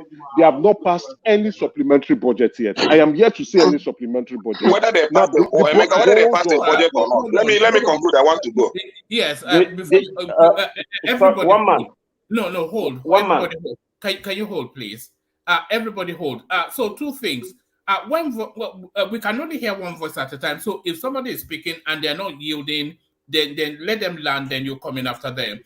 And the second thing is, if you are not speaking, try and be muted, because otherwise your background noise will come into the feed. So yeah, Maurice. Yeah. Please, one man. Look. I don't know the gentleman that said, except there's a supplementary budget. Yeah. Okay, good. But there's no supplementary budget when they went out to buy a 160 million SUV for it. They borrowed that money to buy that. That was budgeted for. That was budgeted for. That was budgeted for. Okay, now look. Let me tell you something, one man. You know, if there's something about me, if I'm not sure about something, I don't like to, I would say I'm suspecting or I think. But this is something that is very, very clear here. I've been here for 5 months. I know when it started. Listen, when what actually happened was that announcement effect, what they call it, when Tinubu said fuel subsidy is gone. The day, I remember before God in heaven and man on earth, a day before that day, the announcement, the day he was sworn in, I told my boys that work for me, I said, I let them buy a lot of fuel. I told them to go and buy a lot of fuel. We had jerry cans, we bought a lot of fuel. And you know how much I bought it for? I bought it for 210. You understand? And the following day, it went straight to 515 naira. After the announcement, it went straight to 515 naira. Because we use a lot of gen on site because of heavy things. We have machines that will lift a lot of things upstairs because it's a high rise, 3 floors. Some of them, the other one is 4 floors. So we use a lot of fuel. And I know what I'm telling you now. As of yesterday, fuel here is 615, 620. Some places they say 630, but that time it went to 500. Diesel went to 700. That's 700. Today, diesel is 1,000 something. And the fuel is static, stays steady. Even when they started. So I was like, oh, fuel, no, they go up. So when they found out that the government, because of complaints, and if you know the kind of hardship what people are going through here, this free subsidy, bread, they sold for 50 naira before. Now it's 300 naira. Everything became like times 10. You understand me? So people are suffering. Even your salary, even if they pay you 100,000, it will not. A bag of rice now, foreign rice, is 70,000 naira. My wife just bought one bag 2 days ago. 70,000 naira. 53,000. It's 53,000.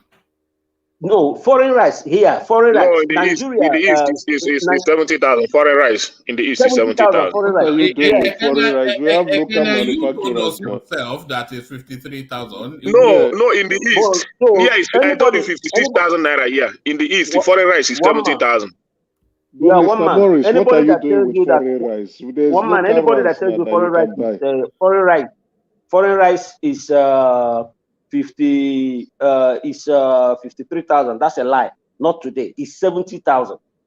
And the Nigerian rice, the one that is stone free or what they call it, I don't know what they call it. That one is 50,000. Or no, that one about 50 or 55,000. The one that have stone is about 45 or 50. You understand? So, but what I'm Then telling buy you the that one with when stone I now. came What here, are you doing with foreign when rice? I arrived here 5 months ago, the first bag of rice we bought was not even up to 40,000. It was about 38,000. 5 months ago was at 38,000. We bought it. Foreign rice. You understand me, my brother? So things here is like, even if they pay you 200,000, things here is so expensive that everything was increasing. People were complaining. People cannot feed. So, but fuel, and because of this is because anything you buy, they say, hey, fuel don't add money now. Cost of production, cost of this, cost of transportation. You understand me? Now, but fuel never go up. It stayed at the same price. Today is 615. Some filling station will say 630, some will say 620. You understand, my brother? So the point I'm trying to make is that the only thing that is static is fuel, and diesel is going up 1,000 something. Then they found out since last month that they brought the fuel subsidy back. Every Even channel cooking gas. carried it. They interviewed a lot Even of cooking gas government is officials. also They adding up. accepted. Yeah, they accepted. Maurice, can I ask you a question? Go ahead. I wanted Ekene to land so that we can move on, but I'll ask you a question. But Maurice, be very brief with your response so that Ekene can land. Okay. Baba, Okay. Ajanle Koko, even yourself, Maurice, Mike, very few people, a lot of people still yet to talk. So yeah, ask the question, short answer, Ekene round up, and then we go to Ajanle Koko. We come to you, Maurice, and then we go to Baba. The question for you, Maurice, is this: when you suggest that the fuel subsidy is back, do you have the offer, the evidence? That's the question one. Then, if you don't have the fact, is it suffice? Is it okay to just suggest or to just speculate? Yes, one man said I should make my answer very brief, so someone else will take the floor. So I will expect you also to make your question short and direct, so I can make my own also short and direct. Are you done with your question, please? Okay, my question is this: do you have evidence to your assertion that the fuel subsidy has come back? And then, if not, then do you think it is right to make suggestion without evidence? So that's my question. Those are my questions. Okay, good. There's 2 ways people usually get information, in my own understanding. Number one is through the right source of information, number one, and also personal experience, number two. Now, personal experience. Everything is going up, like diesel, but fuel, cooking, even cooking gas. You know how much we refuel. When I came here, I know how much, but I know how much we refueled like a few days ago too. Cooking gas. Now, everything is going up. The only thing that stays steady is fuel. Now, it wasn't because, oh, the God of fuel is taking care of us. No, it's because they are still subsidizing it, because if they allow it to go, it will affect more people use fuel than diesel. Most businesses are running on fuel than diesel. Transportation is mostly fuel than diesel. You understand? So that one that is affecting the rising cost of living, they have to subsidize it again. And secondly, how I got my information, if something that 100 people, for instance, 100 people are saying, one person cannot be right. Every single channel here are confirming it. It's become a topic. It was a daily topic one time. Both channels, this and that, they were interviewing government officials, everything, people from the NMPC. They accepted, but they say it's not like that. But yes, No, they NNPC have has a not said measure they're anything. using. You understand me? So NNPC has not said from anything. personal experience and from the general news here, you know that it's back. And they are not, government never came out also to debunk it. Rather, they confirmed it. You understand me? They confirmed it, but not like it was like before. I'm not saying that fuel subsidy is back fully like the way they were doing it before. But they are before they subsidized everything, both diesel. But they are concentrating on fuel so that it can help in cutting down the cost of living. That is it. Thank you, sir. I like the word you use. I like the word you use that they concentrated. I like what you use that they've concentrated on fuel. Now, Hold on. may I now say, Emeka, no, just hold. You don't have to take everything on. But let Melikari come in. Let's bring Melikari in. Yeah.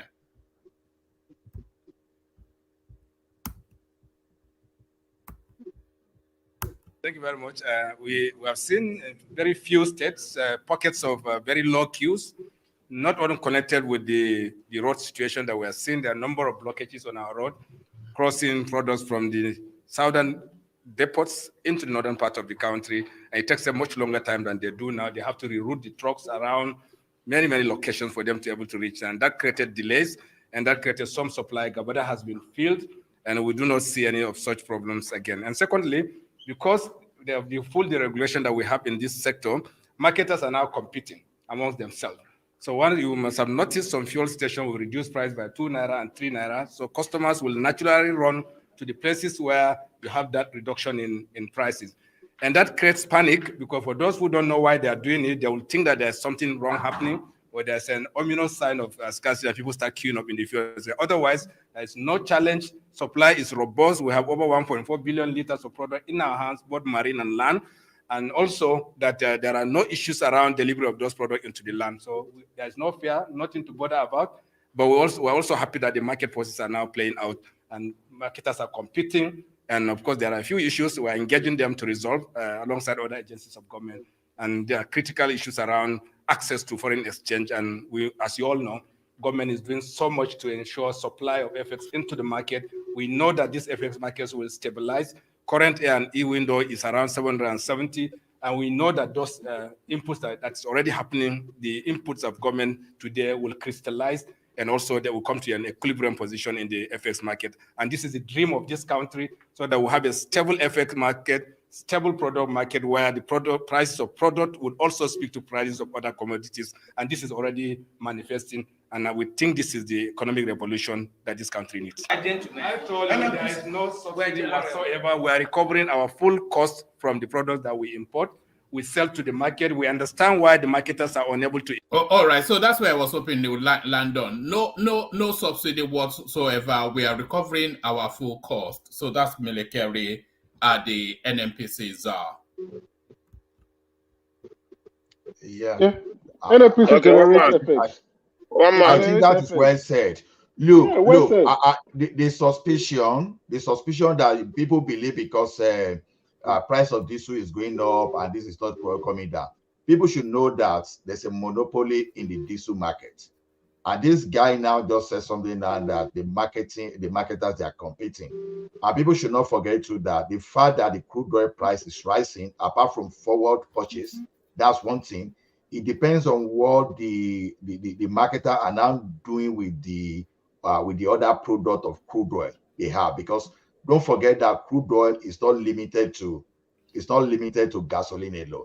You never even know whether part of the crude oil these people are buying, you never even know whether it gets its way to $10 to get it. So what I'm saying basically is that we don't have that information. When there's an information asymmetric, it is dangerous to come out and boldly mislead the public. That's exactly where I'm going to. Because if the government is paying subsidy, then there should be provision for it. If you cannot see the provision in the budget, then indirectly you are accusing the federal government of fraud and illegality. That is where I just want us to be very careful until we just have that evidence. Thank you. All right. Okay, Wrap up that space and then we'll move on. Okay. My point is, all these things we are talking about. I'm in Lagos. I know what is happening. Like a few days ago, many fuel stations were closed up. Many people that were able to buy bought on through black market. Many people bought fuel around 850 and all that. About just 3 days ago, this week that this dollar was rising. So but few days later, those fuel stations opened up and they start selling at around 680 and all that. Now, so fuel subsidy, there are fuel subsidy there. You cannot because these news are not complete, because there are also the news that said that the landing cost of all this is about 7 something. Good. So if the NNPC is dashing us petrol, then they should tell us that they are dashing us petrol. They are doing for the Christmas for us, importing at the rate of 7 something and selling to us at around 6 something. Then we commend them for that. We just said thank you NNPC. You are doing well for Nigerians by importing petrol at the rate of 7 something and giving us at the rate of 6 something. I think NNPC deserve commendation. They deserve some commendation from Nigeria for doing that for us. Right. It's not only criticizing them. When they do good by importing at the rate of 7 something, selling to us at 6 something, let Nigeria congratulate them. Yeah, that is what I mean. Yeah, we have to do that. Now we have to do that. It's very, very important. We need to do that so that they will continue to do the good work they are doing. So that's my point, one man. Thank you very much. All right, brilliant. So that's the elegant Kenny, of course, the inimitable, the Are Nokakamfo of Ojo Alaba Market, the one and only, the majestic Ekene. So thank you, Ekene. So from Ekene, let's go on to Ajane Koko, who takes the floor. Ajane Koko, you're up next. Yeah, thank you, woman. Greetings to our listeners around the world. Click on the like button, share and subscribe if you haven't done so. One man, I think I want to welcome Morris back.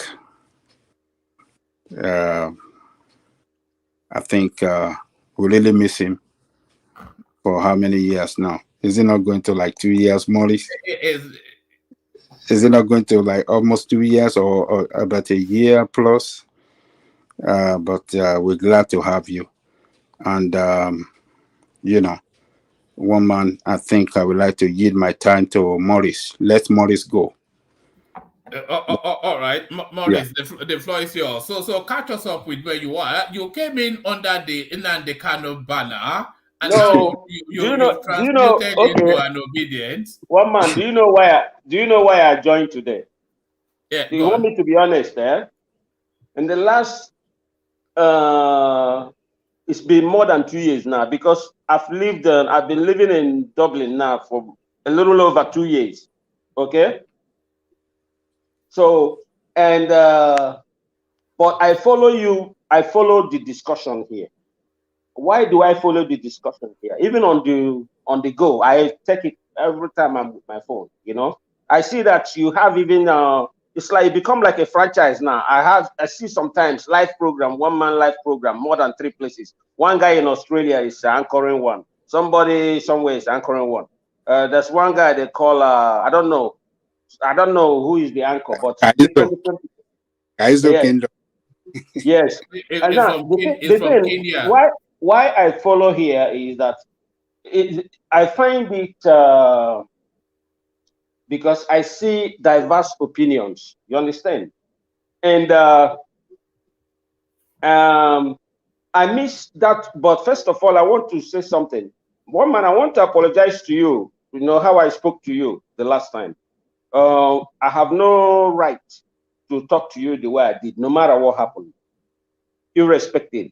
But you know, one thing with me, like I wear my heart on my sleeves, but that does not give me right to use the word. So I withdrew everything I said, and I sincerely apologize that I used those words for you. All right, you understand? thank you. I also you're a gentleman for saying that. Thank you. I also apologize. I also apologize to Mike because I remember. You remember? I apologize to Mike. If he's still here, I called him this day of 1,000. You know what I mean? So, and I apologize for that. And no matter what happened, there's no ground for me to use those kind of words. But I'm somebody that I'd rather die in what I believe in than be a sycophant. Do you understand what I'm saying? I will never be a sycophant. I can argue with you, quarrel with you, fight with you, but the next minute I'm drinking, eating with you. Because the general point and we're trying to make here is that we want the country to be good. Because if the country is good, it's good for all of us, not for just you or me. It's not for Yorubas or for Easterners or this and that or for Northerners. It's, tears rolled in my eyes one day. I was watching a football. Iceland was playing. It's just a small country of about 33,000 people. But you see that 3,000 of them were in France. And when they played their national anthem, you see the way they were singing. They sang those national anthem with passion. They know they're not going to win, but they believe in their country. Do you understand?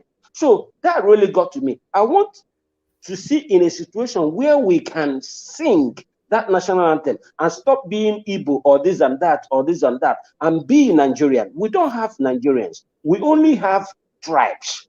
So it feels like 5 or 6, 1,000 nations that are like forced to be together and we don't even get along. We don't talk to each other. We only talk at each other. You understand me?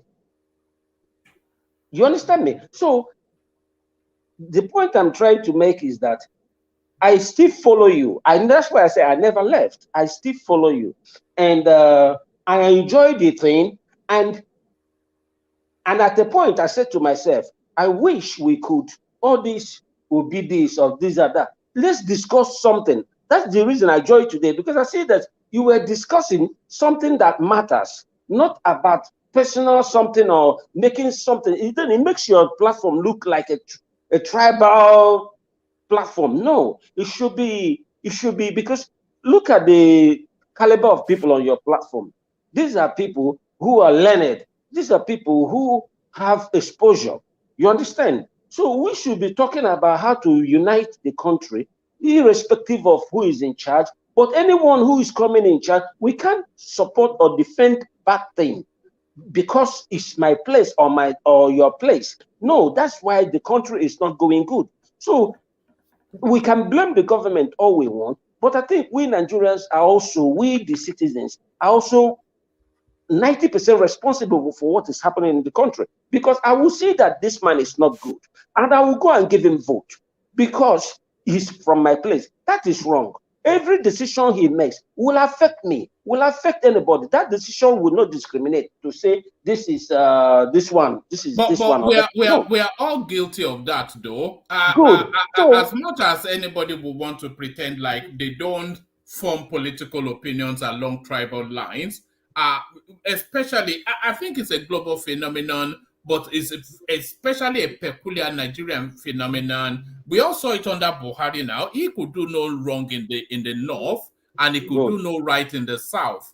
And then we are seeing it under Tinubu. He could do no wrong in the southwest, but he could do no right in exactly the southeast and even some parts of the north. No, that is where you got it wrong. No, that is where you got it wrong. When I started, the first comment I made, there are certain things he did that I like. There is certain, I will not say, like I said to you, I'm not a sycophant woman. I will never come here and try to make that watered statement so I can be seen as a nice guy. No, I will never do that. This is only hypocrites do that. You understand me? So whatever he does right, I will support him. I have so many obedience here. Whatever that is doing right, I will support it. But what is wrong, I will not support it. Do you understand me? I will not support it. So, but the problem is that you can't criticize somebody. But if you want to criticize, you can always criticize, but criticize objectively, not constructively, not destructively. This is what I'm trying to say. But anybody, if you criticize somebody, then it's you're criticizing because it's not from your place. We can never go forward with this kind of mentality. That is my point.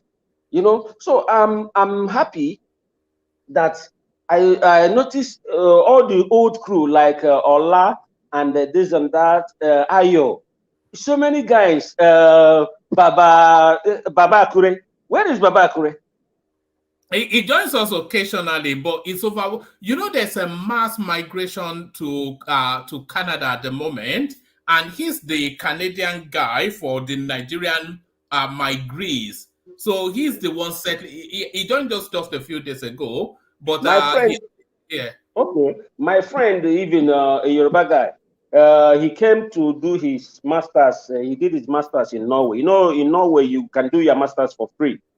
Wherever you are from all over the world, you only pay accommodation fee, you don't pay school fees, and then you get the standard, the mandatory 20 hours a week job. You understand? But they don't do that. Some of them do 40 hours. You understand? So he moved to Canada, but he's back to Norway.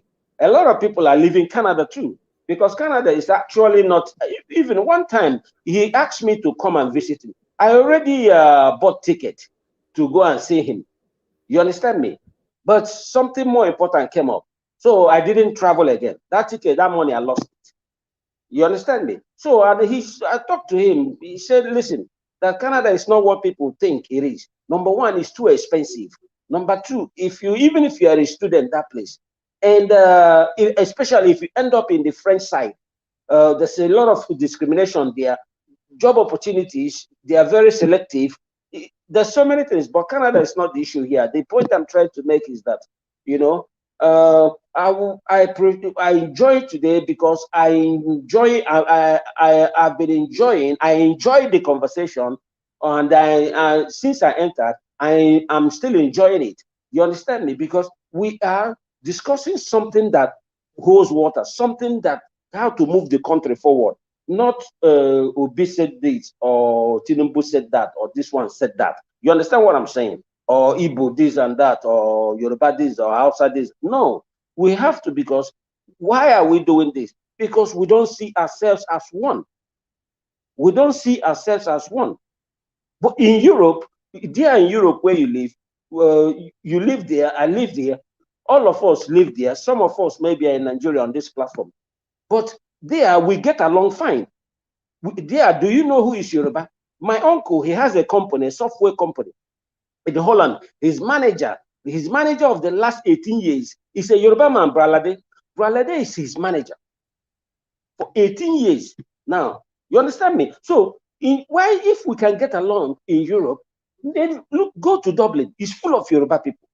Go to one area, even in Cork, because I stayed in Cork for 6 months before I moved to Dublin. Even in Cork, there's a place they call, anywhere, anybody that is in Cork Island, just ask of a place they call Shandon. Only African shops there. And most of them are Yorubas. You understand me? So you will not know No difference. We all get along fine. If we can get along fine, why can't we look for, instead of complaining about problem, the thing about us is, so we complain too much. We always condemn, but nobody is coming up with a concrete solution or idea how to move things forward. Every night we can't come back on the platform condemning. Let's provide solutions, ideas. US is a great an idea. This US or UK is what made it great. It's simply ideas, positive ideas. So I'm glad and I'm happy to be back, and I really miss you guys. And I wish everybody a very good evening. I think morning. It's already morning here. It's after almost 5 a.m. here now.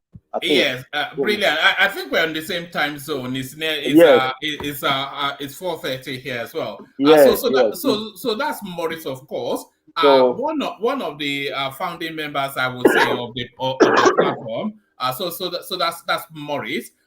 Thomas, if you're there, acknowledge the presence. but one man, please, 1 second. I want to use this opportunity to say is that very soon, by God's special grace, I'll be when I'm ready. I will be on booking.com and all this booking website. In case anybody who is coming this way, I have a very nice Airbnb, and there'll be a special discount. Once we are ready by next month or maximum December, both of them will be ready. Very comfortable. We will collect your number so that we can enjoy this discount that you're offering. In a very posh neighborhood. It's in Nigeria here. Very nice neighborhood.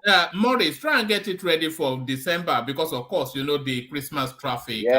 That is why I spent 5 months here, because I wanted to make sure, because what I achieved within being here in 5 months, if I was in Dublin, I wouldn't even achieve it. I wouldn't even achieve 10%. You understand me? The engineers will be slow. So that's why I came here. I wanted to stay till January, but I have to take care of my business. That's why I'm going back to Oslo, All right. Stay with us, Maurice. Baba comes up next. I think you'll enjoy the submissions of Baba. He's always elegant and knowledgeable. So, Baba, you're up next. Yeah, thank you, one man. I wouldn't waste anybody's time. Salutations to all. I think right now in Nigeria, we need so many things to do, and I have sympathy actually for Aso Rock. One thing we are missing here is that even here in America, there is a skill acquisition, retraining and retraining every time, no matter your position, technical, in farming or otherwise. Every time what you know becomes a little bit obsolete and going out of fashion, you have to go back and retool yourself. That is what we are not doing in Nigeria. And I think most people are, do I use the word miseducated, or because we are desperate? You'll find people still going en masse because they couldn't get their core subject they want to read. They just go straight to read literature, sociology, philosophy. They are needed in the academia, no doubt about that. But when we talk about the national construct, they are irrelevant in this day, age, and time. So we need that one, because most people you see working on the street, most of the youth that are educated who hold one certificate or one university certificate or the other, you ask them, what's your core profession? They will tell you, I did sociology, I did Arabic, I did that. The modern day doesn't need all of that anymore. Modern day doesn't need. So the government maybe have to help, but because the only education I know now is in ICT, because whether we like it or not, it's here already. Diagnosis, everything is all you have to go to your screen. Even visitation to see your primary health provider here or doctor, it's minimized now. It's really minimized, and there's going to be diagnosis being done through your phone or one device or the other. So we have to retool our youths and put them towards that direction. There are a lot of hubs in Lagos doing this already, but they are just on small scale. I think I am putting all my premium on the is it Tijani's Tubosun. I think he will help in this because he's one of those young people that has been actually driving that course. And secondly, we have to do what I call redistribution of wealth. Because if we find out today, a lot of idle wealth without industry are all over the place. And most of these things, what we have now as a capital for the country to use, I look at Nigeria now as a business. You have your source of capital. But when you harvest that capital, you have to know where to direct your profit. What we get from oil, we are not even directing it properly. And where do we get this? Are the people delivering properly? Because if we have 100 oil well in Nigeria today, who owns those wells? Who are the owners? In which state are these people from? What are they doing in the states where they are domiciled, or what they are doing for their own people?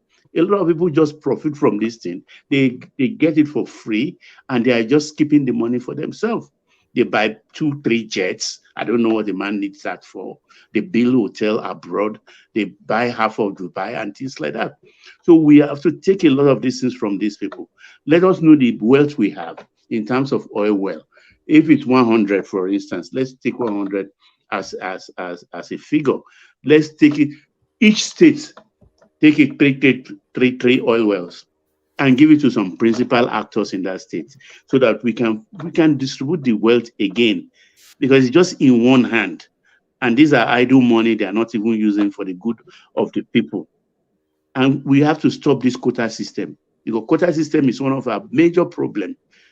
When I was younger, I did exam for NDA, and you find out that during the interview, they spread all the, I think we have 12 states then also. Yeah, about 12 states. And they say Lagos State, this state, Northwestern, Northeastern. And if there are some states that if they require 10 from each state, they don't even have more than 5. So they go back to that state to get another 5. So I always joke with people that, look, we have quota pilots, we have quota doctors, we have quota military officers, we have quota drivers and things like that. That is what is causing one of the problems in civil service today. Because when they are going to promote permanent secretary, it has to be on quota basis. Why should we run our country on quota basis, where incompetence is elevated and competence is driven to the background, degraded one way or the other? That is not going to help us anywhere. And no clock is bad. Buhari we castigate today did some quite nice things in the months running to the end of his second term. And we are not talking about that. It's, for instance, electricity has been removed from the exclusive list, and equally also the rail transport system has been removed from the exclusive list. So there is even nothing stops the local government from having their own electricity grid on a small scale. So this is why everybody, when we talk about restructuring, I think the restructuring should not be in terms of the regional. We're going back to the regionalism. Let's talk about statism. Somebody was putting this idea for the other time, and they were saying, no, federal government, I think it was you, woman, say, no, we still have to hold the center responsible. Yes, there's a limit to what we can hold the center responsible. But why are we leaving the states? Why are we allowing them to go scot-free or easily, excusing their faults? Because that is where governance actually starts from. That's where governance starts from. So let everybody it's a form of restructuring. Let us hold our state governors accountable. Let us hold our local government chairmen accountable. This is the core thing we should be doing now, because nobody's talking about it, and the governments are doing a lot of atrocious things with our money, with our time. So we just concentrate on the center. So we have to go back to the states. That is where our core responsibility should be. That's where we should be doing all our whole iron. Let them hear our voices. Let's always pinch them in their bum. Don't let them sit down. Settle down. Well, don't go around pinching people in the bum, I'm just because I just don't. When I see a lot of these state governors, I don't know what is wrong. I said, why are these people getting scot-free? Look at the guy in Kogi State, that young man in Kogi State.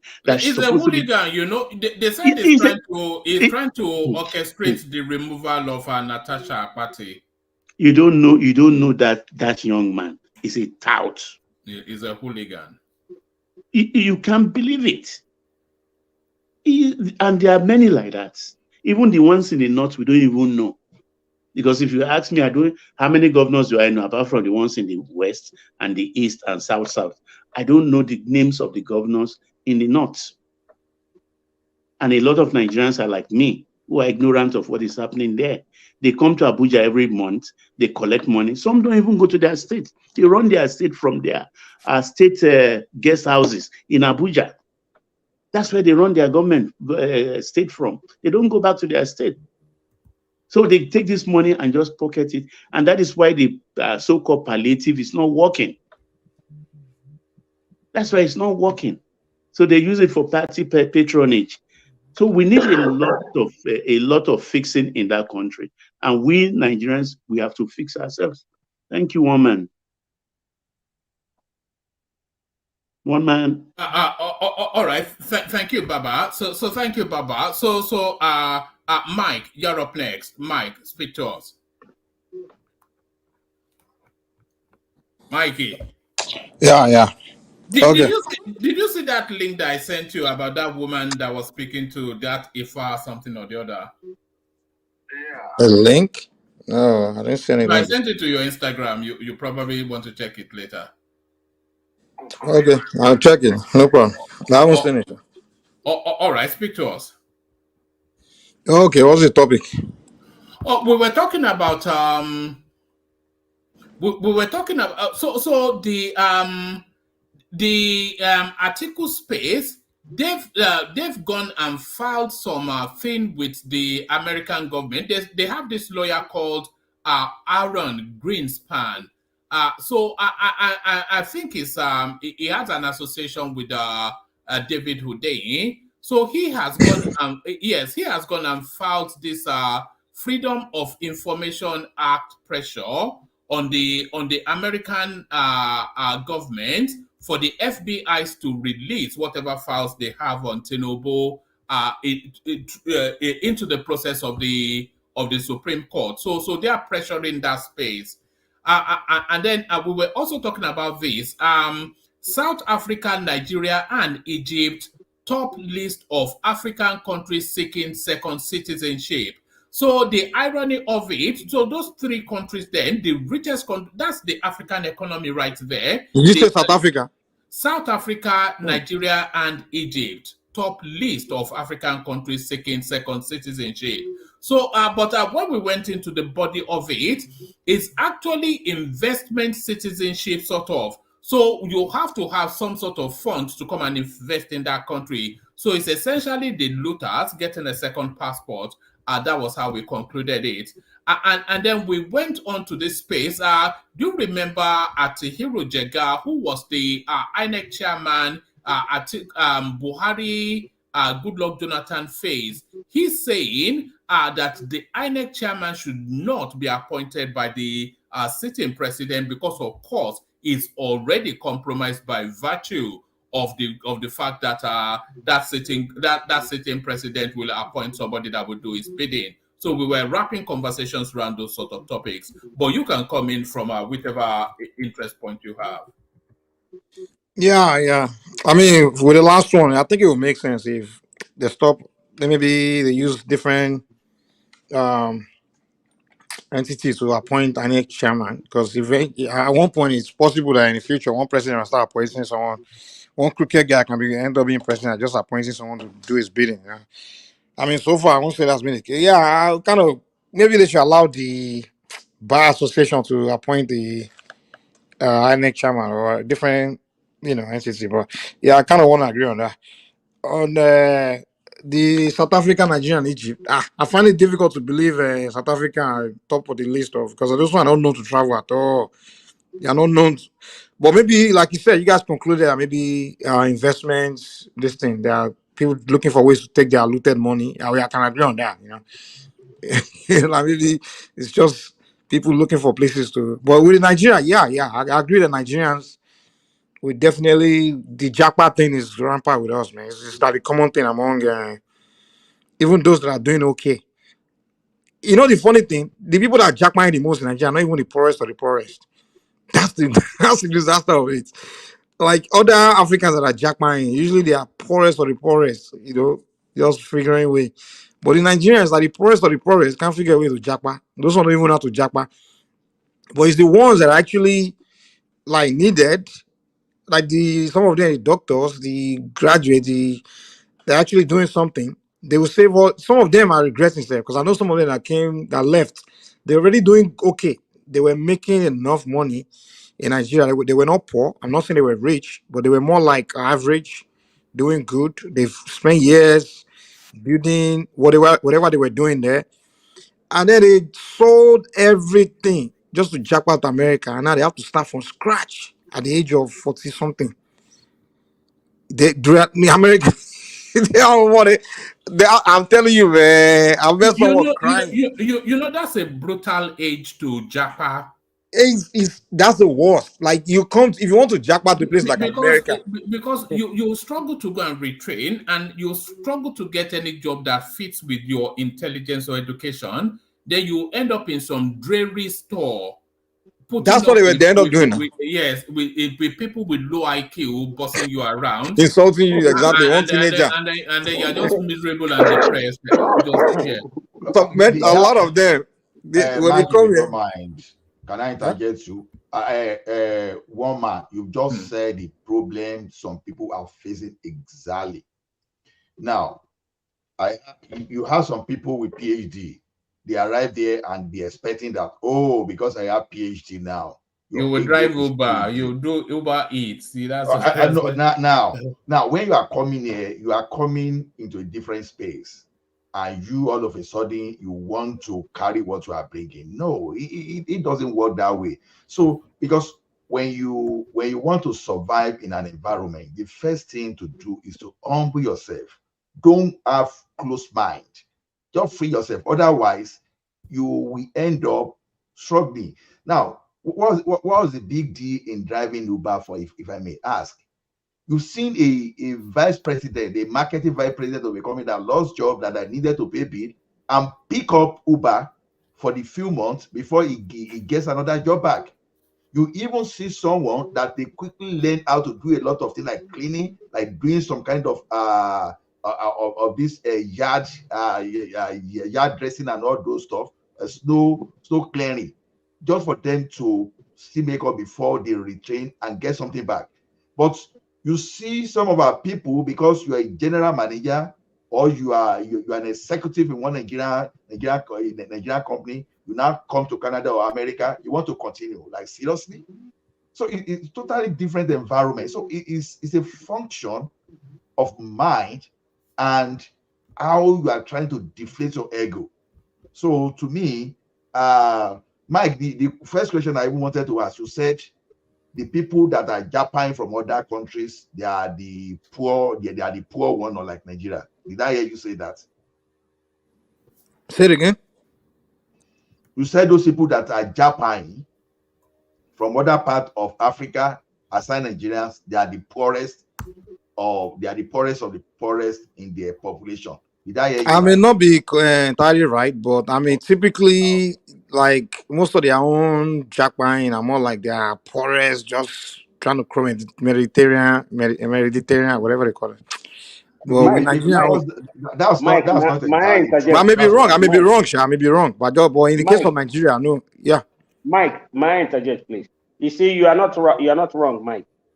It's not like you are not 100% wrong, because you know the way we have London is full of Niger people, and and the US full of Niger people. If you want to see South Africans, come to Dublin, Ireland. There they are. But you see that most of them, even all these Egyptians, most Egyptians who are there are the ones that cross through the Mediterranean Ocean. They use boat enter. You understand me, into Spain. So a lot of them, most of them are the low grade ones, like farm workers and all those things, and Yeah. pickpockets. Some of them You go to understand? Saudi, going to be slave workers, Yes, those kind of things. but Yeah. in Niger, you see most people traveling out. Do you know how difficult it is to find 1 square meal here? No, if you have money to Japan, that means you go enter flight tickets now, buy flight ticket and everything. Poor man no go fit do that one. You understand what I'm trying to say? So you are right at that place. But some of us, like what I said is right. The other gentleman said is right, because you see a lot of our people here. You see somebody. I know one guy. He said he read. I met him in Galway, one city they call Galway. He said he read music science. He has a master's degree from Uniport. He read music science.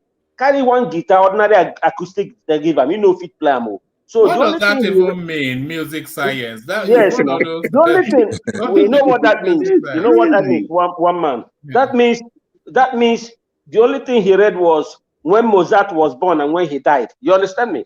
Theory. You can't even tune a guitar, ordinary acoustic guitar. You know, Sabi plan. So how do you expect to find a job abroad for that? You understand? So Mike, you are right, and the other gentleman is also right. What he said? Most Niger people that Japa are at least middle. They can feed themselves. Yeah, they have enough to get something started. They're not intelligent Yes, to get something started in Nigeria. The only thing they're just not motivated, and the thing yes. about Nigeria, we need to start kind of like directing people's mind to understand that don't wait for government to set something up for you. I saw you guys mentioning something earlier about government not setting up factories. You guys went to school. They've given you basic knowledge on how. I mean, your education is supposed to give you basic. In America, they call your degree basic knowledge, basic training. So that basic knowledge, you find a way to expand it to figure out to start building things. You're supposed to be the one building your society, not wait for government to be the one to set things up for you. We mentioned factories. Mike, if we can have 12 hours or 14 hours of electricity, steady electricity every day. I'm not saying 24 hours, only 12 hours or 14 hours every single day. 80% of people who are traveling out will not travel. 80% of them will not go anywhere, because here, once there's electricity, forget about road. People will create jobs for themselves. Because No, to be honest with you, I mentioned earlier, I told you some people have jobs, they are making money, they are doing something in Nigeria. But somehow they still believe that when they jackpot, they'll start doing better out there. We So can't blame them when it's they see you beyond. in winter jacket. When they see you in winter jacket and is driving a Lexus car, you understand me? Yeah. Popping champagne. Of course, they think that's how it is now. Yeah, there are reasons for jackpot is beyond economic reasons sometimes. Some of them, they see maybe their friends, people, a lot of Nigerians only see those of us that have made it. We come here, we start building one mansion somewhere, something somewhere. But they think automatically, some of them don't even know that before some of us came back to start building that, we already spent like 15 years or 10, 15, 20 years before we got to that level. They Mike, do don't you know that. realize? I don't know, Mike, if it already happened to you before. Like you came home, you have iPhone. Let's say you have iPhone 18 or iPhone what number, but a very expensive phone. You have it in your hand, and somebody will tell you, "Hey, my guy, give me this phone now." You say, "Oh, this phone, okay, nothing." Now, when you read that side, you go pick another one. Now, You go pick like another you one. pick it on the street. You understand me? That is the reason they are going. That's what they are. They think it's just free there. Everything is, once they get there, they will just have everything. That's Mike, the you make one thinking. statement. You make one statement. I just want to bring you back to that statement. See, this idea of thinking that Nigerians don't think of what they can do. See, I still think we are being unfair. I'm not saying all, though. Yeah, I understand, because you are saying we are not creative enough, and every fact and figure on ground suggests that that is totally untrue. We all look at it this way. We have so many Nigerians there that when they don't have something to do, they go to YouTube, they become carpenter overnight, they become mechanic. Because of mechanic, they learn on YouTube. But now, some guys, the only product they have are the product that they will be competing with the big companies. Now, when you want to compete with big companies, you don't have cost advantage. Because see, but you are taking it to a more some advanced level. You know, we're talking on a basic level. We get that. We get that. We get all that you're saying. Like, is that it's a global phenomenon? Even here in America, you can't compete with big companies. Now, if you are starting small, you can't compete. It's anywhere in the world. So you can't use that argument.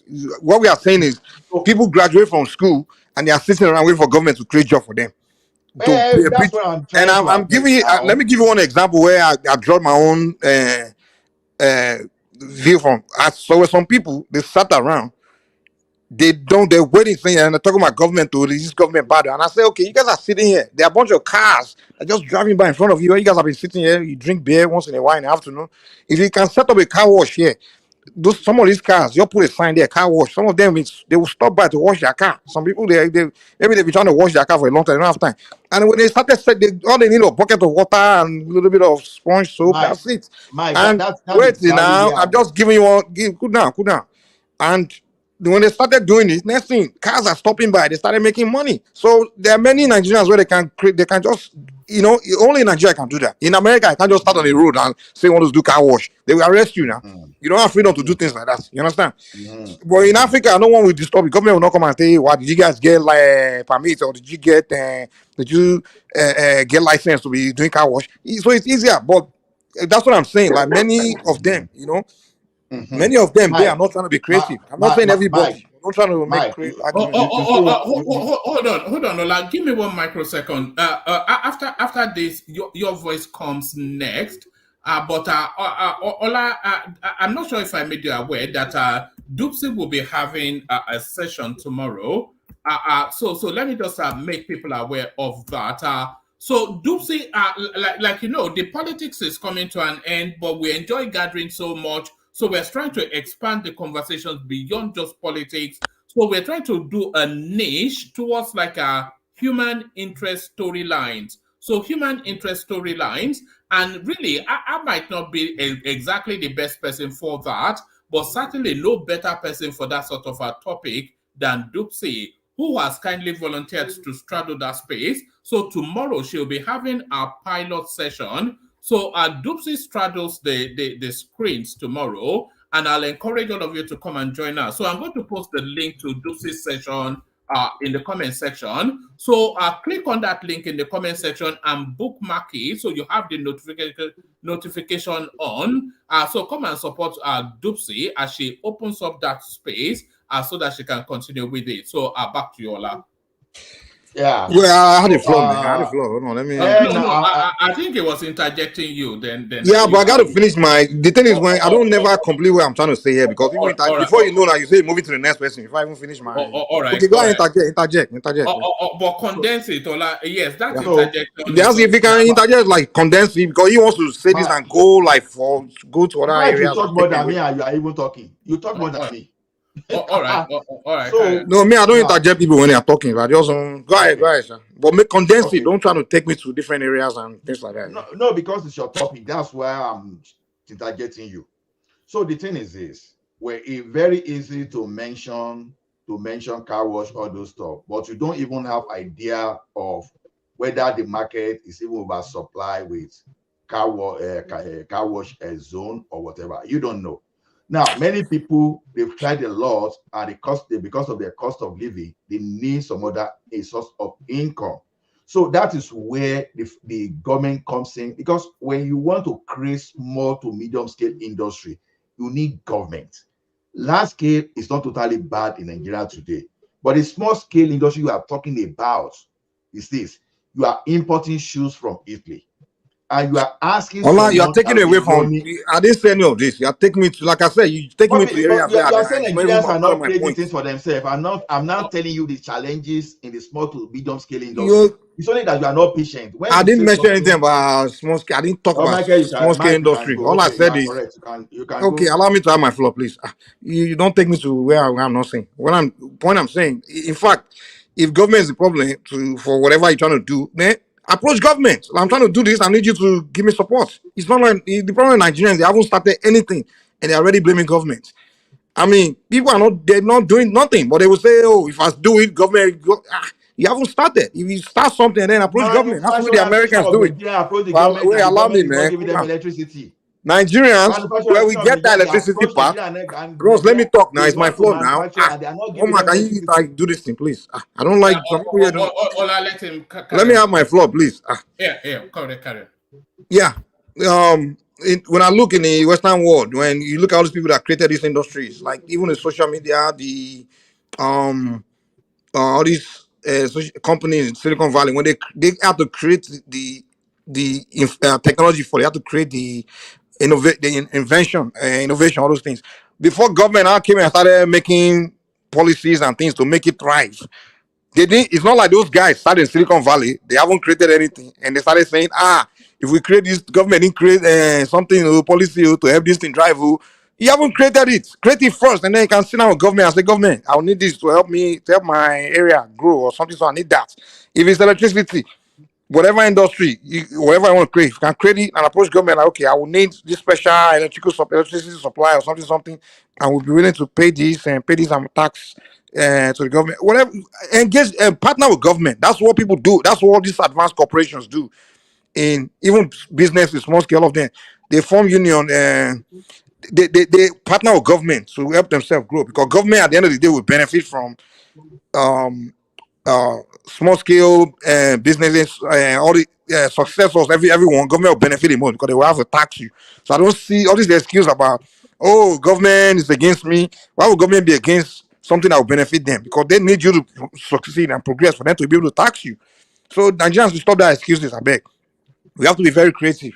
So these people that are jackpotting, some of them, which I mean, a lot of them, of course, I will encourage them. If you are young and you have, you are not doing anything, you have nothing going on. What is your cutoff japa age?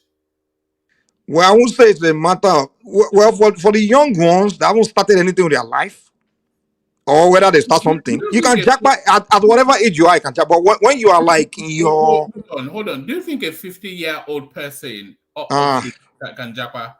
No. That one, No. I don't even see. Like to start afresh, unless if you have family here, if you have something you are coming here to do already, then I can tell you that. But if you are coming here want to start afresh, oh boy, hey, you might as well be, you might as well be preparing for your grave. Just the end of it, because America, unless you have made it, you don't have a life for one. You're gonna go through so much stress to make money. The kind of bill you pay, like to start up to build your life. In America, you have to build your life. It's not like Africa where you can skip the line, you can skip the process and become wealthy somewhere. Maybe appointment, one contract somewhere, just blow up, or you get one connection with some. No, in America, you have to build your life from scratch. There's no even parents don't can't rely on their children. Because when your children gone, they make it. They go and they move on. They move to different states. So in America, you have to build your life from one place to another point. Even business, you have to build it. Even you can't make it overnight here. It's just not. That's not the way it works. You have to build your Excuse me, life. Mark. Can I interject? I Make it wanted to short. ask. Don't take me to another this thing. Go ahead. No, not you. I want to give one man the answer that he requested for. Well, let me finish now. Then give him answer. Yeah. I thought you Just interjecting. 1 minute. No, it's interjecting to the conversational space. No, he said not my conversation. He was trying to talk about something different. No, I was asking what the cutoff for japa is. Oh, okay. I didn't know. Sorry. I thought it was something else. Yeah. Mikey. Thank you very much, Wama. I know Mike is body is always hot. I understand. I wonder if Mike is able to get girls. It doesn't strike me. It doesn't have conversation. Yeah, and it doesn't strike me as somebody that can chat to women. Really? You know, there are men like that. You will say, Do you agree or you don't agree? If you That's don't all. want to date me, get lost. If you don't want to date me, get lost. You know, ladies like men that go straight to the point. They don't like all these politics guys do. Right? Women like to be Bully finessed. him. Women like to be You finessed. can stand on your word. I love Women people are who can lying to stand you on when they their say word, they but I like. don't like people who always, it's like they are chameleon. Let me not deviate for the answer. It depends of the country you are traveling to, because if you are coming to Europe, the best age that you can leave Nigeria, maybe like 70, 18, 19 to 20 years or 21 years, because maybe you can still have a football age, then you will fall at the age of. After all that, you lost connection. Mike. Are you Mike, there? you're right. You're right, Mike. I can't even. Is that him? No, I don't know. Bring it on, Mike, and then we move I on to say you are right, because if you can survive in Norway, you will survive in US. The same, Norway is if not more expensive than US to live. Norway and Switzerland. If you survive in these two countries, you will survive in US. Yeah, It's not easy. these countries, you have to start something afresh, and when you start afresh, you're starting from a tough position, like literally hard work. This country is about hard work. I don't know how it is in Europe, but America is about hard work. There's no you get a job, you are lazy, they fire you quick. Even the most menial job, even the professional job, you have to work hard. It's productivity is their way here. There's no, and you're telling me some Nigerian that been doing lazy civil servant work for 50 years, will come there and come and do this American work. Some Nigerian, first of all, you get hospital job, you stand on your feet for how many hours? You have to, or even if you get fast food restaurant job, you have to be going, moving. You understand? So when you are already somebody that's been selling market somewhere or got something going on in Nigeria, you are not extremely poor. You're already fine. You are doing okay, you are saving, but you're not rich. Now you think you jackpot at the age of 50. You can't become rich in America, where you have to start afresh. Not because you're coming with one kind of experience where they post you in one high position in the company. You are starting afresh. Meaning you are starting from one low level job where one teenager will be your manager, because they start working here and they've already the children start working at 16. By the age of 20, they're already some kind of manager. So if you come here as a 50-year-old, you say you want to start working in one restaurant, one 19, 20-year-old is the assistant manager or your manager will be telling you, especially you Yoruba people that don't like being disrespected by a small boy. You see how small money, Tunde, go and can mop you the floor. go and mop that fucking floor? That's how they will talk to you. Go and mop the floor. It was not insulting you. These American kids, they are so disrespectful. They don't respect any elder, anything like that. So you come at 50, you want to start working on that one small picking, I'll be insulting you. You see, Mike, if you come at 50, then it's a narrative of you are surrendering the rest of your life. Your life, exactly, because for your children. Yeah, exactly. For you to say you want to, because some of them are jackmine because they see somebody that made it here and coming back. If you want to follow that person, you want to become that person that made it, you have to start. You take that person that made it took him about 15 years to get there, or maybe 10 years. The best Nigerians, it will take at least 5-6 years to start doing something, because now you go through some training, some education, some things before you start making that good money. Where you should go to Nigeria and start showing off to people like, see me, I'm a Yankee man. Now, you that are 50, you first of all, you want to go through school and all that. Almost you go suffer. So many of them don't know that. They don't know all these things. So they just jack mine. I just have one person that is like 50. So wait, what's the Can I other add topic something here to for that, that? You Mike? gave me 3 of them. One man. Can I say something, Mike? One man. Oh yeah, hold on. One voice. Let Ola go first. There, Ola. See, Mike, this is life experience. You see, I have a colleague there. When he wanted to leave the bank, he started a cold room business. Because of he went to Idumota, bought generator, did everything, ran that business. It was not sustainable. Another guy went into farming, and during the December, the Fulani cattle destroy his own farm. So you will see so many reasons, because when you work in some business, I don't know Nigeria I like picking on all these isolated one incident out of. I mean, we have about 10 million farmers in Nigeria. One farmer experienced now everybody's. We like doing all these things, man. I don't know why. We look for all these. In America, here they have killings that happen every day. They don't use that as an excuse why I don't know why we do that too much, man. The question that it still happen to people, right? We see how Simba here that far. Don't discount, don't just. So Simba is not complaining about herdsmen now. Simba, he has a farm there. He's never came here to say herdsmen is disturbing him. Mike will never let someone talk, and you will say, I asked you for interjection, and you yield. If you did not yield, I will not talk. Let me speak. Let me finish what I'm saying, please. Ola, may I interject 1 second, Ola? I'm not landed, Maurice. Maurice, there's something I'm not. There's something I wanted to chip in so that you continue, please. Yeah. Okay. There's one business in this Nigeria I see, and I'm strong. It may sound funny, but I'm strongly thinking in that direction. Have you noticed that there is no public toilets like a city like Lagos? And that business has been in my mind too, trust me. Listen, this is business of where trillions of money is involved. I'm telling you. If you can just rent small places and put toilet and just make it like first class and second class toilets, some with air conditioner, if you shitting with AC, and the other one without AC. Just small space. You don't need small. If you can create it, put it in so many locations. There's enough raw material. Nigeria people they will produce enough raw material for you because people they shit always. Sorry, hold on. Sorry, Ola.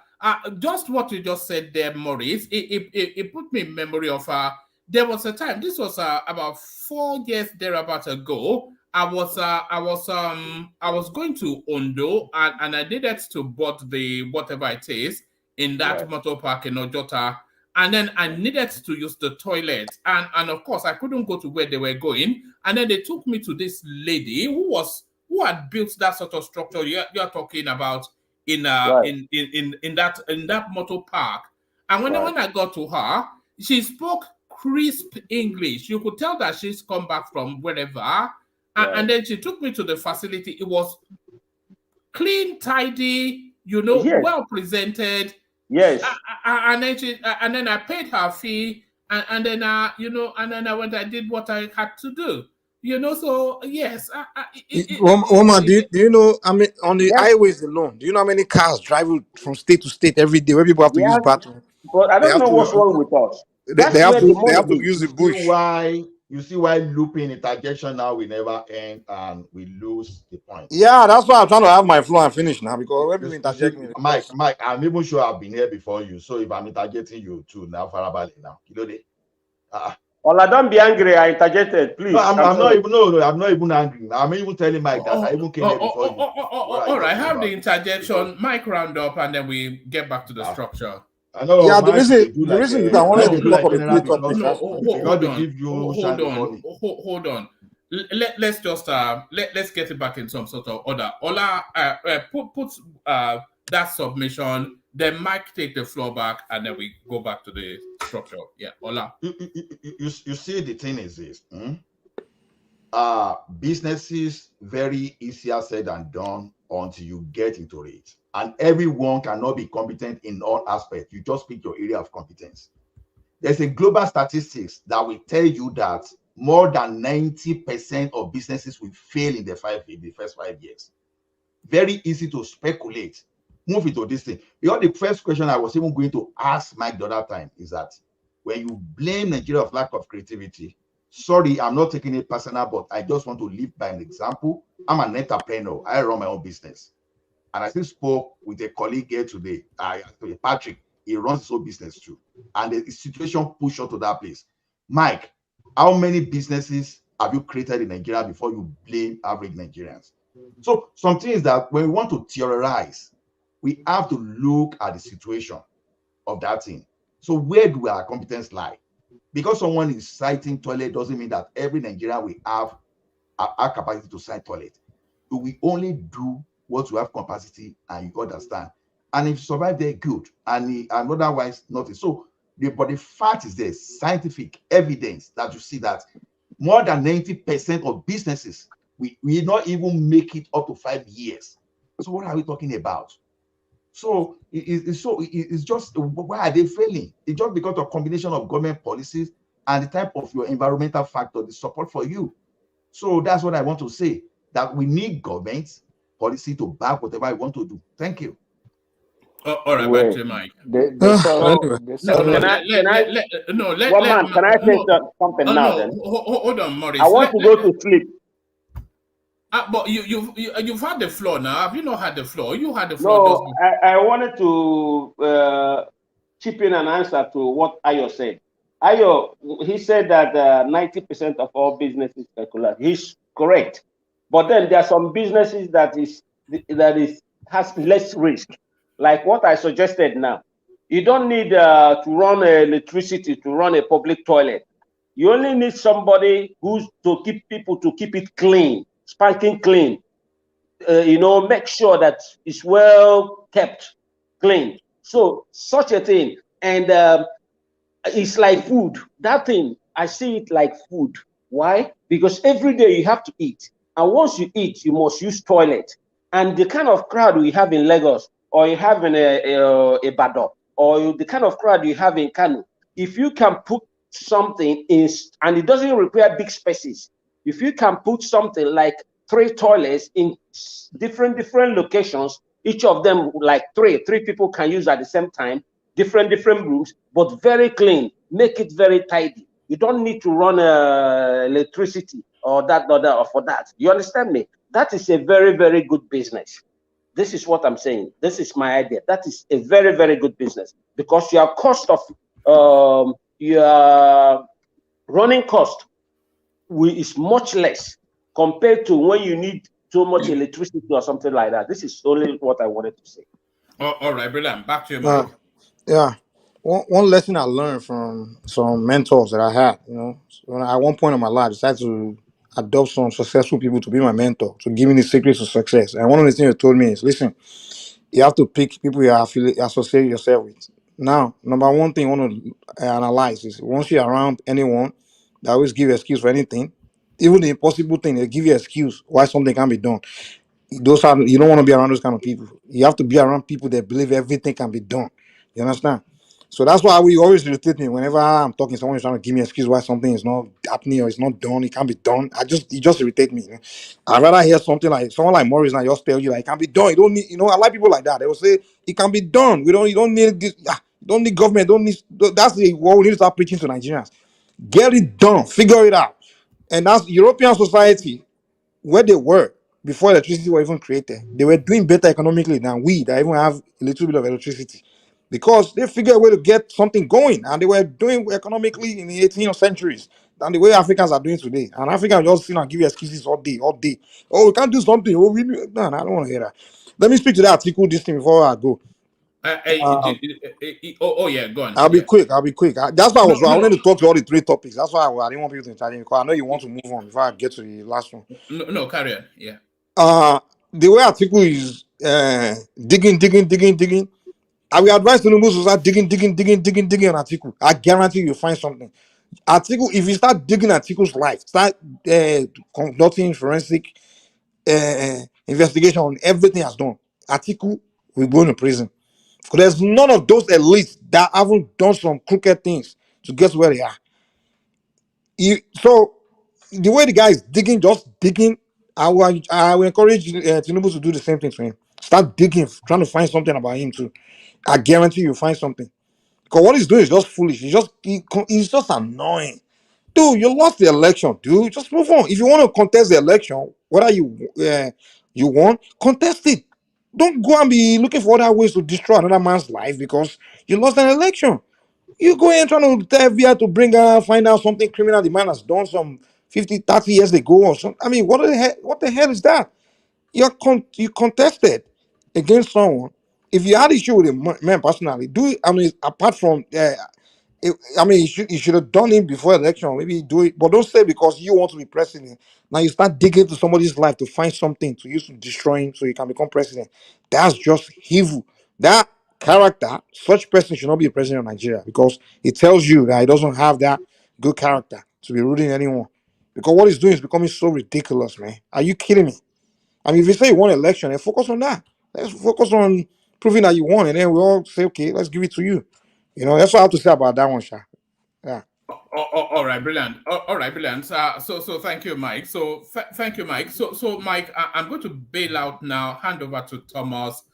So the conversation can carry on, and then I can get out of the way and bring Tony on. But before I go on, so let's do a bit of acknowledging of the sponsors of the session.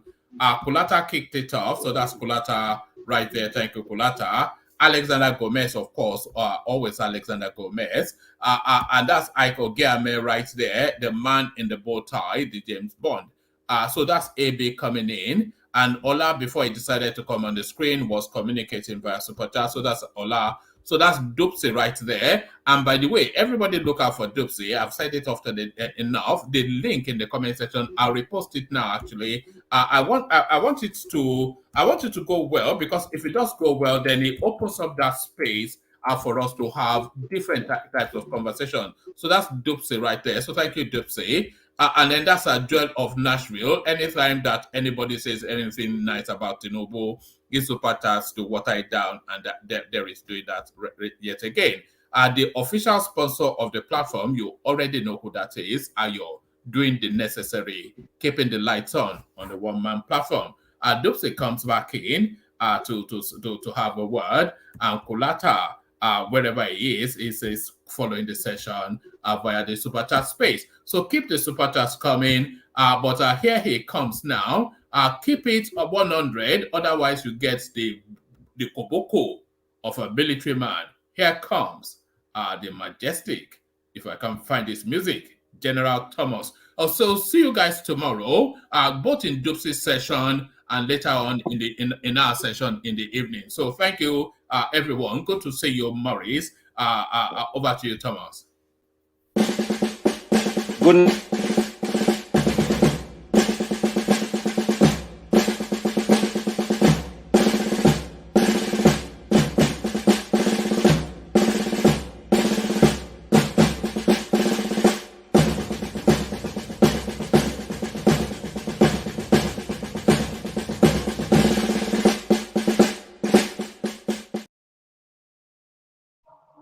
Oh, thank you, everyone. Yeah, welcome back to the second section. Um, Please look forward for Dupsy section. The link has been posted at the comment section. Before we move on, this section we have the rules. Please, if I tell you hold on, please hold on. Please, we are not talking on each other. Please, let's just keep that decorum, please. I want to hear from anybody that haven't spoken at all. If you haven't spoken, you can signify yourself, so we can kick it off with you. Tony. Yeah, Tony, who else hasn't spoken at all? So we can kick it off from there. What was the definition of not spoken? That depending that has no monologue or some that not interjected. No, does not have his own flaw. Does not have his own monologue or say anything. Apologies, Thomas. I think Ola actually should have the floor next. Ola. Okay. Oh, yes, Ola. Yeah. One man, can you please send the? Yeah, I got it here. Ola, yeah, you have the floor. How are you, my brother? I'm trying to be okay. So. Oh, good. Don't try to be okay. Just be okay.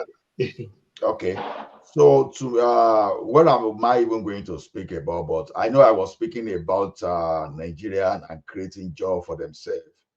Honestly, over time, I know that I'm trying to help some people to do things for themselves. You know, it was said that I even said how I try to give some people equipment for them to up their skill. And I said it that even the amount I got those equipment, some of them were just like almost free, that I would just package inside container. Maybe someone that learn tiling, someone that is doing like miter machine for doing aluminum framing and things like that. But like I said,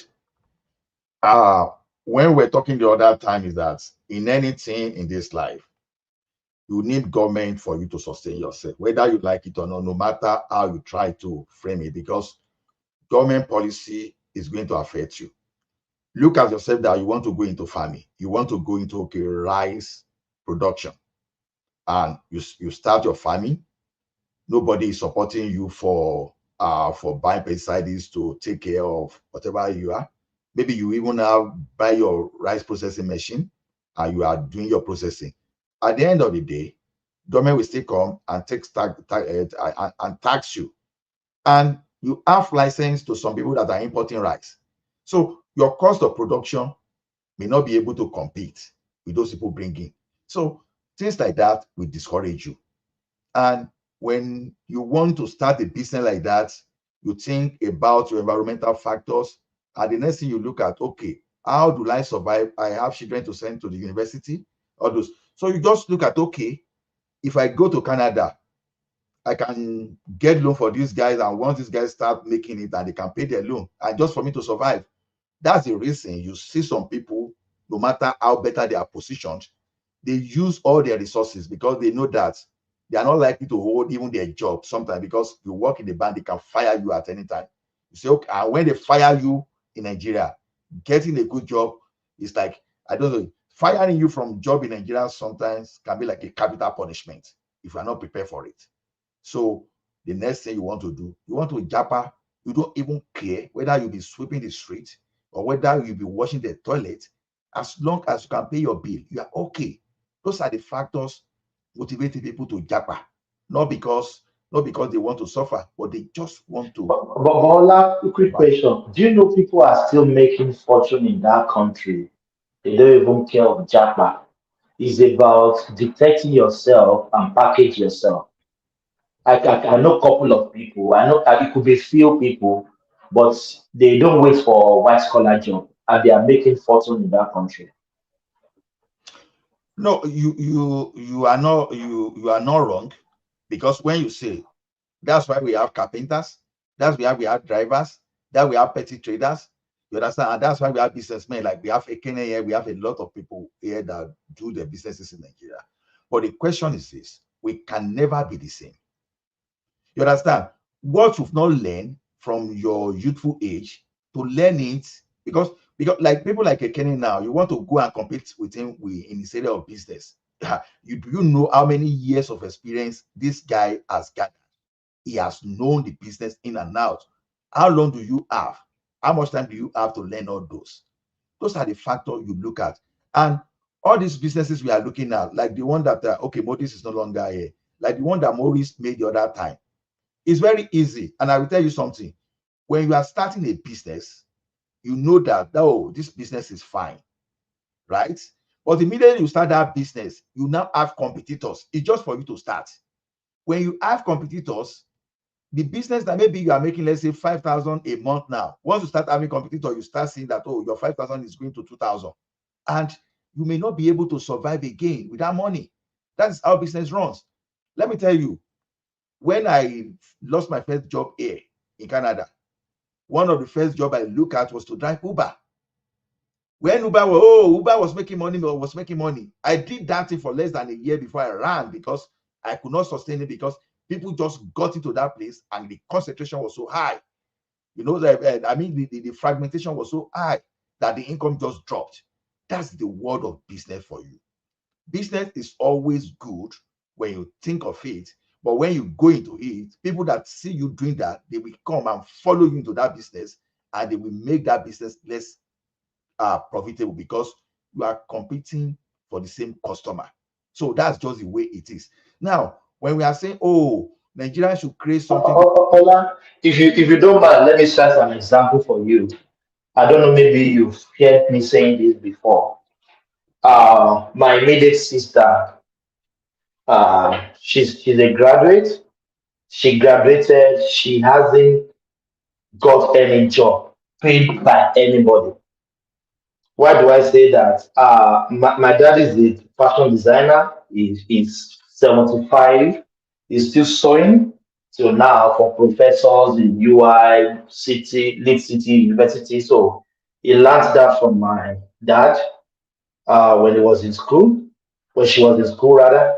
Then when she finished school, she upgraded herself to the modern, fashion world. As I'm speaking to you now, she doesn't have a shop, as like a shop you can go physically. They order all their clothes online, Instagram, Twitter. He sent clothes to Australia, mentioned anywhere in the whole world. She's making a fortune. She hasn't had one white collar job since she finished university. So she's my brother. She hasn't asked me for one kobo since I've been 10 years in Australia. She's doing very well. She packaged herself very well. So that's what I'm talking about.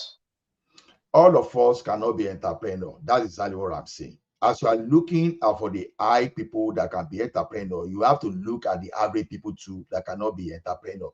Otherwise, nobody should be working for anybody in Nigeria. You don't need to work in a bank. But everybody can make it in life now.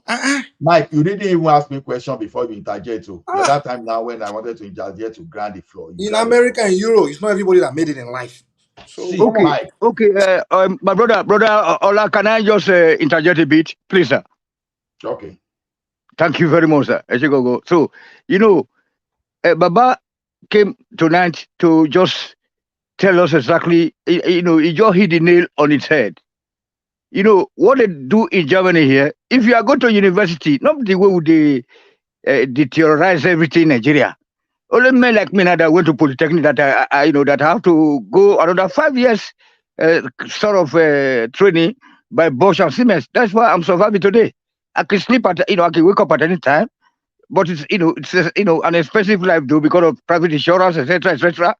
Otherwise, you're just zero. So all the students in Germany, right from secondary school to the university level, they all go to the mechanic workshops, bakeries to train. At least, you remember back in the days when we usually have practicals at schools, then the same thing here. Secondary schools, you tell that they are in the polytechnics or whatever. They will send it to bakery, to the mechanic workshops. So the government, they get from cabinet companies, cabinet making companies.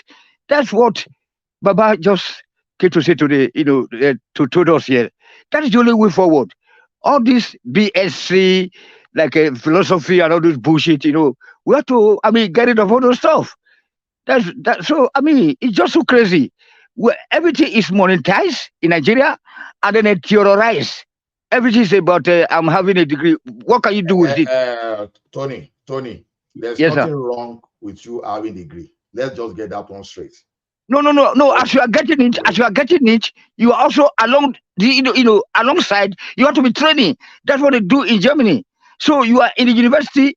They will send to other places to go and train. Whether you are studying law or whatever, there is a particular day that will ask you to go to a mechanic workshop to go and do something. Or a tailoring workshop, like Thomas said. Tony, those people that still have bachelor degree, PhD, they are the ones that make research, that are engineers, some of those things. Yes, sir.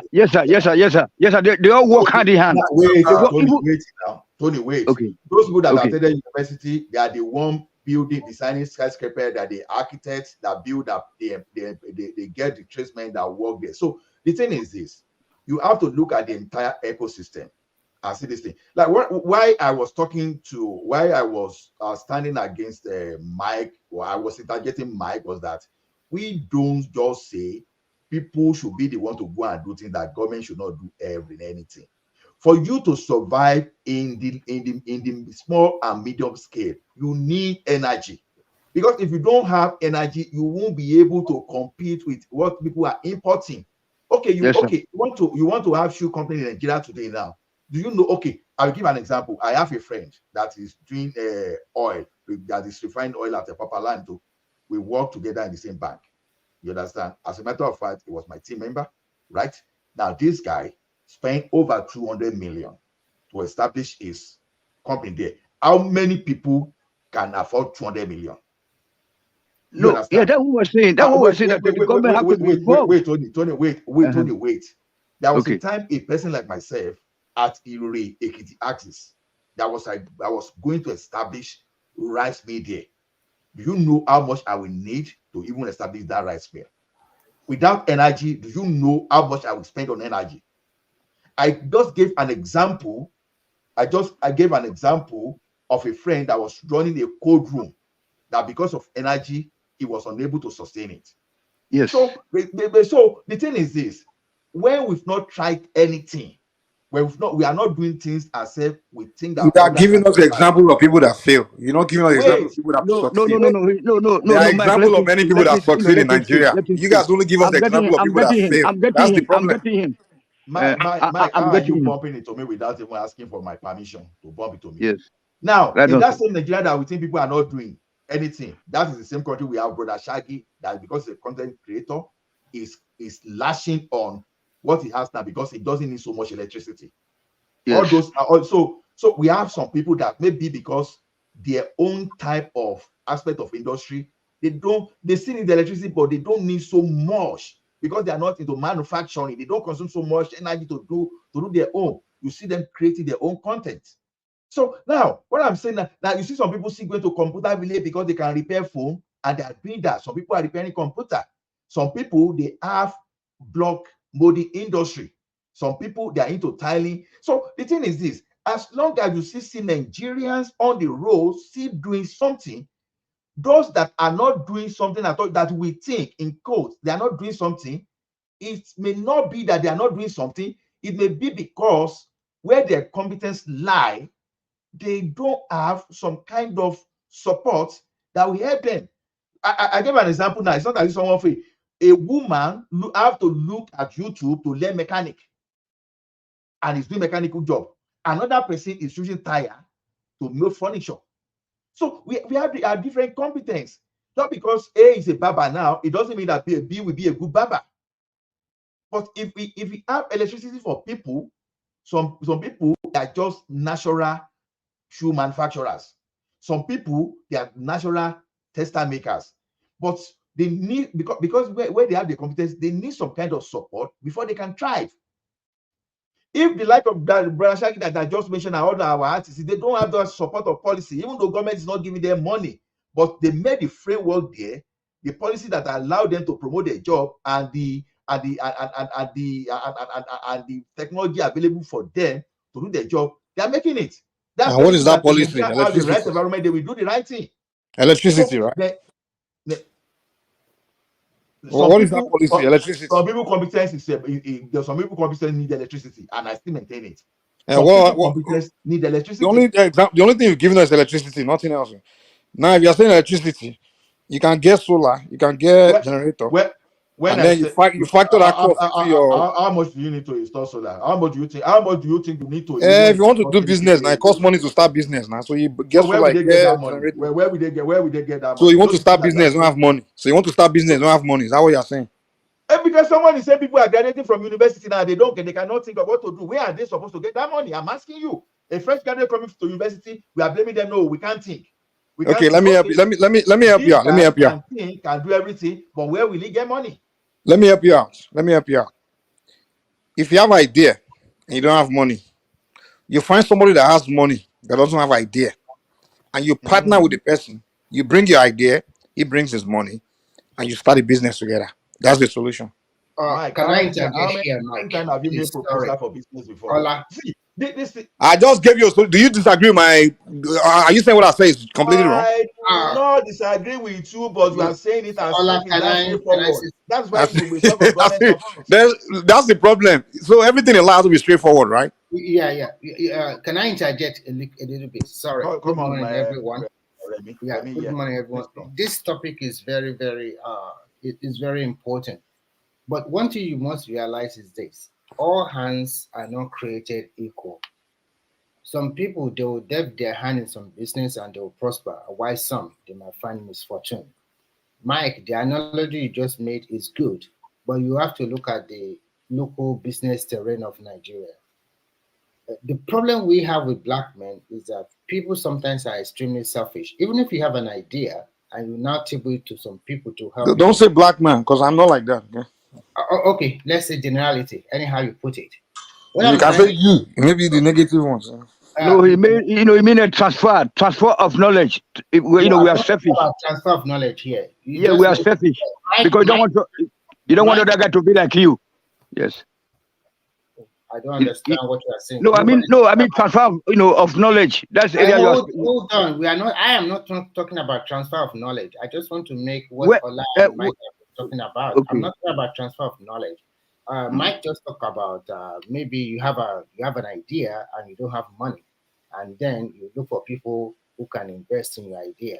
So I'm trying to say, in the Nigerian context, even if you have a great idea and then you table out for some other people, they might like your idea, but they might not invest in your idea, and they can go behind you and start that business also.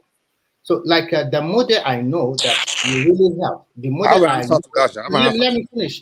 The model I know that I can help, especially for young graduates in Nigeria that have good idea. I think there is something like government can partner with private investor to build a small office hub in which people with business idea can rent a small office. You don't need to bring in your computer or whatever. Thank you, Lemmy. Thank you.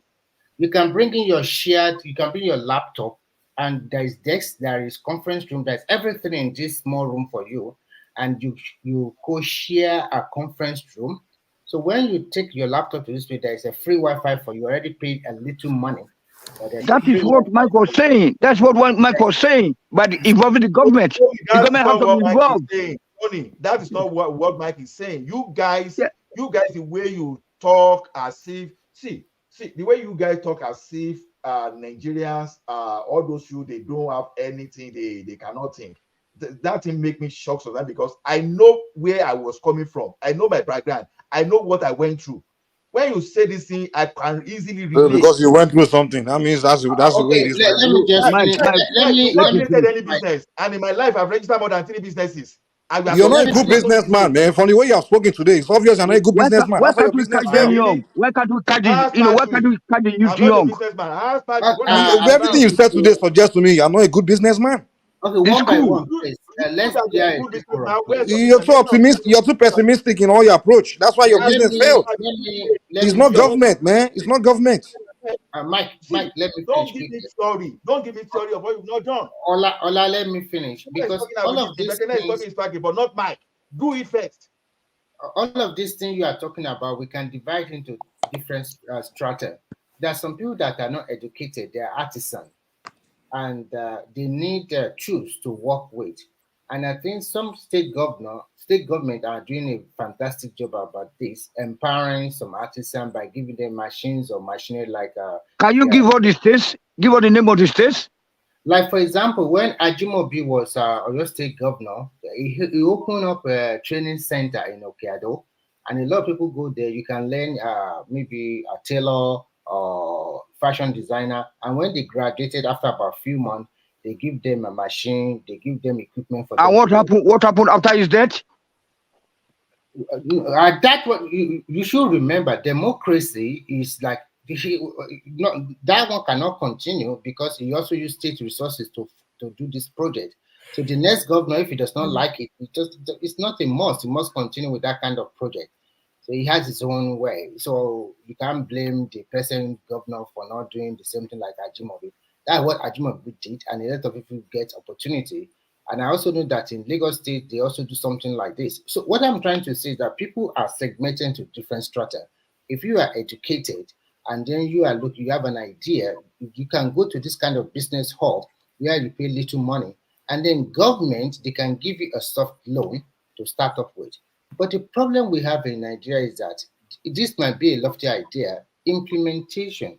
And how do people pay back this money back? Is this an interest-free loan for the next 5 years? And how much do they pay back immediately after about 6 months? So you can see the problem we have, that the orientation is not good.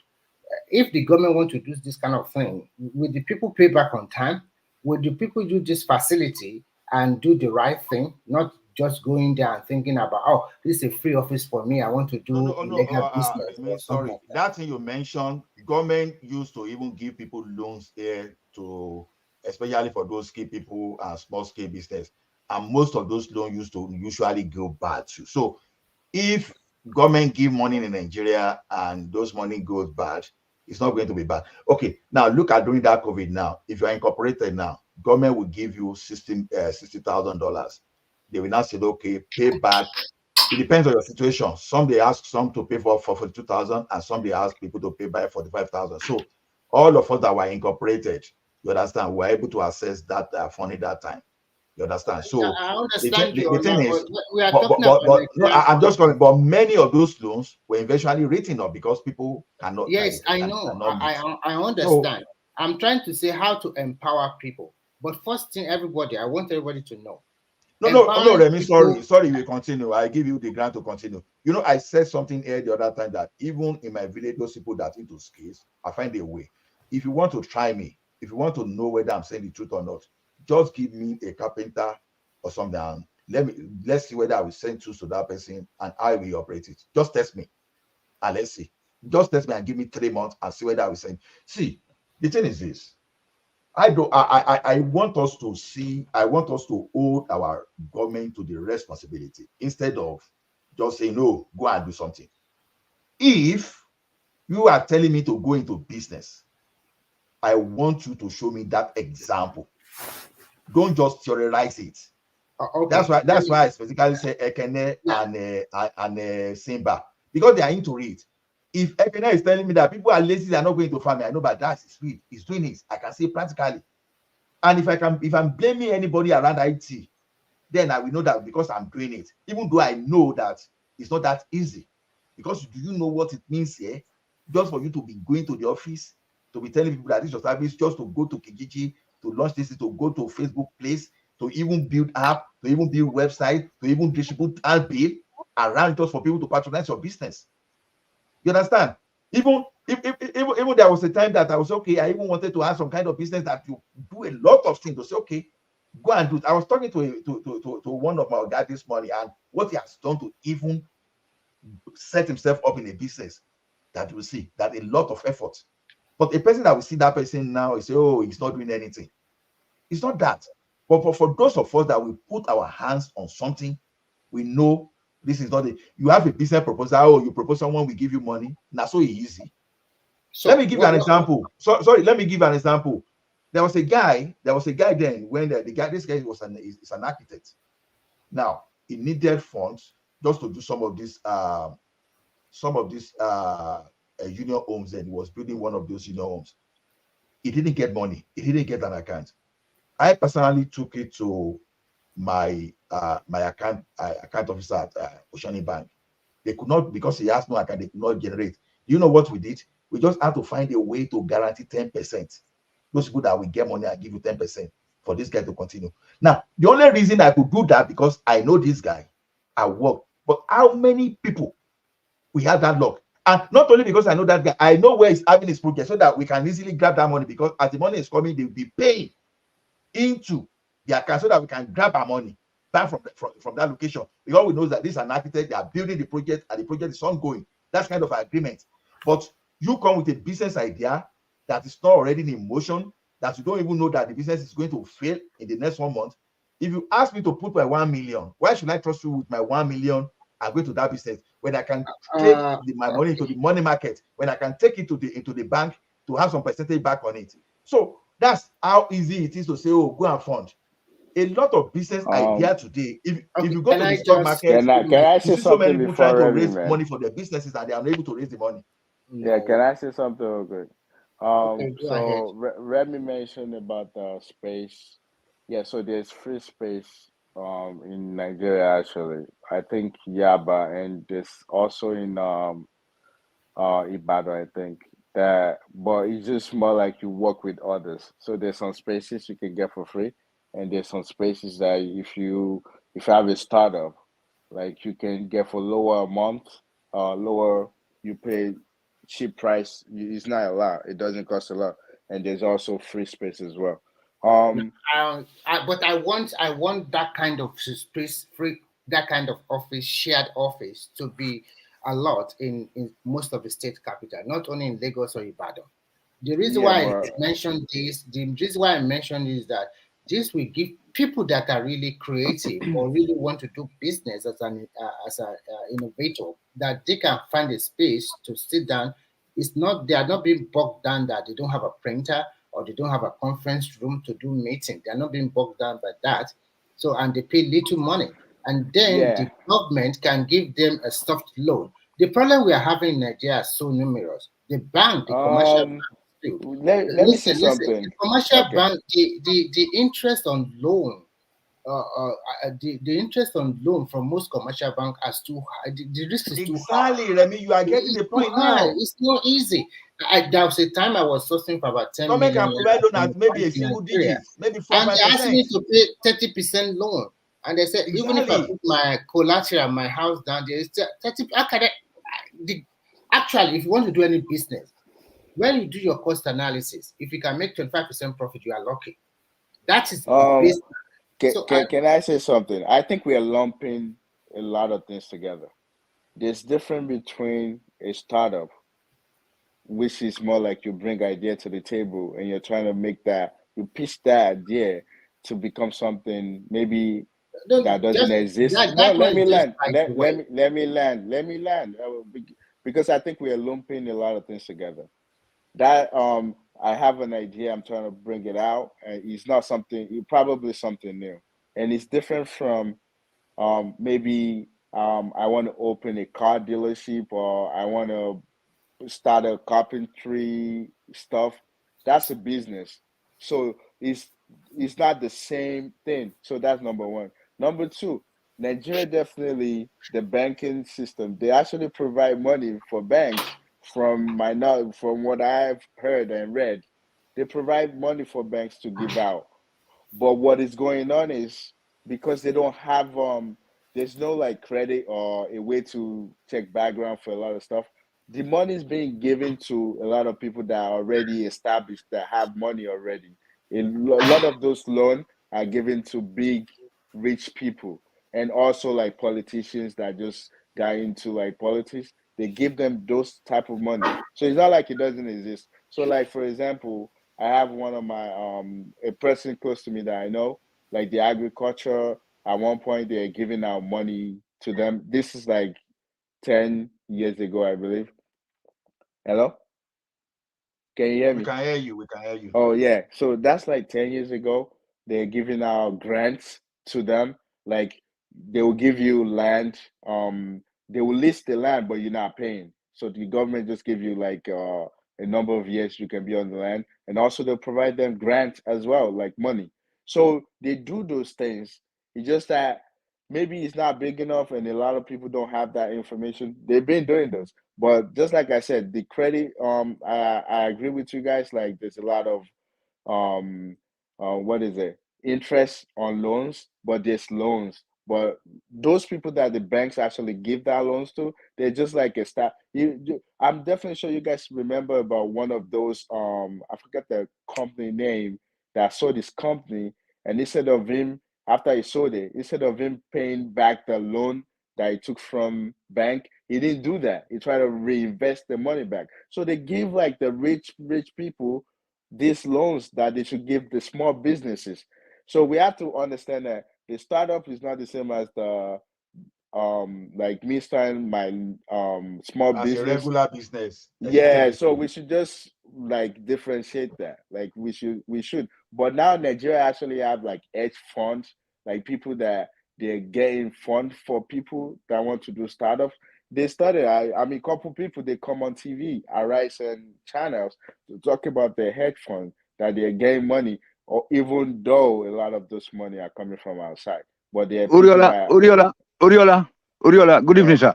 Please, let me just look. Sir. So that is why I said we should catch them young. The government should set up workshops. That's what they do in Germany. They have all this house of handworks. So the students, right from SS1 to SS, is it junior secondary school to SS? They will be filtering them. So the best brain, those that will study medicine will be detected. You know what I'm saying? Then those, we are just monetized society. We have to catch them young, start this training, this orientation, right from the secondary school level. We start to catch them, not just get. Then after the training, Singapore the same thing. So then now, if you want to go for fashion design, sorry to cut you short. We live in a free world. What the school can do is just to give you a guidance. A Nigerian system, that system for education is good. But they did it for us before. Do you know that this guy that comes here, this guy? The problem is that they have abandoned the tech, because the education is that when you finish your junior secondary school, you have option of going to senior secondary school or going to technical or vocational college. But most Nigerians, just like every other Nigerian, they want their children to study up to university level. So going for to nothing. Going to technical school in Nigeria is like you are a dropout. It's like you are a dollar. It's like you don't I get you. Nothing. So that family shame. Most parents sometimes they don't allow their ward to pick the option of going to technical college. That's the orientation. That's where the government comes in. The government comes in. The only way, encourage the children. Listen, the only way, and it's going to that way already. The only way is that when you graduate from technical college, then the money you get as your hourly wage that you do service as a carpenter is commensurable to like almost what we are seeing in developed countries. For example, the problem I'm having is that we don't want to follow we don't want to follow the normal process. Hold on, sir. We are living abroad, most of us at least. You know, right from secondary school. What I'm trying to say is that you can't force them. 2 days practical in a week. Hold on, sir. Please, you have been speaking since. You have been speaking all through. That's all. Mr. Remy, please, let me just throw this one here. Shebi want to interject, so maybe after Midwest. Oh, Shebi. Good morning, gentlemen. I think our problem is always like so much concentration on paper certification rather than competence. Whether we use history 3-4, whether we revert to the old British style, the problem is when we focus so much on paper qualifications, we actually lose the essence of creativity. I think if you go to like do more technical stuff, something that are much more relevant to developing an economy. For example, we need to revamp our educational systems. For example, even BSc, there are some degrees that are not really relevant in the context of the 21st century. For example, you are doing sociology. I remember when I was in the uni in Nigeria at that time, a number of people that study sociology dealt with some theories like Marxism theory, Max Weber theory, that are not really fit for the context of the 21st century. So if you go to Europe, they don't really do courses like sociology now. What they do is social science. They do a bit of data science. Even when you graduate from sociology, from your social science, you can still find something to adapt to in the industry. But what we have in Nigeria, they just do a course like political science, sociology, history, without actually tallying with the realities present in the context of this century. I think in terms of we need to ask our questions like where are qualifications like city and guild. I know a number of my dad's mates that actually did not actually go to uni, but they are well paid. Their contribution to the economy was immense. They did automobile like an example is my dad. He did automobile in technical college, and then when I was growing up, he never took his car to the mechanic. He did everything by himself in the garage. After he did automobile, he went to do aircraft maintenance. It was all done by Nigerian Airways. He never went to the university. He did all courses on DC-10, A310, Fokkers, or every fleet that Nigerian Airways had. He had all the knowledge. His books were it's like a professor, but he never went to the uni. As long as we still focus on paper qualification, we are still not going to make headway. What we should be keen about is competence ahead of certification. I have been in the UK for a number of time. I did my MSc here, but I never actually used my MSc to get any job. It's all certifications on DevOps, and I never even did the certifications. I only went for boot online training or boot camp, something like that. So we need to like de-emphasize on what's it called, on paper qualifications. When I was in Port Harcourt, I met a South African. Then I was much younger then. I met a South African. He calls himself an expatriate. Oh, I was very young that time. I said, oh, you must be well learned. You must have PhD. The guy just told me that he did not have PhD. What he has is competence. Is college. When I'm in the UK here, there are two embassies, two Nigerian offices in London, one in Farringdon and one in Charing Cross. That was the first time I went to like make extend my Nigerian passport, renew my Nigerian passport. I went to the wrong office where they actually issue visas to non-Nigerians. I met this Englishman. Oh, and he told me, oh, he's going to Nigeria. I said, what the hell are you going to do in Nigeria? I said, he made his money in Nigeria. So what do you do for a living? The guy said, is what's it called? These people that are scaffolding engineer, scaffolding. But his own scaffolding is much more specialized. Is oil rig, ocean people that construct scaffolding in the sea. I said, what do you do? How do you acquire these skills? He did BTech in the UK. Shebi, let me push you back. I want your response to this. Look at it this way. What you are saying is correct. We know that at technical schools, they are supposed to address that. But let's even look at the industry that is existing that people are keen into. Now, there are some private fashion school these days that people attend fashion school. But you asked a question. How come that our fashion industry only cater for the local needs? How come we are not competing at the international level like Bangladesh? Have you asked a question like that? That is where we say we need government to come in. Look at now, look at our Nollywood industry. It didn't get to this place today. It's just a policy. And if I tell you that policy is funny to you. Or policy on broadcasting. You know, people used to go and queue at NTA before. Yeah. But when they deregulated broadcasting, that all these private TV started coming, they started looking for how to build the entertainment industry. And that's where we are today. Now, I think the entertainment industry is not, sorry to cut you. I think the entertainment industry is not driven by the success we're having in the entertainment industry. It's not actually driven by government. If you look at the music sector, it's driven by the government. That's why I'm telling you how it was driven. Government has no end in it. Government has no ends in it. Wait, I will tell you how it is. I'm just giving you the story. Before, you know, we used to listen to Sonny Ade and Co, Alexito, all those people, and this mandators, yeah. Exactly. In 1992, Babangida deregulated the broadcasting sector. You know, as an artist, whenever you produce your content, you need to get to all those government studios for them to play your music. But immediately they deregulated the broadcasting sector. The like of Kenny started using Ray Power. You know, the like of Clapperboard. So many media houses started coming. More International.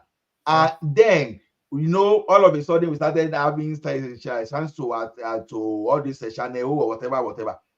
They use those media to promote our local entertainment industry. Without that, NTA and government houses will not have been able to promote those guys the way they were supposed to promote them. And bam, we already prepare ourselves. And immediately YouTube, social media arrived. And those people that already, they just went on and Spotify. So what am I talking? What am I talking about? That has nothing to do with the success that the Nollywood has. You don't get me. It's the government policy. It doesn't mean that government is giving them money. If government is giving them money, they will have moved beyond this. I mean, the enabling environment. If you look at the enabling environment is a problem. Now look at it this way now, because these people, they have platform to promote their products. Look at that. They have channel. Because when you have a product, you must have channel but to promote your this thing. I think, You are a manufacturer now. You don't have a channel like maybe. Wait, even before 92 that you mentioned, musicians and some other movies that was produced in Nigeria, they do bring them abroad. So it has nothing to do with the success they're having. But I'm saying, what you just said, what he actually did, is just the fact that people are able to do, rather than just depend on what the public or the government TV and radio stations, people are able to do private put in private stuff, and they're able to like expand and have a way to transmit. But what I'm saying in specific is that he has, I mean, he does some stuff, but when it comes to the type of success they're having, I mean, government has no ends in it. Okay. If you are not getting into it, I will put a question to you. I will make you understand now. When we were running ITEL, how many people can afford phone? Assuming United is what we have today, how many people do you think we have access to YouTube? How many people do you think we have access to internet? Because everything will depend on, probably United will be running like NEPA in Nigeria today. But just because you deregulated telecommunication and you gave license to second national operator, you license some telecommunication. So we have access to different service provider, ISP provider today. That is policy. And how successful is that, though? How successful? Forget about how successful they are compared to other countries. Let's go back to technical. Let us go back to technical aspect. Technical aspect, please, because let me also come in. I've been listening since, and okay, Midwest. I also have, I want to agree with your house. I thank you so much, Ola, because I've been listening to so many voices saying, and I learned a lot of things from you. You show that you have a deep experience, practical experience from when it comes to business, not just based on assumption. I will do it like this, so easy. In Benin, they say to play mouth, to use mouth to take place on there, they band it easy, make it complain and they hard. So now, so it did. You know, the thing is this: how can you run business without government? How? It's totally impossible. It is because of the government is not providing the basic necessities and conducive environment for business to strive good. That is why Nigeria is just the way it is today. All these practical jobs you mentioned, or whatever people are trying to say, oh, they are not busy, they are too lazy, Nigerians are lazy, or people don't want to do things. My brother, leave this abroad. Haven't enjoyed yourself being a successful person. Just disguise. Go to Nigeria, spend 1 month, pick any job, and look at the environment. Then you will know that people are really hardworking people. 4 o'clock, you will see people, conductors are already working, drivers are already driving their vehicle. If there were no people for them to carry, or even 3 o'clock in the midnight, do you think these people will be working? They will not be working. It's because people want to move from their house to one particular place to go and hustle, either in their small scale business or try to work for the government occasionally. And that is why they are moving so early. You see somebody, Ogiri, you see this one, Akara, you see this one. These are business. The problem we have is that based on the kind of education they designed for us, the education was for language. It wasn't for knowledge. And to be educated and have knowledge is a different thing. You can have that thing in your brain, write exam and pass, but you may not really have that understanding of the knowledge. And that is what we lack in our country. We have to go back to a drawing book, a drawing board about our educational system. Like they said, first of all, somebody who went to practical schools those days, they did not attach value to them. And these are the people that have to do the job. When you don't value those who work, how will you be able to develop those people? You only develop things that you have value about. For example, if you talk of building today, illiterate are the one to build our houses. Your car spoil, illiterate are the one to repair it. You want to what all those That's not true. That everything you just said now is not true. My brother. It is because now we have this school is now so common. So many guys with maybe secondary school level, and you see them working in the site. Even our people don't even work in that site any longer. We are bringing people from Cotonou. Go to your village. You tell your people to come and clear bush. Nobody want to go there. It is foreigner. Let's tell ourselves the truth. We should not be pretending is well, and things are getting worse every day. It's okay. Now, wait, my brother. Those who wire our houses, those days, some of them, if you tell them to go and bring certificate, they don't have. I saw furnitures. They are all, most of them, they don't even have certificate. So they are the one to build our shoes for us. Now, if you go to industries or big factories where they even have government equipment and machine, those engineers they employ, they cannot even fix those machines. They still have to go and carry roadside person. So let me just put roadside instead of using that word illiterate. So most of the people who do the job, they are not the one with the certificate. And our certificate, practically, when it comes to engineering, is not valid. It's not working for us because the practical knowledge is completely missing. We need to go back. It's just a drawing board. Like Remy was talking about, he lives in Finland. You find out there. If somebody went to technical college like Sweden here, that does not stop you not to go to university. If you pass your exam from that technical college, you can choose any university of your choice. They attach value to it. And if you read mechanical engineering here in secondary school, there is no car you cannot repair. Volvo can employ you. Scania can employ you, and you are already an engineer. They will describe you like that, on competence. If you read nursing in their secondary school here, and you round up, you pass the exam, they will describe you on competence as a nurse, junior nurse, because they combine it with full-scale practical and theory that will prepare you to work and further your education. We limited the practical aspect of our life from the genesis. They don't have respect for them. They don't have value for them. Yeah, mechanic, yeah, farmer. Midwest. Look at where we are today. You see? Midwest. Well, yeah. Go. I think I want to make some clarification. No, hold on. Let me hold on. Midwest, it's like you didn't hear me say that before. I said that we should catch them young, right from secondary school level. You know what I'm saying, sir? We should be filtering them.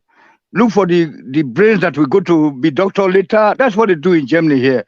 So they will filter them. My brother, you know what somebody said here? Hold on, Remy, hold on. Hold on. So Midwest, please. In Germany here, let me tell you, you just said your experience in Finland. In Germany here, right from secondary school, class 1, they will be filtering them. It is the teacher, the class teacher that will detect people that will go to university to go and study medicine. Tony. No. That is not. Hold on. Let me finish. They will be detecting them. They They don't have a common entrance here. So and then some will be. Yeah. See the way it is. The German system have a problem because I understand that system very deep, and the problem is this: the teachers who are racist can block the black children schools. Yeah, I know. Yes. Education. So unless your dad is a doctor. Okay, look at the way it works in Scandinavia. The difference is this. When you finish, they combine that primary school and junior school together. Yes. There's no difference. So once you finish that, you want to go to upper secondary school. They divide that upper secondary school into 2 parts. Yes. People who want to read social studies, that means they fall into accounting or whatever. That means they will tell you, you are going to study to university level. Yes, sir. Now, when you choose engineering, they will just advise you. Don't follow the path of social reading. Yes. Go to the technical school. Yes. Here, you have the chance to study both the theory and the practical and have Thank you very much. competency. Exactly the same here. They don't finish in one school. They don't finish in one. They usually transfer them. Can I make my clarification? And this system, my brother, wait a minute. It's also there in Finland. Now, when you want to, for example, a child that said, "I want to be a mechanical engineer," computer scientist, they will put you in that technical college. You will do the mathematics, you do the physics and theory, and you will do the practical. And you may still come back to that to your former school to the attending lectures. And when you pass that exam, you are already on competence an engineer already with your secondary level. Yes. But they will describe you. Look at it. They will describe it as let me just round up. They will describe you as a junior. Yes. If you choose like nursing, they will describe you incompetent junior Yes. nurse. You can Okay, Yes. work let in any me of the let hospital. But Remy, we never let us relate our Let me experiences land, in please. in We Europe. have a fundamental problem in So our where am country, I? Am and I it's in education. Africa? Wait now, I know you are in Finland. Let me just quickly Yeah, land up this and but you we'll have give to you wait. Yeah. let us not be Right arguing. on. So now, these things are what we need from the Yes. Genesis. They did Midwest, not attach value to people that do the job. Now, so you're not alluding Mechanic to my. is yeah. No, hold on. Midwest, Auditor is Mudiane. So fashion design is Midwest, just keep naming Midwest, professions. Midwest. Can you hear me? Can you hear me? Everybody hold on. Everybody hold on. Can we please Midwest. hold I think You cannot finish. Tony, hold on, please. Tony, hold on. Let Midwest round up. Then you now talk. Then we go back to Remy. Then Okay. See, the way they design their home here in the whole of Scandinavia is evident. If you talk of innovation today in the world, those Sweden don't make noise, and most of these Scandinavian people, they are into it. If you talk of brain, they have it. But our own system of theory, the worst part of it, from the genesis, those that are to do the job, they never attach value to it. Immediately we got independent. Mechanic, I said, is here. Farmer is here. Where are our graduates? Where are they going to work? People believe when you graduate, you wear suits. And that's all. And can I corroborate what you just said now? That is the vestige of colonialism. That is what we learned from our colonial masters, because when immediately they left, they actually replaced themselves. We want to be like them. We want to dress like them. So we call it white collar job. People that wants to. We give my respect. guy. Good, great point, my guy. You know it exactly what you're saying. That's exactly what happened. Okay, can I come in now, please? It was me. I was waiting. Okay. Thank you, General Thomas. So, like this guy said, like in Germany here, we don't have like a fixed secondary school for the child to go from one to the end of the studies. So they usually move them from school to school. Try to tap their brain. See what they are good at, what they are going to become in future. That's where the government comes in. Like our brother Ola said, the government have to come in to catch these brains young, or at least to filter them and know exactly where they are headed to. Like Midwest said, you don't just put to class, 100 people, then one man is coming and say, hey, good afternoon, sir, good afternoon, sir. Even the teachers here, the German school, in German schools, make I tell you now the teacher, now they greet the children. The children, they don't greet the teachers. Now they hear me now. So once the teacher comes to the class, the teacher have to greet them. It will tell them it's a good tag or good morning. Not be say for Africa. So that's it's quite different. So that's why we need to go back home.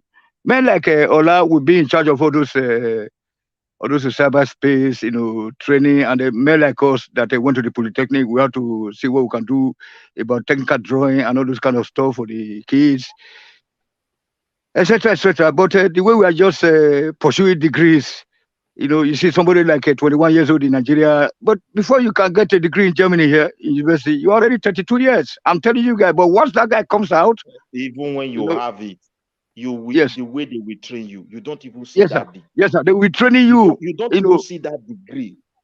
Like that degree will not I said, even like my neighbor now. My neighbor is now in Attic. It's training there. There will never be pride. The way it is, you have the knowledge and you will deliver wherever you go. So our home, my brother, is a foundational problem. As Ola said, we need electricity. Electricity, they describe it as an energy. The government enable environment, and then they catch the young building workshops in every schools, workshops, or at least one center, BB center, like he say in Okado, then LALA, then Aremo, then Agodi. You have to put all those, or like Sango, where a little bit densely populated area. Put people there, challenge, or people from challenge, they can go to Okado. Then there must have to be a center for the schools to be bringing their, just like we did in the industrial training, 6 months training we had in the Polytechnic back then. where I will be traveling from. Mike, let me also add this one to it. Someone went to technical college. When you want to go to university, it's like there's no way. It shouldn't be so. Like here, can I come in now? Because you two once guys you have round been up that talking for a junior long one, time. let me me quickly come put in this now, one. please. If you just round up that junior one, and you said, "No, I don't want to work. I have read civil engineering. I want to further my education." You choose any higher institution of your choice because you wrote the exam, both in theory and practical. You further your education. Let me come in now because you guys have been talking Remy, for a come long in. time, please. You can come in, Remy. Too much time. First, I will talk about the system in Nigeria, and then later I will talk about the system here in Finland too. The system in Nigeria is history for education. We cannot equate whatever is happening in Nigeria with the rest of the world. Everybody have their own different way of doing things. In Nigerian context, from time immemorial, especially in the southern part of Nigeria, most parents will rather adjust their words to go to university level. And that's why I do not see a lot of people going to technical school. The model is like, if you cannot pass the qualifying exam to senior secondary school, then you have an option of going to technical college in Nigeria, in which most people, they don't go to. Even if they did not pass the qualifying exam to the senior secondary school, they prefer to go and learn apprenticeship outside the formal system. Now, what you guys have been saying is good for Nigeria, but at the same time, we need to do a total reorientation of most of the things. Because if we do not do that, then this one will not come to reality. Now, in Finland here, everybody go to high school.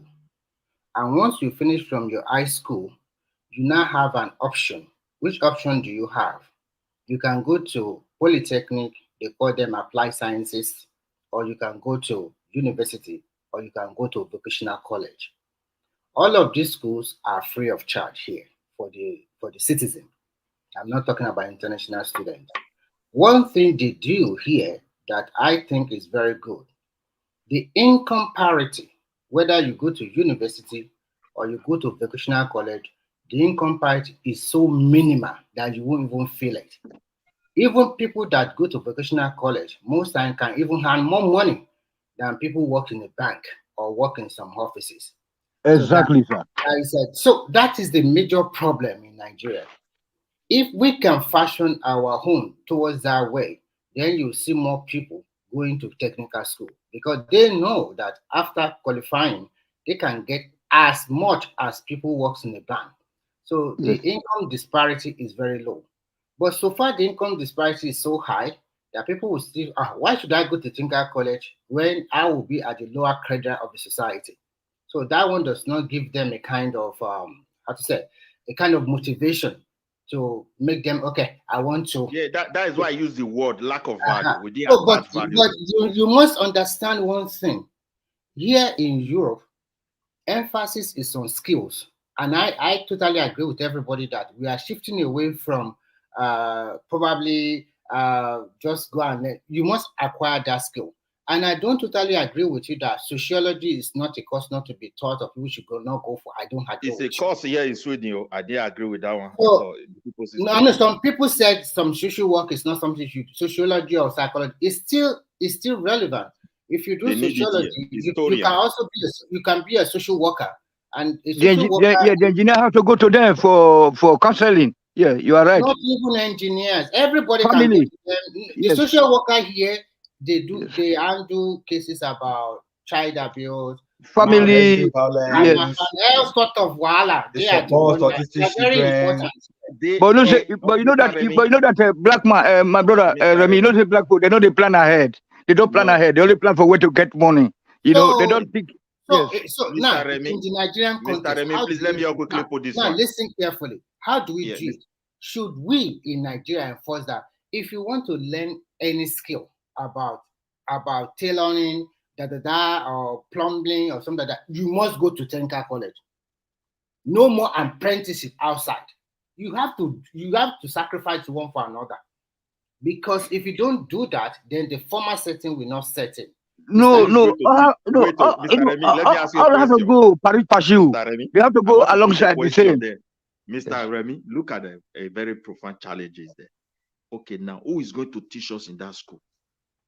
then we have to import people, isn't it? Because even the teachers themselves don't have the practical knowledge. It's only the roadside that have it. No, Midwest. The thing is this. Remy said they should cancel apprenticeship system. I want to differ Let because us of not use that word cancel. Let us modernize it so that we can exactly get what Remy said. I understand Remy because So very here in if you Canada, modernize it, then that means they must come under the technical college. The technical They college can don't work use as that word. they have to set instructors. They can exam. work as instructors, teaching the people how to handle the tools. Yes. Remy, this is how it was in Canada. You'll be learning your apprenticeship. You'll be going to school. So the certificate is a combination of your practical experience and your academic. So you don't start apprenticeship without you start with someone who attend school. Otherwise, you are not going to be licensed.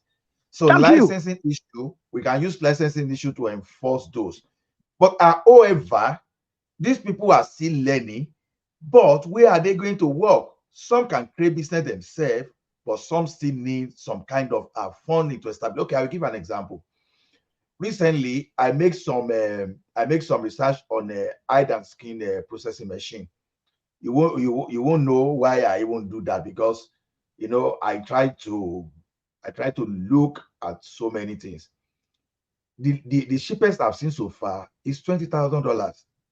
Just to you say, okay, you go to Abati, or you say, okay, all those people that are killing cow, okay, give me the skin, I want to process it into leather, whether leather to produce share or leather to produce shoes.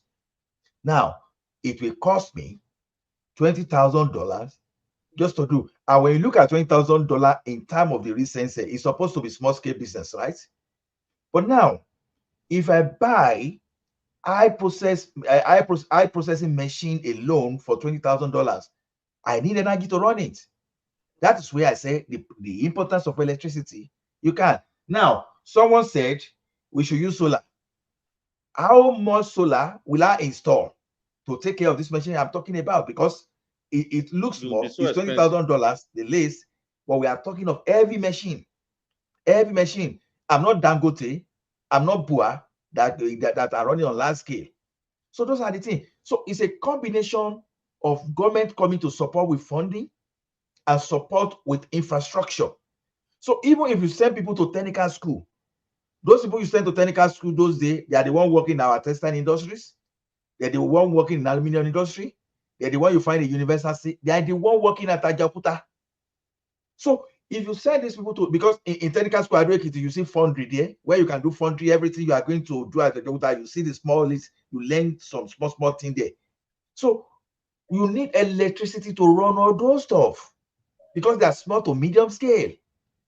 That is why we say we need government. Okay, now if I want to go and do hide and skin in Nigeria today, now maybe I will go and buy Meccano machine 500 kVA, and I will buy a $10 diesel.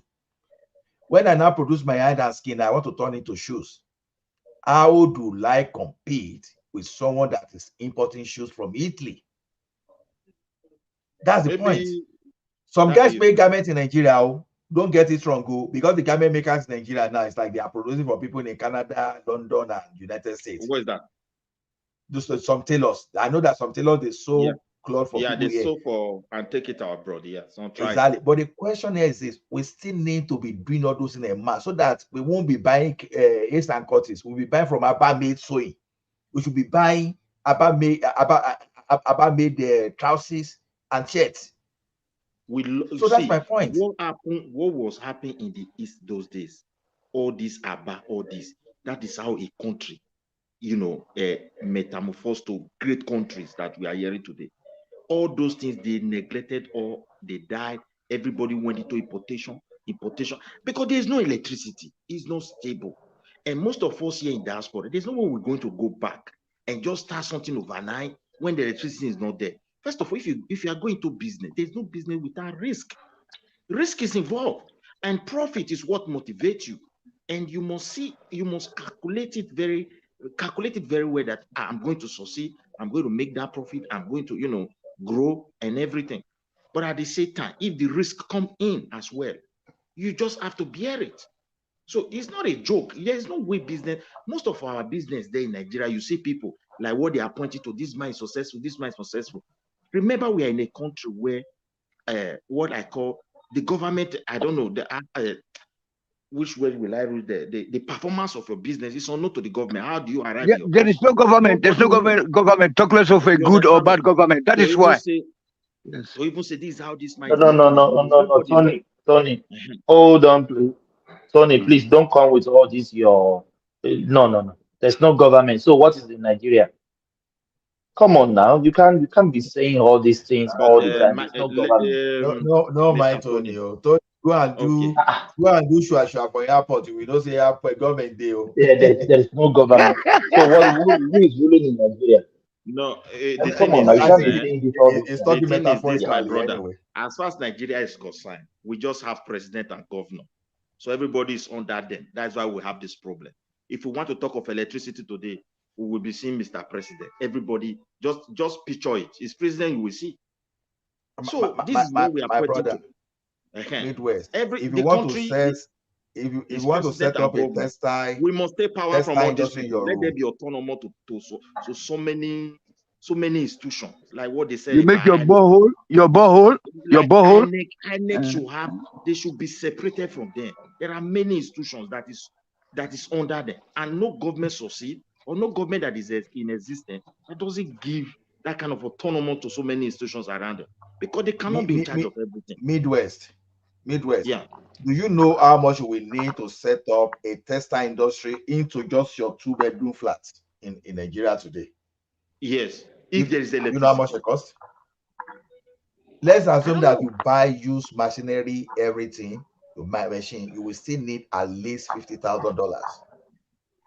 And they will, my brother, is not. They will be telling Nigerians don't go back home and try. A lot of our guys are living here.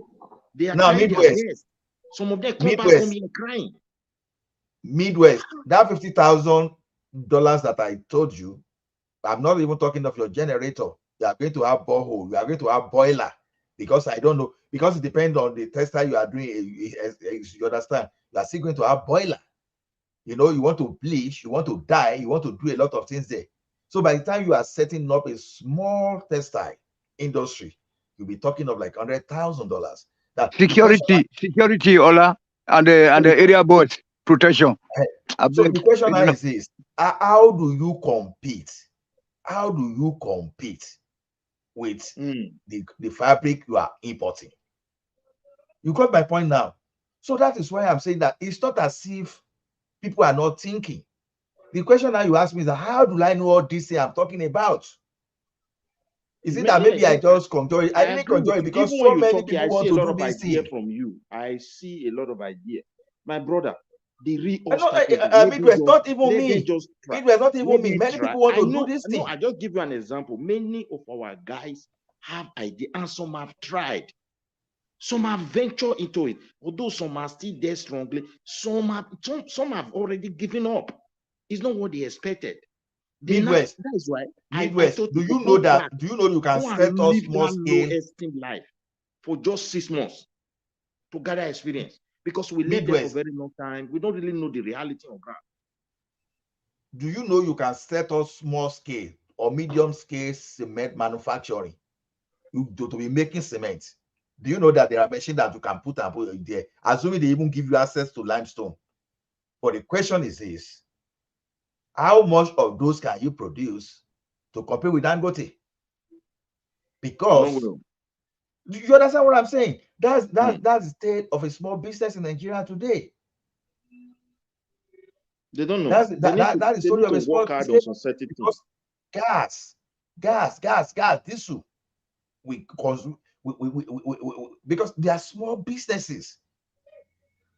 They are small businesses. Okay, these businesses, it's not as if it's going to give you like what bankers are earning. It's not as if it's going to give you like what all those people working in oil and gas are earning. When you invest there, you just want to give something moderate that will make you survive. But how are you going to power all those? You can buy machine to be doing tomato paste, but you know how much for you to even set up a factory that will be doing even tomato paste for your local this thing? At least you need something to can. Except you want to be putting, because it's not every time you'll be putting that in a bottle. You want to can so that you'll be able to preserve whatever you are producing. Yes. No, I'm saying this thing. Do you think Nigerians are not taking? Do you think it's my brain that is bringing all this thing? It simply means People are People are that some trying. people People are want to do venturing this. into it. People Some are people trying, want to but do this. it's so challenging. You know, See, my it's so brother, challenging. And it's not as if people. That is why you see the Indians, the Chinese, they come to Nigeria to set up factory. Why? What advantage do they have? Like people coming from China now, there's a sovereign weight that they use to target foreign country, and the national they tap into that and get money for a very cheap rate, a very yes, ridiculous rate. You yes. understand? Like I told you during the COVID period now, when they give the incorporation here, anybody that register business, you don't have to have big business. Maybe you are just incorporated, 60K. You understand? You still have a grace period of time that you are not going to pay interest at all. Even because they say, okay, they give you percentage Even of yes, yeah, so pay a proprietor, you percentage don't of need to be incorporated. Or if you are a sole proprietor where during that COVID, as far as you have been reporting that business, you guys you don't understand? employ you. They supported everybody. They didn't even, Those are the things we are you talking understand? about. Yeah. They You understand? supported everybody. How am I supposed to set up my like I said now? I want to be doing hide and skin now. I'll be manufacturing shoe. How am I supposed to do that when I don't have generator? Okay, maybe I need about 30 staff. I want to be doing my shoes. I want to pay that You staff. doing it I with want to run generator? diesel. I want to maybe because why do you think interest rate or banking interest rate is high in Nigeria? Number one, the cost of even getting that money from the customer, the cost of even running diesel. Diesel, for example, when I was working by, do you know how many drum of diesel we even use for 500 kV generator a day? And when I say 500 kV generator, not only one, because we have one MVA. That 500 kV you are talking about, it's not going to be only one, probably two that we are going to couple together just to withstand the type of load you have in your data center. So when you look at that cost, the only way you want to set up business, when Nigerians have this business, number one, it's either you have their policy to stop importation of some of those goods from overseas. But when you stop the importations, are you able to meet the local need? But brother Allah, where do we start now? Where do we start from now? Don't you think that it shouldn't take us more than 3 months or 6 months to have a running refinery so that we can be able to make use of the byproducts that will be falling up, as a result of refining at home? Mr. Tony, that's not big project you just mentioned, or refinery like that. All those ones are mega projects. They are not small. No, because hold on, sir. In Germany here, last year, during the Russia-Ukraine, so they said, okay, they want to set up a refinery just about 30 kilometers from where I'm living right now. It's completed, because they said they want to, but what's wrong with us? What's going? We are talking. You are now talking of. We are talking of advanced country. That No, what are they? Were they born with double heads? Why can't you? Tony, wait. If you were born in the family that carpentry is their job, you understand? Maybe probably you have like a century of experience combined together from your knowledge, yeah. Right. So because it's part of what you do in your house, just like when they say, in Yoruba, we have different family. When they say when we anyoni, all those things, you say anyon, that means that in their family, there is just a drum. So they have that experience. We are talking of generational experience. So those German people you are talking about, they have experience in that technology. The other what time, about the Singaporean? What about the Singapore people? Wait, Tony. The other time when we're talking of a refinery in Nigeria, that Nigeria they should employ Nigeria to build refinery, we can't deceive ourselves. Indians that were using Dangote cement, they've had century of experience in building refinery, or let me say multi-decade experience in building refinery. So if you want to carry Nigeria now to just go and train and come and build refinery, you are just experimenting. I remember people like us, when we started installing ATM in Nigeria, I happened to be one of those first generation there. Did you know how much they spend on us to even train? Because we know Winconing stuff. It's at the Padabon. You know Padabon. I tell you. Why can't we bring the white men to our place then to do it for us? We employ them. Wait now. They train us how to do that. Do you know how many years before we gain the full expertise? You understand? You will install machine, machine will overpay money, machine will underpay money. Now, You look at you just look at that risk as it is now. So do you know how many years is going to even take for people to even learn how to build refineries? So there are some businesses that will still need foreign, and you will learn over years. For us to get to those levels, we have to learn over years. But why are we making it abroad? Why are we making it abroad? Because a lot of my uncles and some relatives that went to University of Benin's petrochemical engineering, they are all working in the USA and Saudi Arabia. It was all my cousins. Tony, look at me, for example. In my life, I didn't learn anything like mechanical engineering before. But there was a time when my under ODC engine Pafuka, they were billing me 10K, 9K, 10K. I was now looking at, okay, how will I change this for 10K? You know what I did? I entered online. I bought manual. I said, okay, I have to run a background of electrical I have. I bought a manual. I go to the nearby city, bought engine myself, bought hand crane, bought jack, bought transmission jack and everything. So everything I needed, I installed the machine myself. Although maybe a normal mechanic would have taken maybe 4 or 5 hours. Maybe I took 3 or 4 days. It's okay. At least I didn't spend 10,000. Yes. You understand? So what am I saying is we are going to learn if the environment, because the environment here made it possible for me. I could buy hand crane easily. Okay. I could get my jack easily. Please, let me whether I want to rent or whatever. So everything I needed, I find it, and I see small boys, high school boys. They were changing their car engines. What's the big deal? You understand? Please, and I follow the instruction. Ola, if you go to Nigeria now, all our millionaires, when you ask them, they will tell you, I'm a businessman. And if you are looking for the addresses of their business, some don't even have. Or if occasionally, even if some point to some, you will know that this is not what made this man to have this money. You understand me? And that is why, even before they die, you see the business crumbling.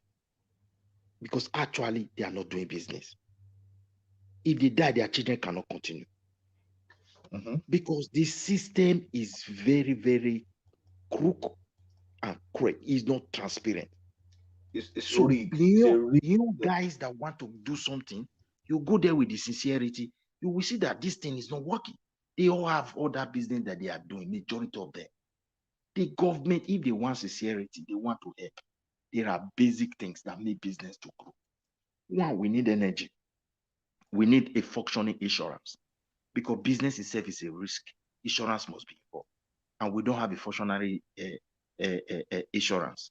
Take, for example, now, you say you want to buy a machine, 20,000 euros. You bring it and install it, and there is a fire outbreak. There is nobody to support you. No, insurance day, midway. It's only that you are going to pay through your nose. Insurance day. Okay, So, you mean say that Femi Johnson is still there? Femi Johnson and Royal Exchange in Ring Road? I can't remember Femi Johnson though. You don't say that you be a bad person. I be Lagos person, even though okay. Now I mean, I be okay. I don't get that. Just okay. Sorry, because that time my accent they give me away, but now I be Lagos person. So yeah, all those Royal, all those Royal Exchange, and they were all headquarters in Ibadan, and they were the insurance brokers. So I mean, today now I was using Wapig. Wapig was used to be my insurance then. So because I did business, and one thing is this: even whenever we're even shipping some things that you have to insure, because you don't want story, right? So we used to insure. So insurance, I know insurance work. Do you know that? Do you know? Sorry. Do you know that we're the one manufacturing windscreen for cars in Ibadan, in Molete? It's still there. Triplex. A lot of industry used to be in Ibadan. Those in Exide battery, plenty. Onward. This guy that used to manufacture windscreen. We manufacture windscreen in Ibadan when I was growing up, and then even where the company was very close to where I did my IT. Because you have to get a certificate from you take it back to the project before you can. I mean, but things are just. I just don't. I just can't understand. And a lot of. I did my IT with Odua Textile. Odua Textile industry. Three-phase. And today now they know they do them again. I said this guy that and this guy with the control, this guy easy. He was telling me he doesn't. He hasn't seen the wedding machine before, and he says that he studied the BSc in I've been at OND, I've been HND in metal fabrication. Tony, you see one thing about our education is this: you have to put effort too. Our university education and polytechnic education, they are not really useless, to be honest. They may not be up to the standard we're expecting, but they are not totally useless. Or that we went through, or that we went through in the 80s. We are not saying they are useless. They should reform it. And Yes, but what happened? What happened? What happened to us that we have no workshops? Like when you see some equipment in the workshop, schools workshop, you have instructors that are coming to guide you how to handle the tools. Ones that don't set them. There's nothing like that again. Even the schools don't have roof. The secondary school, those schools. No. I mean the project. What about my project now? The project that that I manufacture. So I hope that it. Tony, I hope they not tell them. Are you talking about it? In my undergraduate days, 80% of all those secondary school lab and no, but I'm talking about Ibadan. So I didn't go to school in industry. I mean, Ibadan project. I have a project. I have a project where you can defend your states in Nigeria. Many schools don't have roof. So let me say they don't steal out the whole project. All those projects what we do now, like people that went to University of Benin engineering and whatever machine they manufactured at the end of their course. Those ones are still trying. They have a place to keep your things. I don't mean the secondary school level. Anyway, but I'm still very okay. It's only when we separated from Western, that our state started to go backward. Tony, when we know that Nigeria's system function is this, Nigeria is where we still produce our doctors, and they still work, right? We still produce computer science graduates from Nigeria, and they can still write program. What about research? Research programs. Like of Ashake. On our way to, I don't know if this guy is correct. One of my friends who studied medicine there, if school is on strike, those people, they don't go back home. They are still in school. Yes. He told me. So it's a quite different thing because they put priority on them.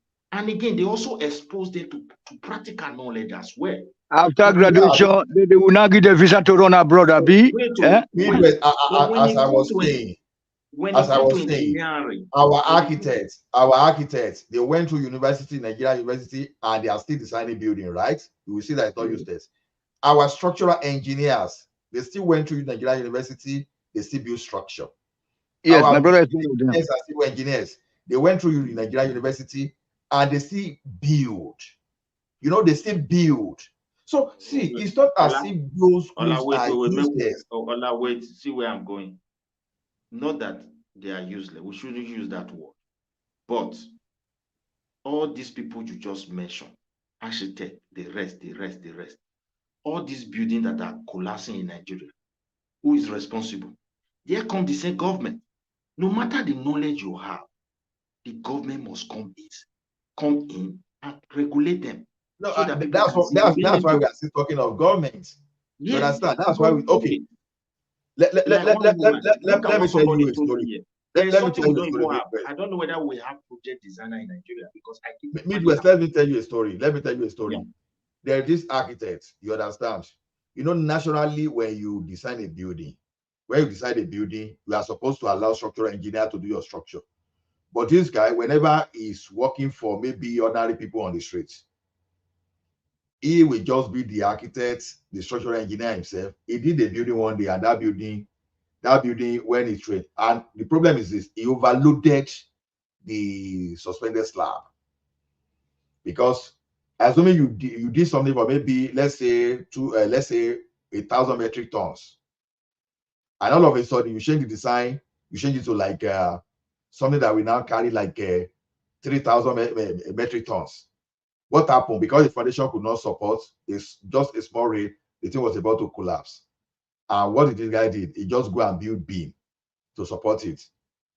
That guy knew that what he was doing was wrong. Now, that's the guy. Now, the same guy that was building individual house now, when he was now building for a company, it was another story entirely. All of a sudden, he knows how to use the correct aggregate because he knows that inspectors will come and inspect that building. He knows that there must be approval before they can pay him the net, because they will come and test, they will come and do the structural stress, everything to make sure that this building is withstanding. You understand? Maybe they need to do some kind of vibration to say, okay, this building is able to withstand this level of load. He was doing the right thing when he knows that someone will be supervising. Now, let's switch down to those buildings that are collapsing. It's not as if those builders sometimes, it's not as if they don't have competence because of greed. Some people will be building for you and they'll be building their own house at the same time. They'll be building for you, they'll be stealing their materials. Their hope is that, okay, let us do this thing, and once you do it, and they go. If anything happens after 3 years, they don't care. But you know what? If you get a license as an electrical technician in this country, before you energize, no, because you will have your mega tester to test all the cable that everything is okay. If at the point of energizing the building, there is a spark, you suspend your license immediately. That's the function of the government. When we say government. So anybody that knows that his own license will be suspended and may even lose his license forever, will do the right thing. So you ask yourself a question now. Who are those people responsible for that in Nigeria? It is the government. See, when somebody says we don't have government, sometimes they will be thinking we want to insult our government. The truth of the matter is this. But we have government now for the fact what we actually have. Ola, you shoot yourself for leg now. You don't say. But for me, I like direction that the country is going now. That we are dethroning that other session now. We are dethroning them, so that they should be testing. They should be testing that soup when they cook for us for a long time ago. They don't begin to taste it now. Tony, not only that. Shebi want to talk at me. Is that Shebi is trying to say thank you. I just want to emphasize on that government's impact on regulation. I think when we talk about government, the problem we are having is the unit of governance should not be at the state level. It should be at the local government. Correct. Most of the local governments we have in Nigeria are redundant. They are not actually adding any value. And they actually make people to lose confidence in government because governance is so remote from the people. No matter how many effort the federal government or the state government are actually putting, it's not going to come to fruition without an effective local government. And that's why we are not actually seeing the impact of government. I'm really disappointed with the new with the Tinubu government because they have not actually made any point of actually on how to make the local government to be effective. Look at the palliative they distributed. It only stopped at the state level. No mention is made about the local government. Look at all the various policies that they rolled out. It's not actually getting to the people, and people are getting more disconnected from the government. So no matter how much effort we put in everything, in a policy, if the local government is not effective, it's not going to see the light of the day. That's just my contribution. Okay. Thank you, my brother. For me, as I was saying, why most people normally say that we don't have government? It's not that we don't have people in charge. We have Mr. President, we have Mr. Governor. But because the government is not in existence, they don't account to anything. If the government is there, functioning as government, the president will be liable for so many actions. Likewise, the state government. Likewise, the local government chairman. And all those head of ministries and permanent secretaries. The truth of the matter is that everybody now just watch the way they talk. Once Tinubu give people a position, they will tell you, I want to serve Mr. President. I want to serve Mr. President. I want to make sure I work with Mr. President. Because the president is just the government. That's just the truth. That's what that guy was just saying just now. My brother, Midwest. If I see official, local government official vehicle that time when they grew up, Ajeromi local government, Ikeja local government, what's inside their vehicle official vehicle, you'll be scared. to even drop a dirty something for road as a child. You know what I'm saying? See, So you go to state level, you see And when they refuse appoint clean, while and the refuse state that thing collection that time was efficient too.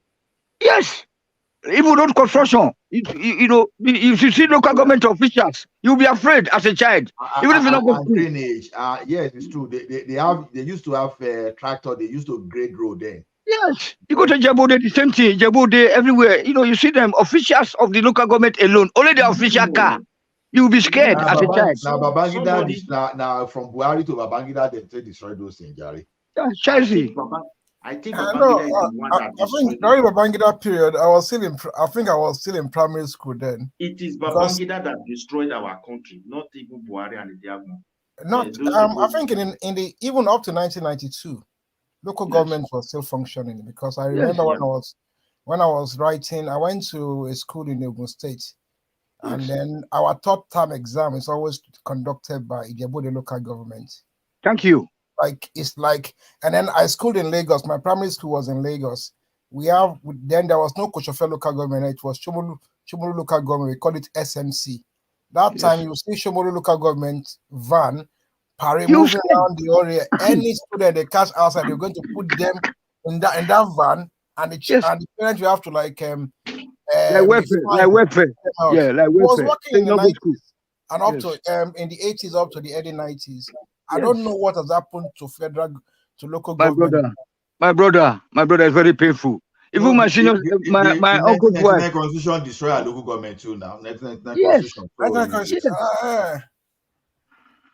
Because of their quest to take all our money down the other way. Now we are getting back the power from them.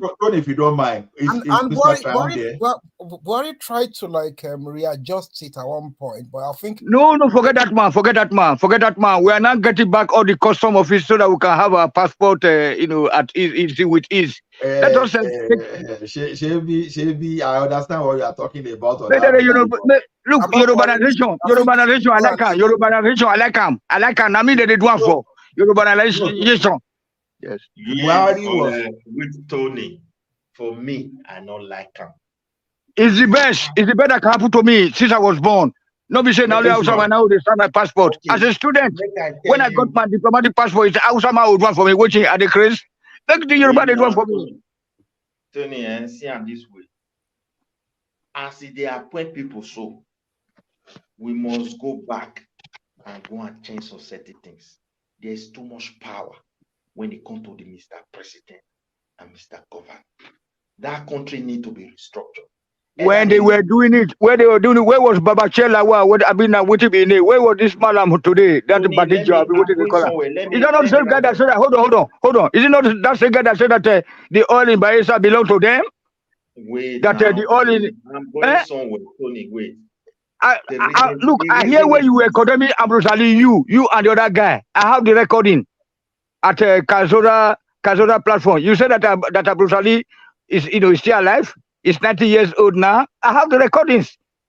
Who is that? You know, one guy, you was alluding to whatever that guy was saying, was any abuses at Ambrosali, that Ambrosali was corrupt. Now, what is it? I mean, who is that? I am not talking about you, Midwest people. I have the recordings. Not me. Not me. If you have my no, hold on. You know Pamonde is your friend, eh? Get my number from Pamonde. I will send you your comments and your voice where you alluded that to the fact that Ambrosali was corrupt. You know that Ambrosali was one of their worst disciples. Wait, don't deviate, Tony. Don't deviate me. I didn't say so. That one is a different something. I cannot even say that. There's no but you know already. This guy was in the house that day. Ogiame was there. Many people were there. I was just listening to you guys. Be at the comment section. I wasn't there. That is not me. You was there. I'm going to look. Anybody, Miss Ola, you have number from one man, or you can get my number from Thomas or from World Peace. If you have any connection. So because I don't want to put my number any longer because they will kill my phone. So I will send it to message of that discussion. I have it. You know what I say? But it's too late for me now to split. Hold on. It's too late for me. It's too late for me now to split the screen. That's why we're here to speak. You can't tell me that you have something against Yorubanization. Are we not Yorubas? Is Yoruba a tribe? Yoruba is part of our Benin or Edo Delta people, Ondo, Wait, Ekiti. It's just Tony, you have one problem. You speak for somebody and you don't I allow don't that speak person for you. to I speak. don't speak for you. But if you condemn Abdul Salih in open, you said yes to the guy, not you. The other guy was speaking, and then you were saying yes exactly. The guy was asking you. That is, I beg, please wait, Tony. I cannot split. Should I split my screen right now to play it? Tony, Yes. hold on. Thomas. Learn how Okay. to listen. Let people talk, then you listen, then let them talk too. Yeah. Okay, my brother. So Let's try to dialogue together. First of all, to save time, there is no way anybody, I have never seen it from Edo or Delta that I've ever speak against Ogbemodi and Ali. Never. I've never seen it. So I don't know that kind of topic you are talking about. So let me forget about that one. At Kauzuri, that Kenya guy, that Kenya guy's platform 2 weeks ago. I don't go to Kenya guy platform, please. Let me. Where one man went to move. I'm going somewhere. You want to distract me? Okay, right on. Yoruba, because that's why you say you love to finish somebody's statement for that person. Okay. You pin it to that person. It's not good.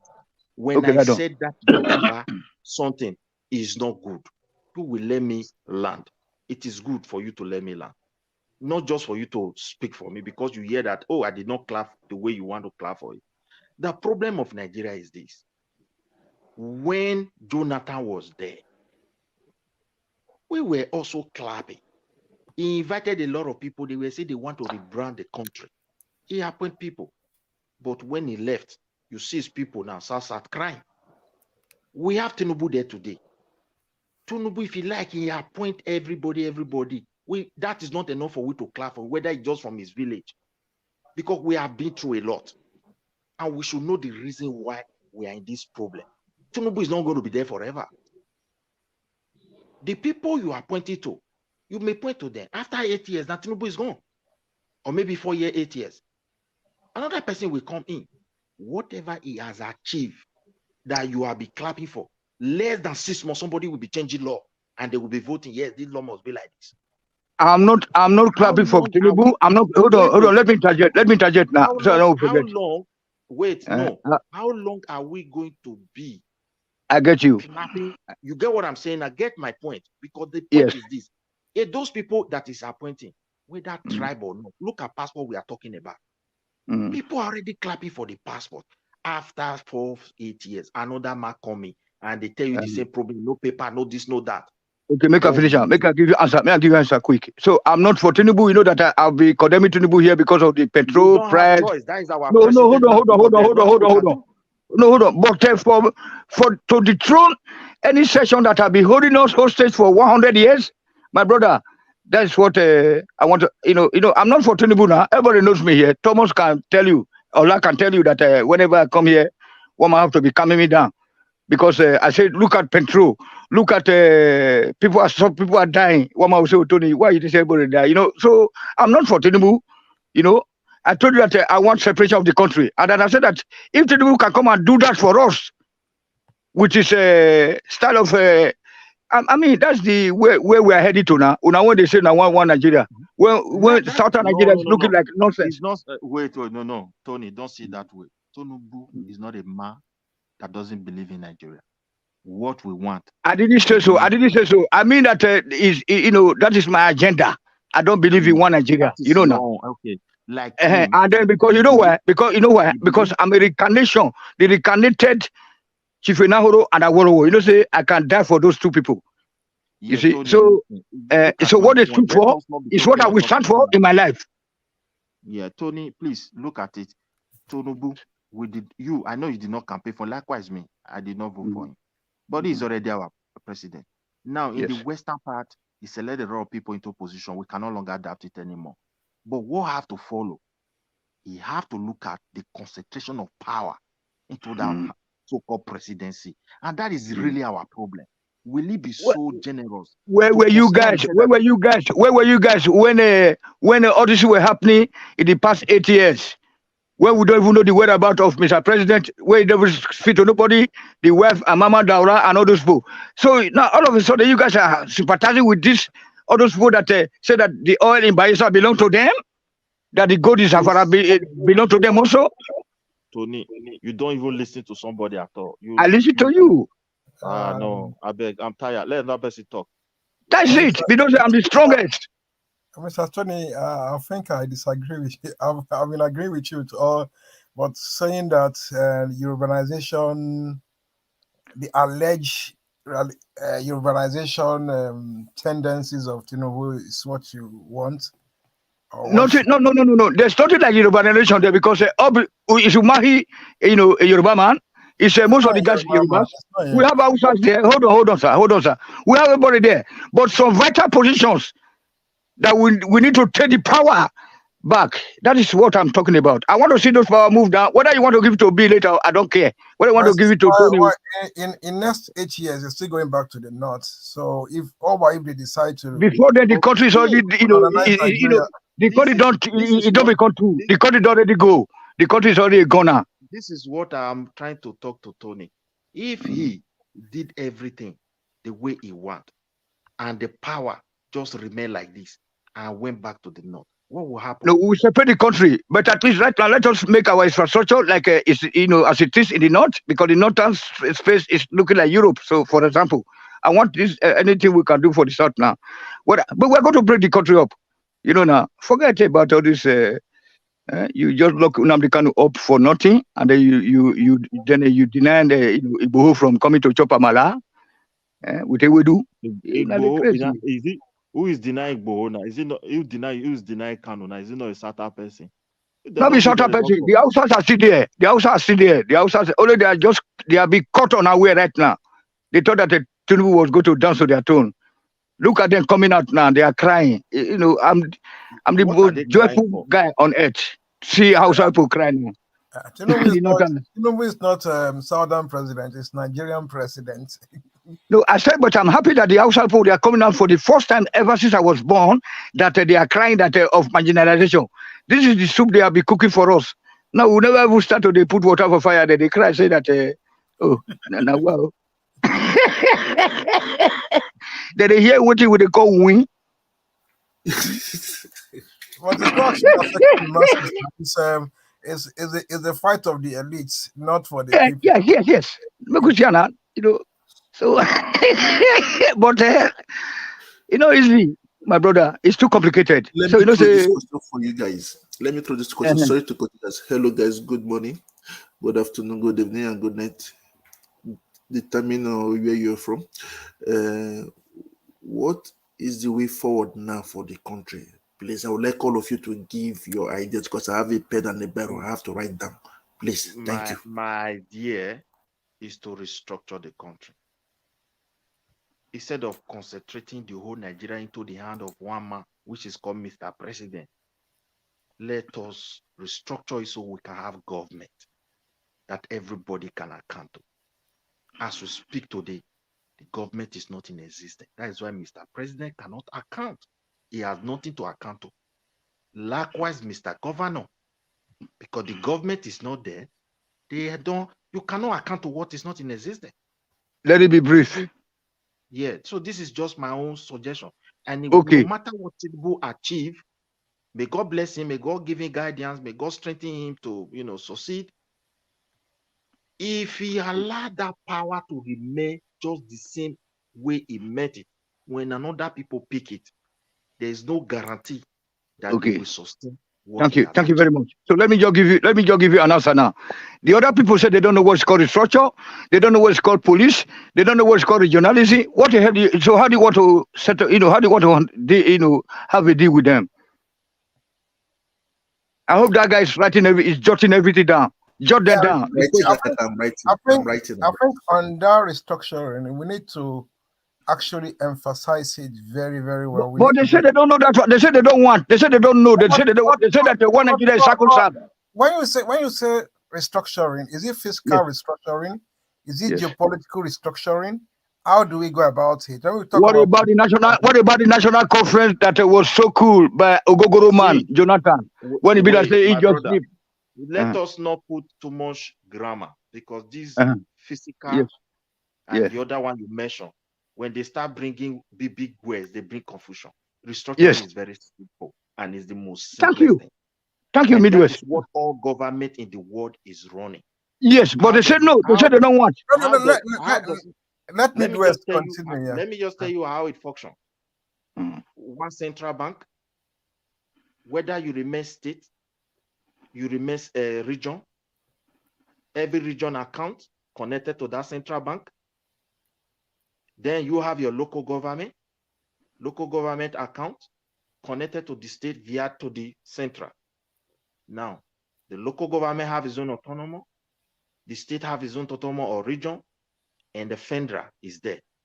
You now agree on how to manage the resources, create a platform and guideline to follow. For example, you want to take an oil or gold, this is the procedures, and make it simple and plain. Now, whatever they take in any local government, it means it belongs to those people. But the federal is in charge.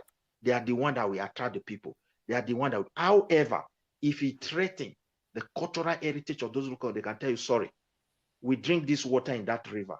You cannot be taking this oil here. That is the water we have been drinking. You cannot come here and use those chemicals they use for good. We don't need you to touch it. You have to respect it. That is the right of the minority. How do you do that? How do you approach the other party? You know, we have two parties. Wait, I'm going somewhere. I'm going somewhere.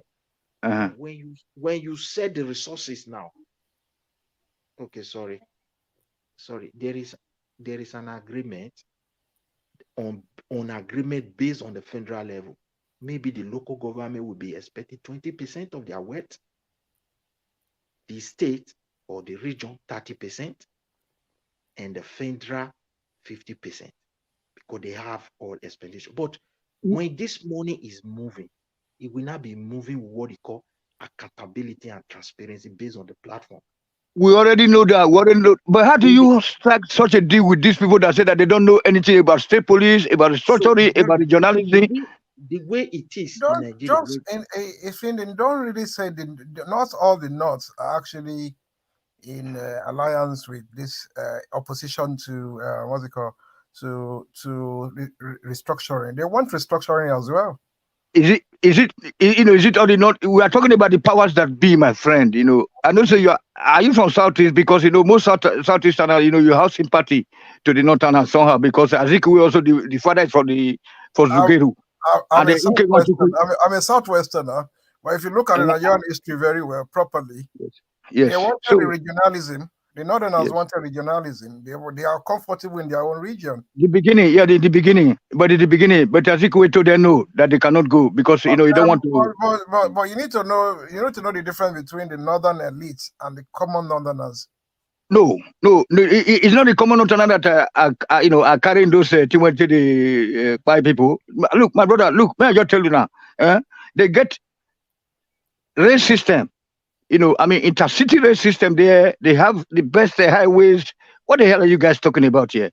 I'm asking you guys a question. How do you want to negotiate with them? They told you already that they don't know. They don't want to discuss with you. Yes. Tony. Yes, sir. If we want to do it, the power to do it is with us now in the South. It was once there when Jonathan was there. It was there when Obasanjo was there, and that power is back again. Okay. You hear me now? It's not depend. If we don't have it, don't blame them. Blame the leaders that have ruled from the South. Thank you. So they can make noise. We make noise in the South.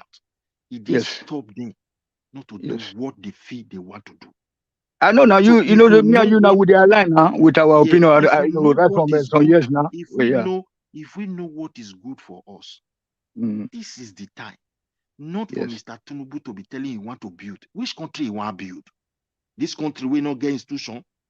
But the direction where they go now, it not be like wait. The direction where they go now, it not be like say it won't be the country now. It be like say it won't help us to decentralize now. That's what I'm just saying, because all those custom office, chief of army staff, all those things. With the greed in all the politicians, I don't see that. I think let's see their step first. I don't see it. Okay, like I'm not really happy. Can I say something? Please, can I say something? Sorry to cut you guys. I'm listening. So the only solution is just restructuring. That's what you guys agreed on. By the time we restructure, power will over concentration of power will stop. So you will have to consider that common man you call nothing based on the right given to him, like the way it is in the United States, the way it is in Europe. Yes. It's either we are in it or we are out So of it, now, because as we it say is, Federal Republic, there is Federal Republic nothing has to like be Federal right. Republic. Hello, There's hello, nothing like right. Midwest. Do A you know Federal why we hate Republic has to be a ourselves? Federal Republic. You cannot run Federal There's no Republic right. with two There's no separate right laws. for the common man. There's no Yes. right to represent the common. That is why the hatred is growing.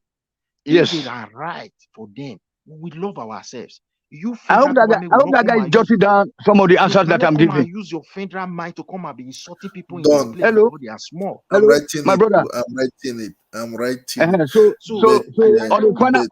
on the final note, genesis of Midwest, where hold we on, start loving Midwest, our country. you are just rapping. Hold on, let me just jot something down for this, my brother there. My brother, we cannot run a federal system.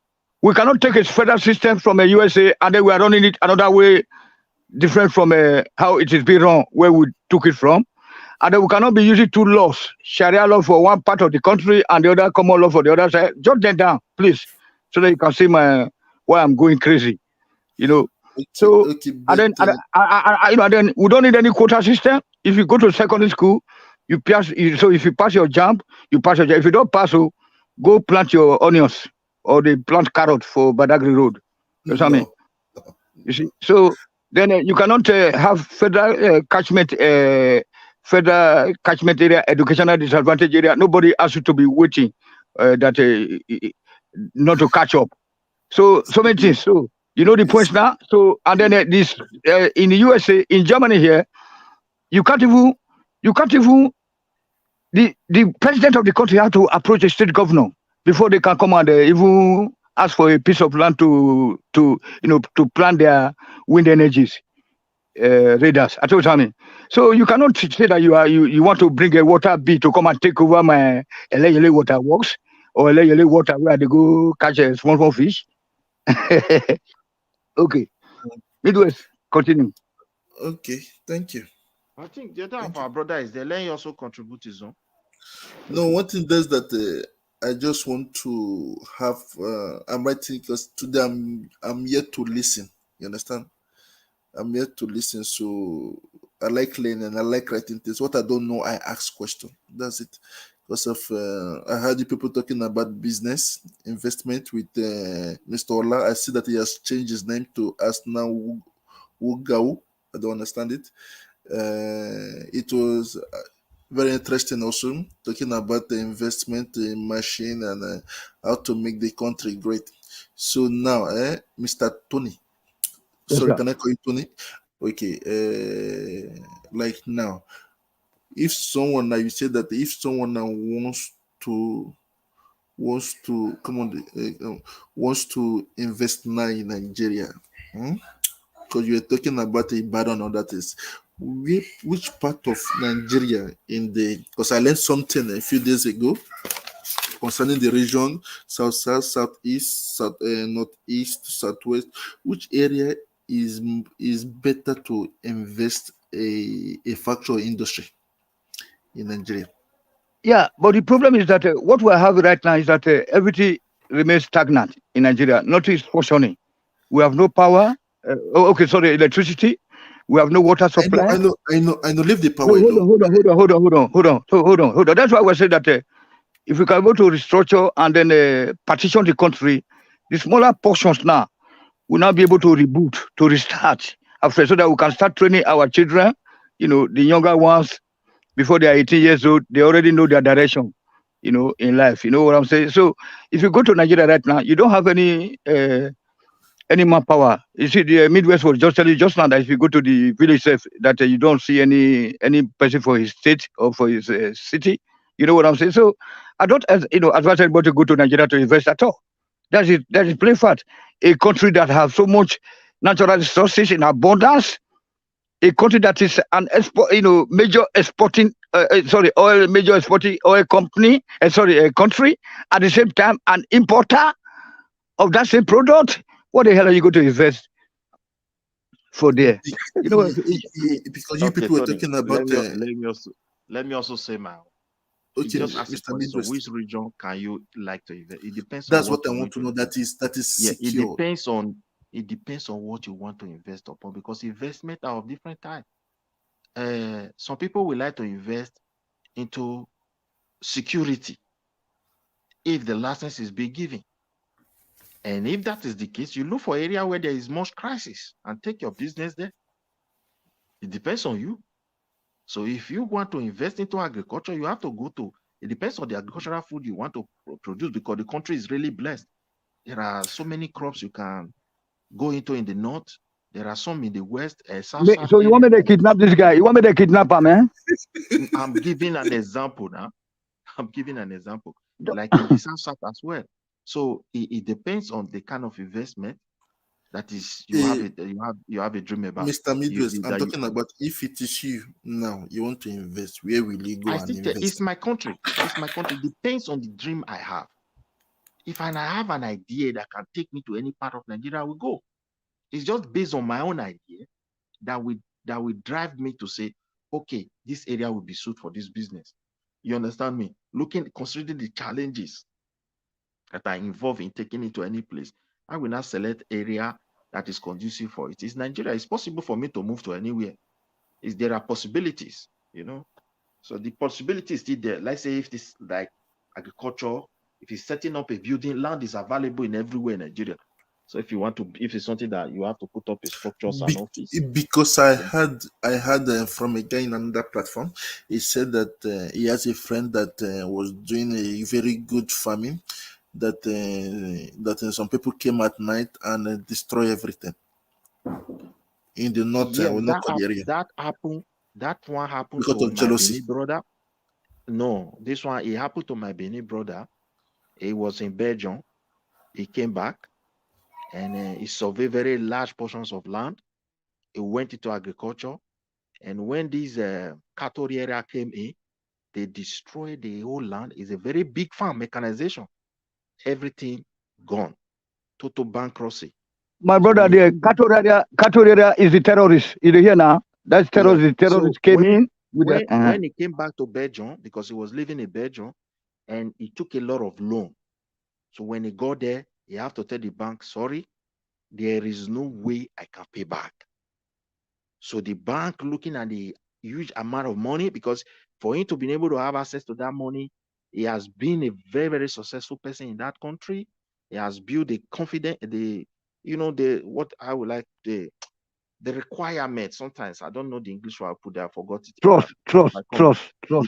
Yeah. So he has been able to build it and all those things. That's why they gave him access to such huge amount of money. And that's why everything he has. So the Belgian government, the thing end up in court. So they want to persecute him. Maybe, he's intentionally something. They just said, it's okay, contact the embassy in Belgium. Let's go and look at the farm. Exactly the acres of land he described. They send people there from Nigeria, the Belgium, their embassy, they know what to do. And when they check, this guy was saying the truth. The court said they should cancel everything. And now he's in Belgium. So no other person that want to venture into it from my place again. Everybody is afraid. We are talking, are we not getting older? If your business failed there, you will fall back here and become a poor person here in Europe at old age. It's not going to be good something. So these are the concern. You understand me? So I think the other guy, there was also another guy that went from, I think from Denmark here. They killed that one as well. He was in the north of Nigeria. He died. Yeah, they killed him. Which means I was right by advising this guy not to venture it. So if somebody wants to do agriculture and livestock, is not advisable then in Nigeria. No. As at now, like I told you, everything should be. It's stagnant right now because we have to wait and to see how the government, if the government is able to. Because right now, have you heard that a dollar is 1,300? A dollar, sorry, naira, a dollar. Dollar is 1,300 today.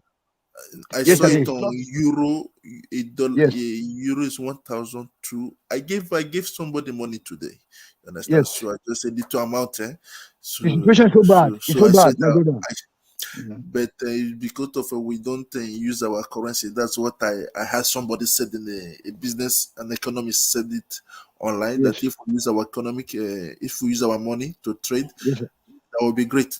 Because we don't use it, we use dollar. That's why it loses value. Wait. A country where you don't use coins, national coins, forget that country. We don't need too much degree to know how currency function. For example, I'm into farming, and I have to buy pesticide, all those something they use to control pests and some agricultural diseases and all those things from France. Is it not euro I'm going to use? And the cost we have to follow on that agricultural product, isn't it? What about the market? What about the buyers back home? What are the condition of the people? People are dying. I'm giving an example now. By the time I use euro to bring this equipment, this stuff or whatever I imported, then I have to convert those things because I'm doing business. And that's why I'm still going to sell in the local. That expenses will still fall upon my product. There's no two way. I can't take it to any place. So in the process of selling, my price will become so higher as well. Even when I'm dealing with the local currency, I will be monitoring the foreign currency because definitely I am still going to import something for my business to triumph. Israelis are importing from America. They are importing from Germany. They are even importing from China. The Germans are importing from Japan. They are importing from Israel. They are importing from America. You see the way the global system works. France is taking something from Sweden here. He wanted to come and see the king, I think yesterday in Sweden. I think today they canceled the meeting already because of this high level or something that is going on. So my brother, the other guy. Hello, what's your name, sir? What's your name? Mr. Triumph. Mr. France. Okay, you know what I'm saying. Like, France, my brother. Look, everything done dabaru. Everything has collapsed in our country because.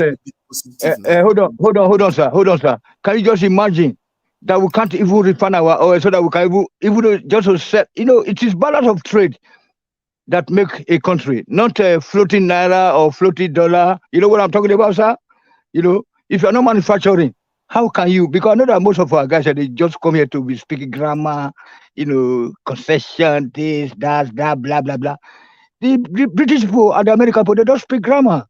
Go and look at their Congress, celebrations there. They just say, no, I want this to be done for my community. You know what I'm saying? They don't look at people using 160 million each to buy an SUV. You know what I'm talking about? No opposition. All the opposition, but they shut all their mouth with money. It's a monetized society, which is not good. It is, an immoral society. It's equal to Nigeria. You get me, sir? So do not go and waste your money there. The Western world, they lobby too now. Mr. I know they lobby, but what I'm saying is like, why can't we make use of what we have to get what we need? What did you say in Western world? The lobby too now, the lobby. You understand? The lobby with... they are vested interest. They are criminals. Wait, look at the way lobby work. Lobby is not... Everything we both do, we may have that in words. There are limitations. There are regulations. Yes. There is a way the government regulates it, or else it become a crime. Yes. You see it now. But our own, anything, once we had it, we do it excess, we abuse it. We are so unsophisticated, Midwest region. That's what you're trying to say, Midwest, Mr. Midwest. We are so unsophisticated because we think that catch me if you can, I can dip my hand in your face. You know what I'm saying? These people are just so wicked in Nigeria and the Black Africa. You see, the thing is, my brother, Come on, light. You cannot produce light if you have a local government. Then you have.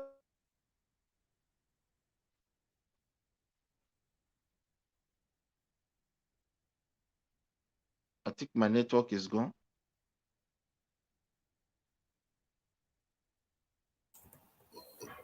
Hello. Okay, but can you people tell me what are the things positive today in the country? I know that you were saying earlier that the Northerners are crying that now they are urbanizing the country. I don't listen to their cry. The thing is this: we are in a global world that is having serious economic challenges globally. Even wherever you live in Europe today, you can see the changes. Compare things now with like 2 years ago, 3 years ago, particularly since this COVID and Russia war. So let's, now, our country is not exempted. But the problem is that the country has been mismanaged for very long period of time. And now, those who are failed to do the rightful thing in the past are having much problem, huge problem to solve. I don't know. You get what I'm saying now? So that is the situation we have. The president came in, and what he saw, he could not believe. The central bank has been totally mismanaged, and that is a serious problem for him. And there are no data for him to really check to formulate some policies. Most of his policies is based on assumption. I will do it like this, it will be good. And when they produce counter result or negative result, combined with this situation, it becomes another huge problem for him. He wanted to save money for the country by removing subsidies. Here come a catastrophe as well. So if you look at the central bank, we don't have reserve. That is why the money is falling. This former central bank governor just killed the entire economy. He did things, he did a lot of things illegally. He didn't even respect the law. So for him now, he is from the same party. Maybe he's trying to protect the party. But for me, I think he have to cry out and let Nigeria understand where they are.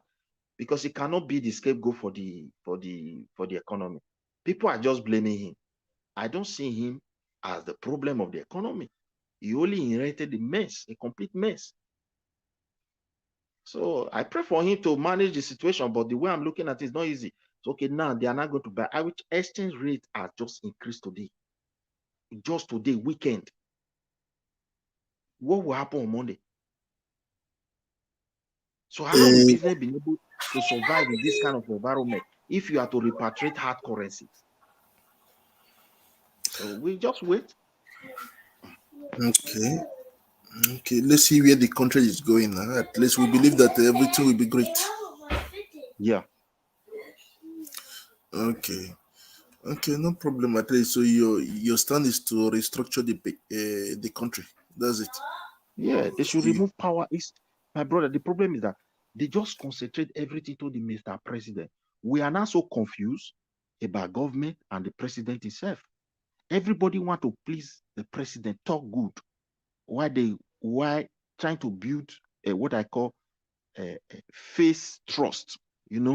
I trust this man. Yeah, president will do it the way you want.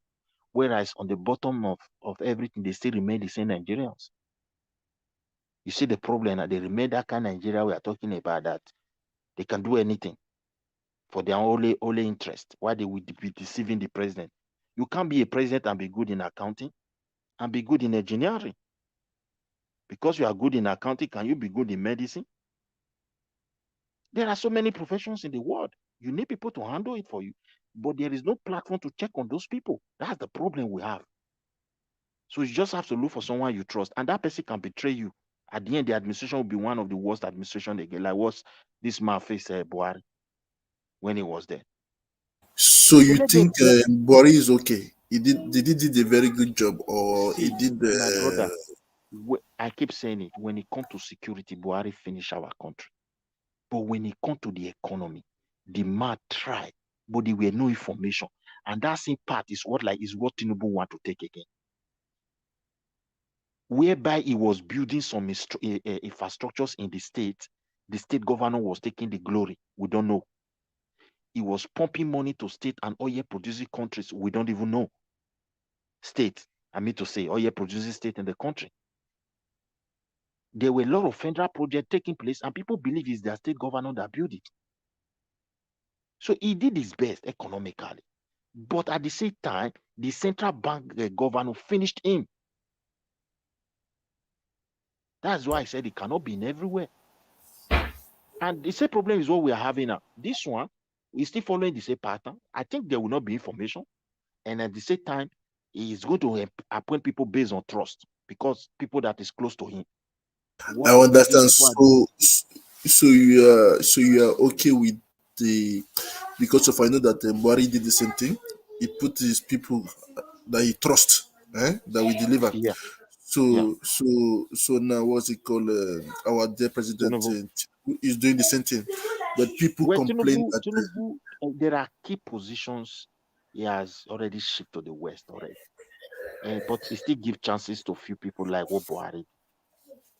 The problem is this: the Northerners, sorry, we are on here.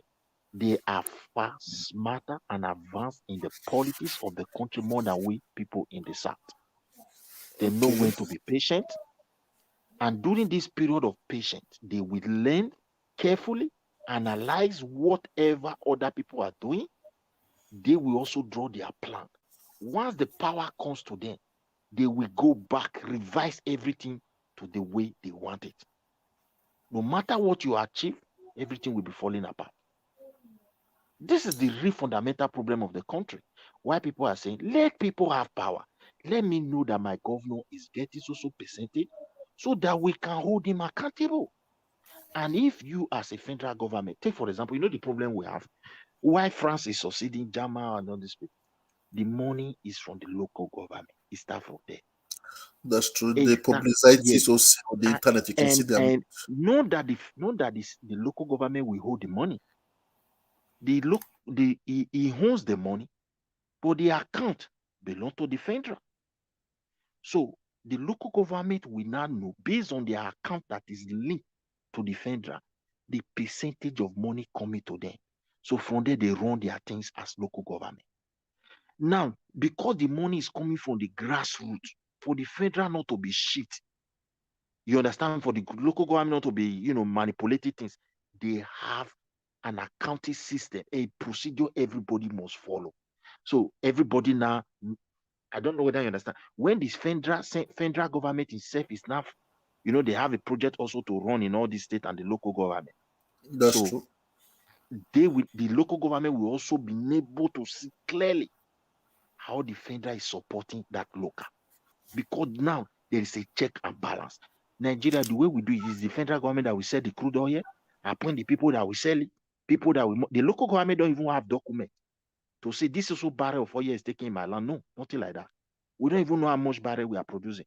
Then after the money gets to the federal will not divide the money into sack, not even in account, put it in a bag. And when the governor come, he give it to the governor. That's genesis of what? Corruption. They don't even run big money with bank. They run it on cash and sack and everything. Even some go with bank, but a lot go with cash. How will the country That means the former CBN governor he tries to centralize all the whole money and do it digital. He's the one that the digital was for politics. It wasn't for the interest of all. Is it Inera? Yes, Inera. Just like in Bitcoin, Nigeria have done theirs, but I don't know if it's still functioning. But I was watching the news yesterday. I see that now they do this e-wallet. You understand? In Nigeria, but he said that Nigeria are not yet ready. Because there are many caches everywhere, and people will suffer. That's what he said, though. There's no so much communication with them and internet everywhere and electricity to run it, so that they're trying to give people awareness. Are you aware of it? My brother, I have been hearing many things. All this what you are saying. You don't even need too much something. You have to evaluate just on your own. All these things are digital. We need electricity. We don't have. So occasionally, there are, if it like, I don't really know how to put it. If like cashless society they want to run. And that is it. That's what they are working on. So, now so the what cashless society, do you know how many local government that don't even have a bank? Not to talk of cash machine. I spoke with somebody. The local government I'm from don't even have a bank. It is in Nigeria. No. My local government don't have a bank, not to talk of even having cash machine. The people there don't even have good. The city network, sometimes it fail, not talk of the one in the interior. So the structures are not there. The infrastructure for these things to work are not there. It's just like they love to pass law the common man will continue to suffer. They don't pass law to check what is going on in the federal level. Under normal circumstance, a lot of people by now supposed to be locked up. They're supposed to be questioned. My brother, who's going to question them? Apart from the central bank governor that is there, whether they are politically motivated, maybe if it was one of their own, they would not have even arrested him. I don't know. If it is for the interest of the country, they arrested the central bank governor. I keep on telling people, it's not the only man that's supposed to be there. Let them pick the rest guys. So people are saying it's gradual. I say, what is gradual? If 10 armed robbers went to go and rob, you catch one. You say, until I finish with this one, I will not go for the second one. Are you serious? I heard it took over $1 billion. That's what I heard. Nobody even know the amount it took. He's super rich. He may even be richer than the country. That he gave Dangote $1 billion in his refinery also. Okay. So that means that Dangote is corrupt then. That means it's corrupt. Okay, my brother. Nobody that is not corrupt. Can you be building refinery in France? The France government, they have a platform to know where the money is come from. Yes. So even in the Sweden other here, day, you cannot be investing and they don't know where the money is coming from. Is it totally impossible? that's the problem I have with everything. them. Yeah. The moment they see any amount so much, they will just block the account. The question now is, how was he able to source the money to build this? There's no document. Because I know here in France, when they see a huge amount in my account, they'll block it. I have to give an account that I'm the one that transferred it in it, that is my personal money. So I have to show them the papers and everything, and the work I did to get this money. You understand? So that's the problem I have here in France. But in Nigeria, that's why I say Nigeria is the sweetest place to live. I tell people that they don't disturb and they do everything easily. You can spend your money. It was really sweet, like few years ago. You can spend your money and it's just because of the security. That's what I had. People tell me that the security is the problem today. That everybody wants to go there in case there's problem anywhere in Europe, in the Western world. We just go back home. Our people want to go back home. Everybody is tired. That is why everybody have pay. Those old travelers want to go home. Now we can see opportunity easily. But when you start evaluating some challenges around that opportunity, you become discouraged. And if you overlook those challenges, you put in there, remember, these are your hard-earned money. If it is gone, it's gone. You are not connected to politicians. That is just it. If now they can see suggest the risk that is involved. So once it is gone, it's gone. So you have to evaluate some few things. Like what I told you about that guy, this is real. Up to today, my state governor did not do anything to support this guy. Did he did it in Edo State or in the North? In Edo State. In Edo State. It's impossible. The one they destroy his corn from Belgium is from Edo. It's impossible now. Edo security now. There's no herdsman that move around like in the North now. Which kind of even the North self, they know how to manage those herdsmen and still produce agriculture. I am telling you, this one, they destroy when Buhari was ruling, security failed. These guys were in everywhere. They would destroy everybody. They chase people away from the farm. If they catch a woman, they remove her head, rape and cut off her head. If the husband is there, they will tell the man to help them to hold her. How they will be doing itself. Really? I'm just telling you, it was so horrific. Guys, thank you so much. We have to go. Okay, Mr. Thomas. Thank you so much. Right. Yes, everybody. I think we've come to the end of the section again. Yeah, we can't do without you guys. You guys have been amazing. From the comment section to the panelists, you guys have been amazing. Thank you so much. Carry the conversation in the comment section. I said, peace. Thank you.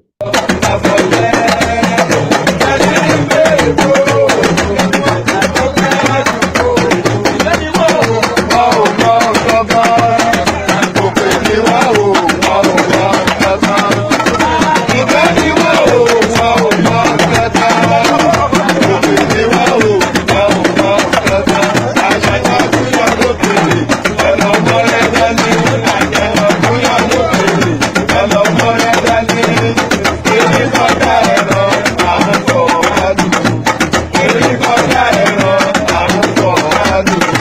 Ọ̀nà wo lẹ ó gbé gbà? Báwo lẹ ó ti ṣe? Ọ̀nà wo lẹ ó gbé gbà? Báwo lẹ ó ti ṣe? Ìkànnì wá o, wọ́n ò gbọ́ kankan.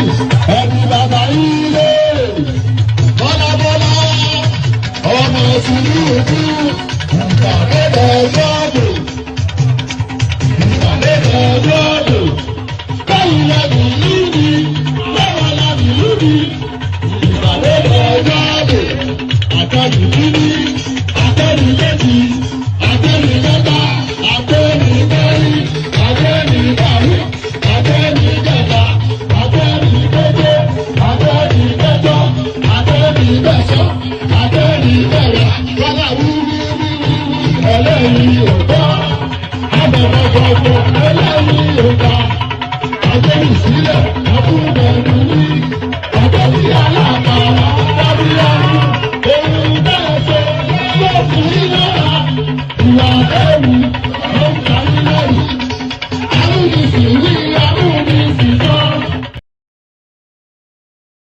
Who is your daddy and what does he do?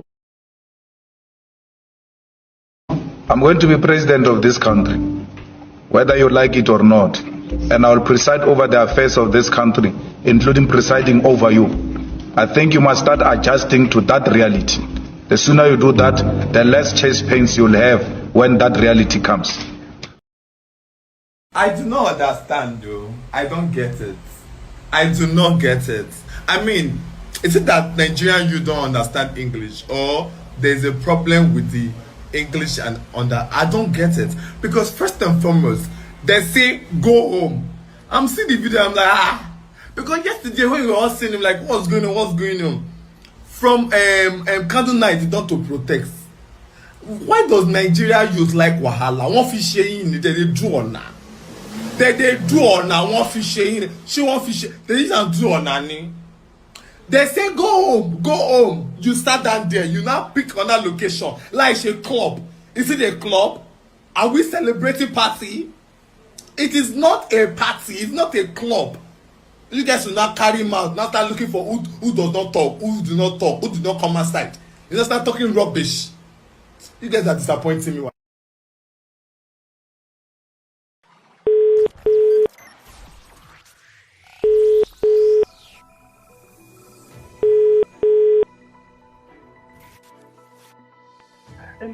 Good morning, Daddy. Praise the Lord. How are you, sir? Fine, Daddy. Good morning, Daddy. Amen. In Jesus' name, we are going to get a bright result. Thank you, Daddy. When I hear this your call and prayers, Daddy is very dear to me. And like I keep saying, if this works, you people will never regret this support. Amen. Amen. You know. We look forward to God's intervention. Thank you, Daddy. We look forward to God's intervention. Thank you, Daddy. We look forward to God's intervention. Amen, Daddy. Daddy, I need you to speak to the people in the Southwest, your people in the Southwest, and Kwara. Okay. I've been in touch with Kwara people. The Christians in the Southwest and Kwara. This is a religious war. I believe that. You know, I did the release.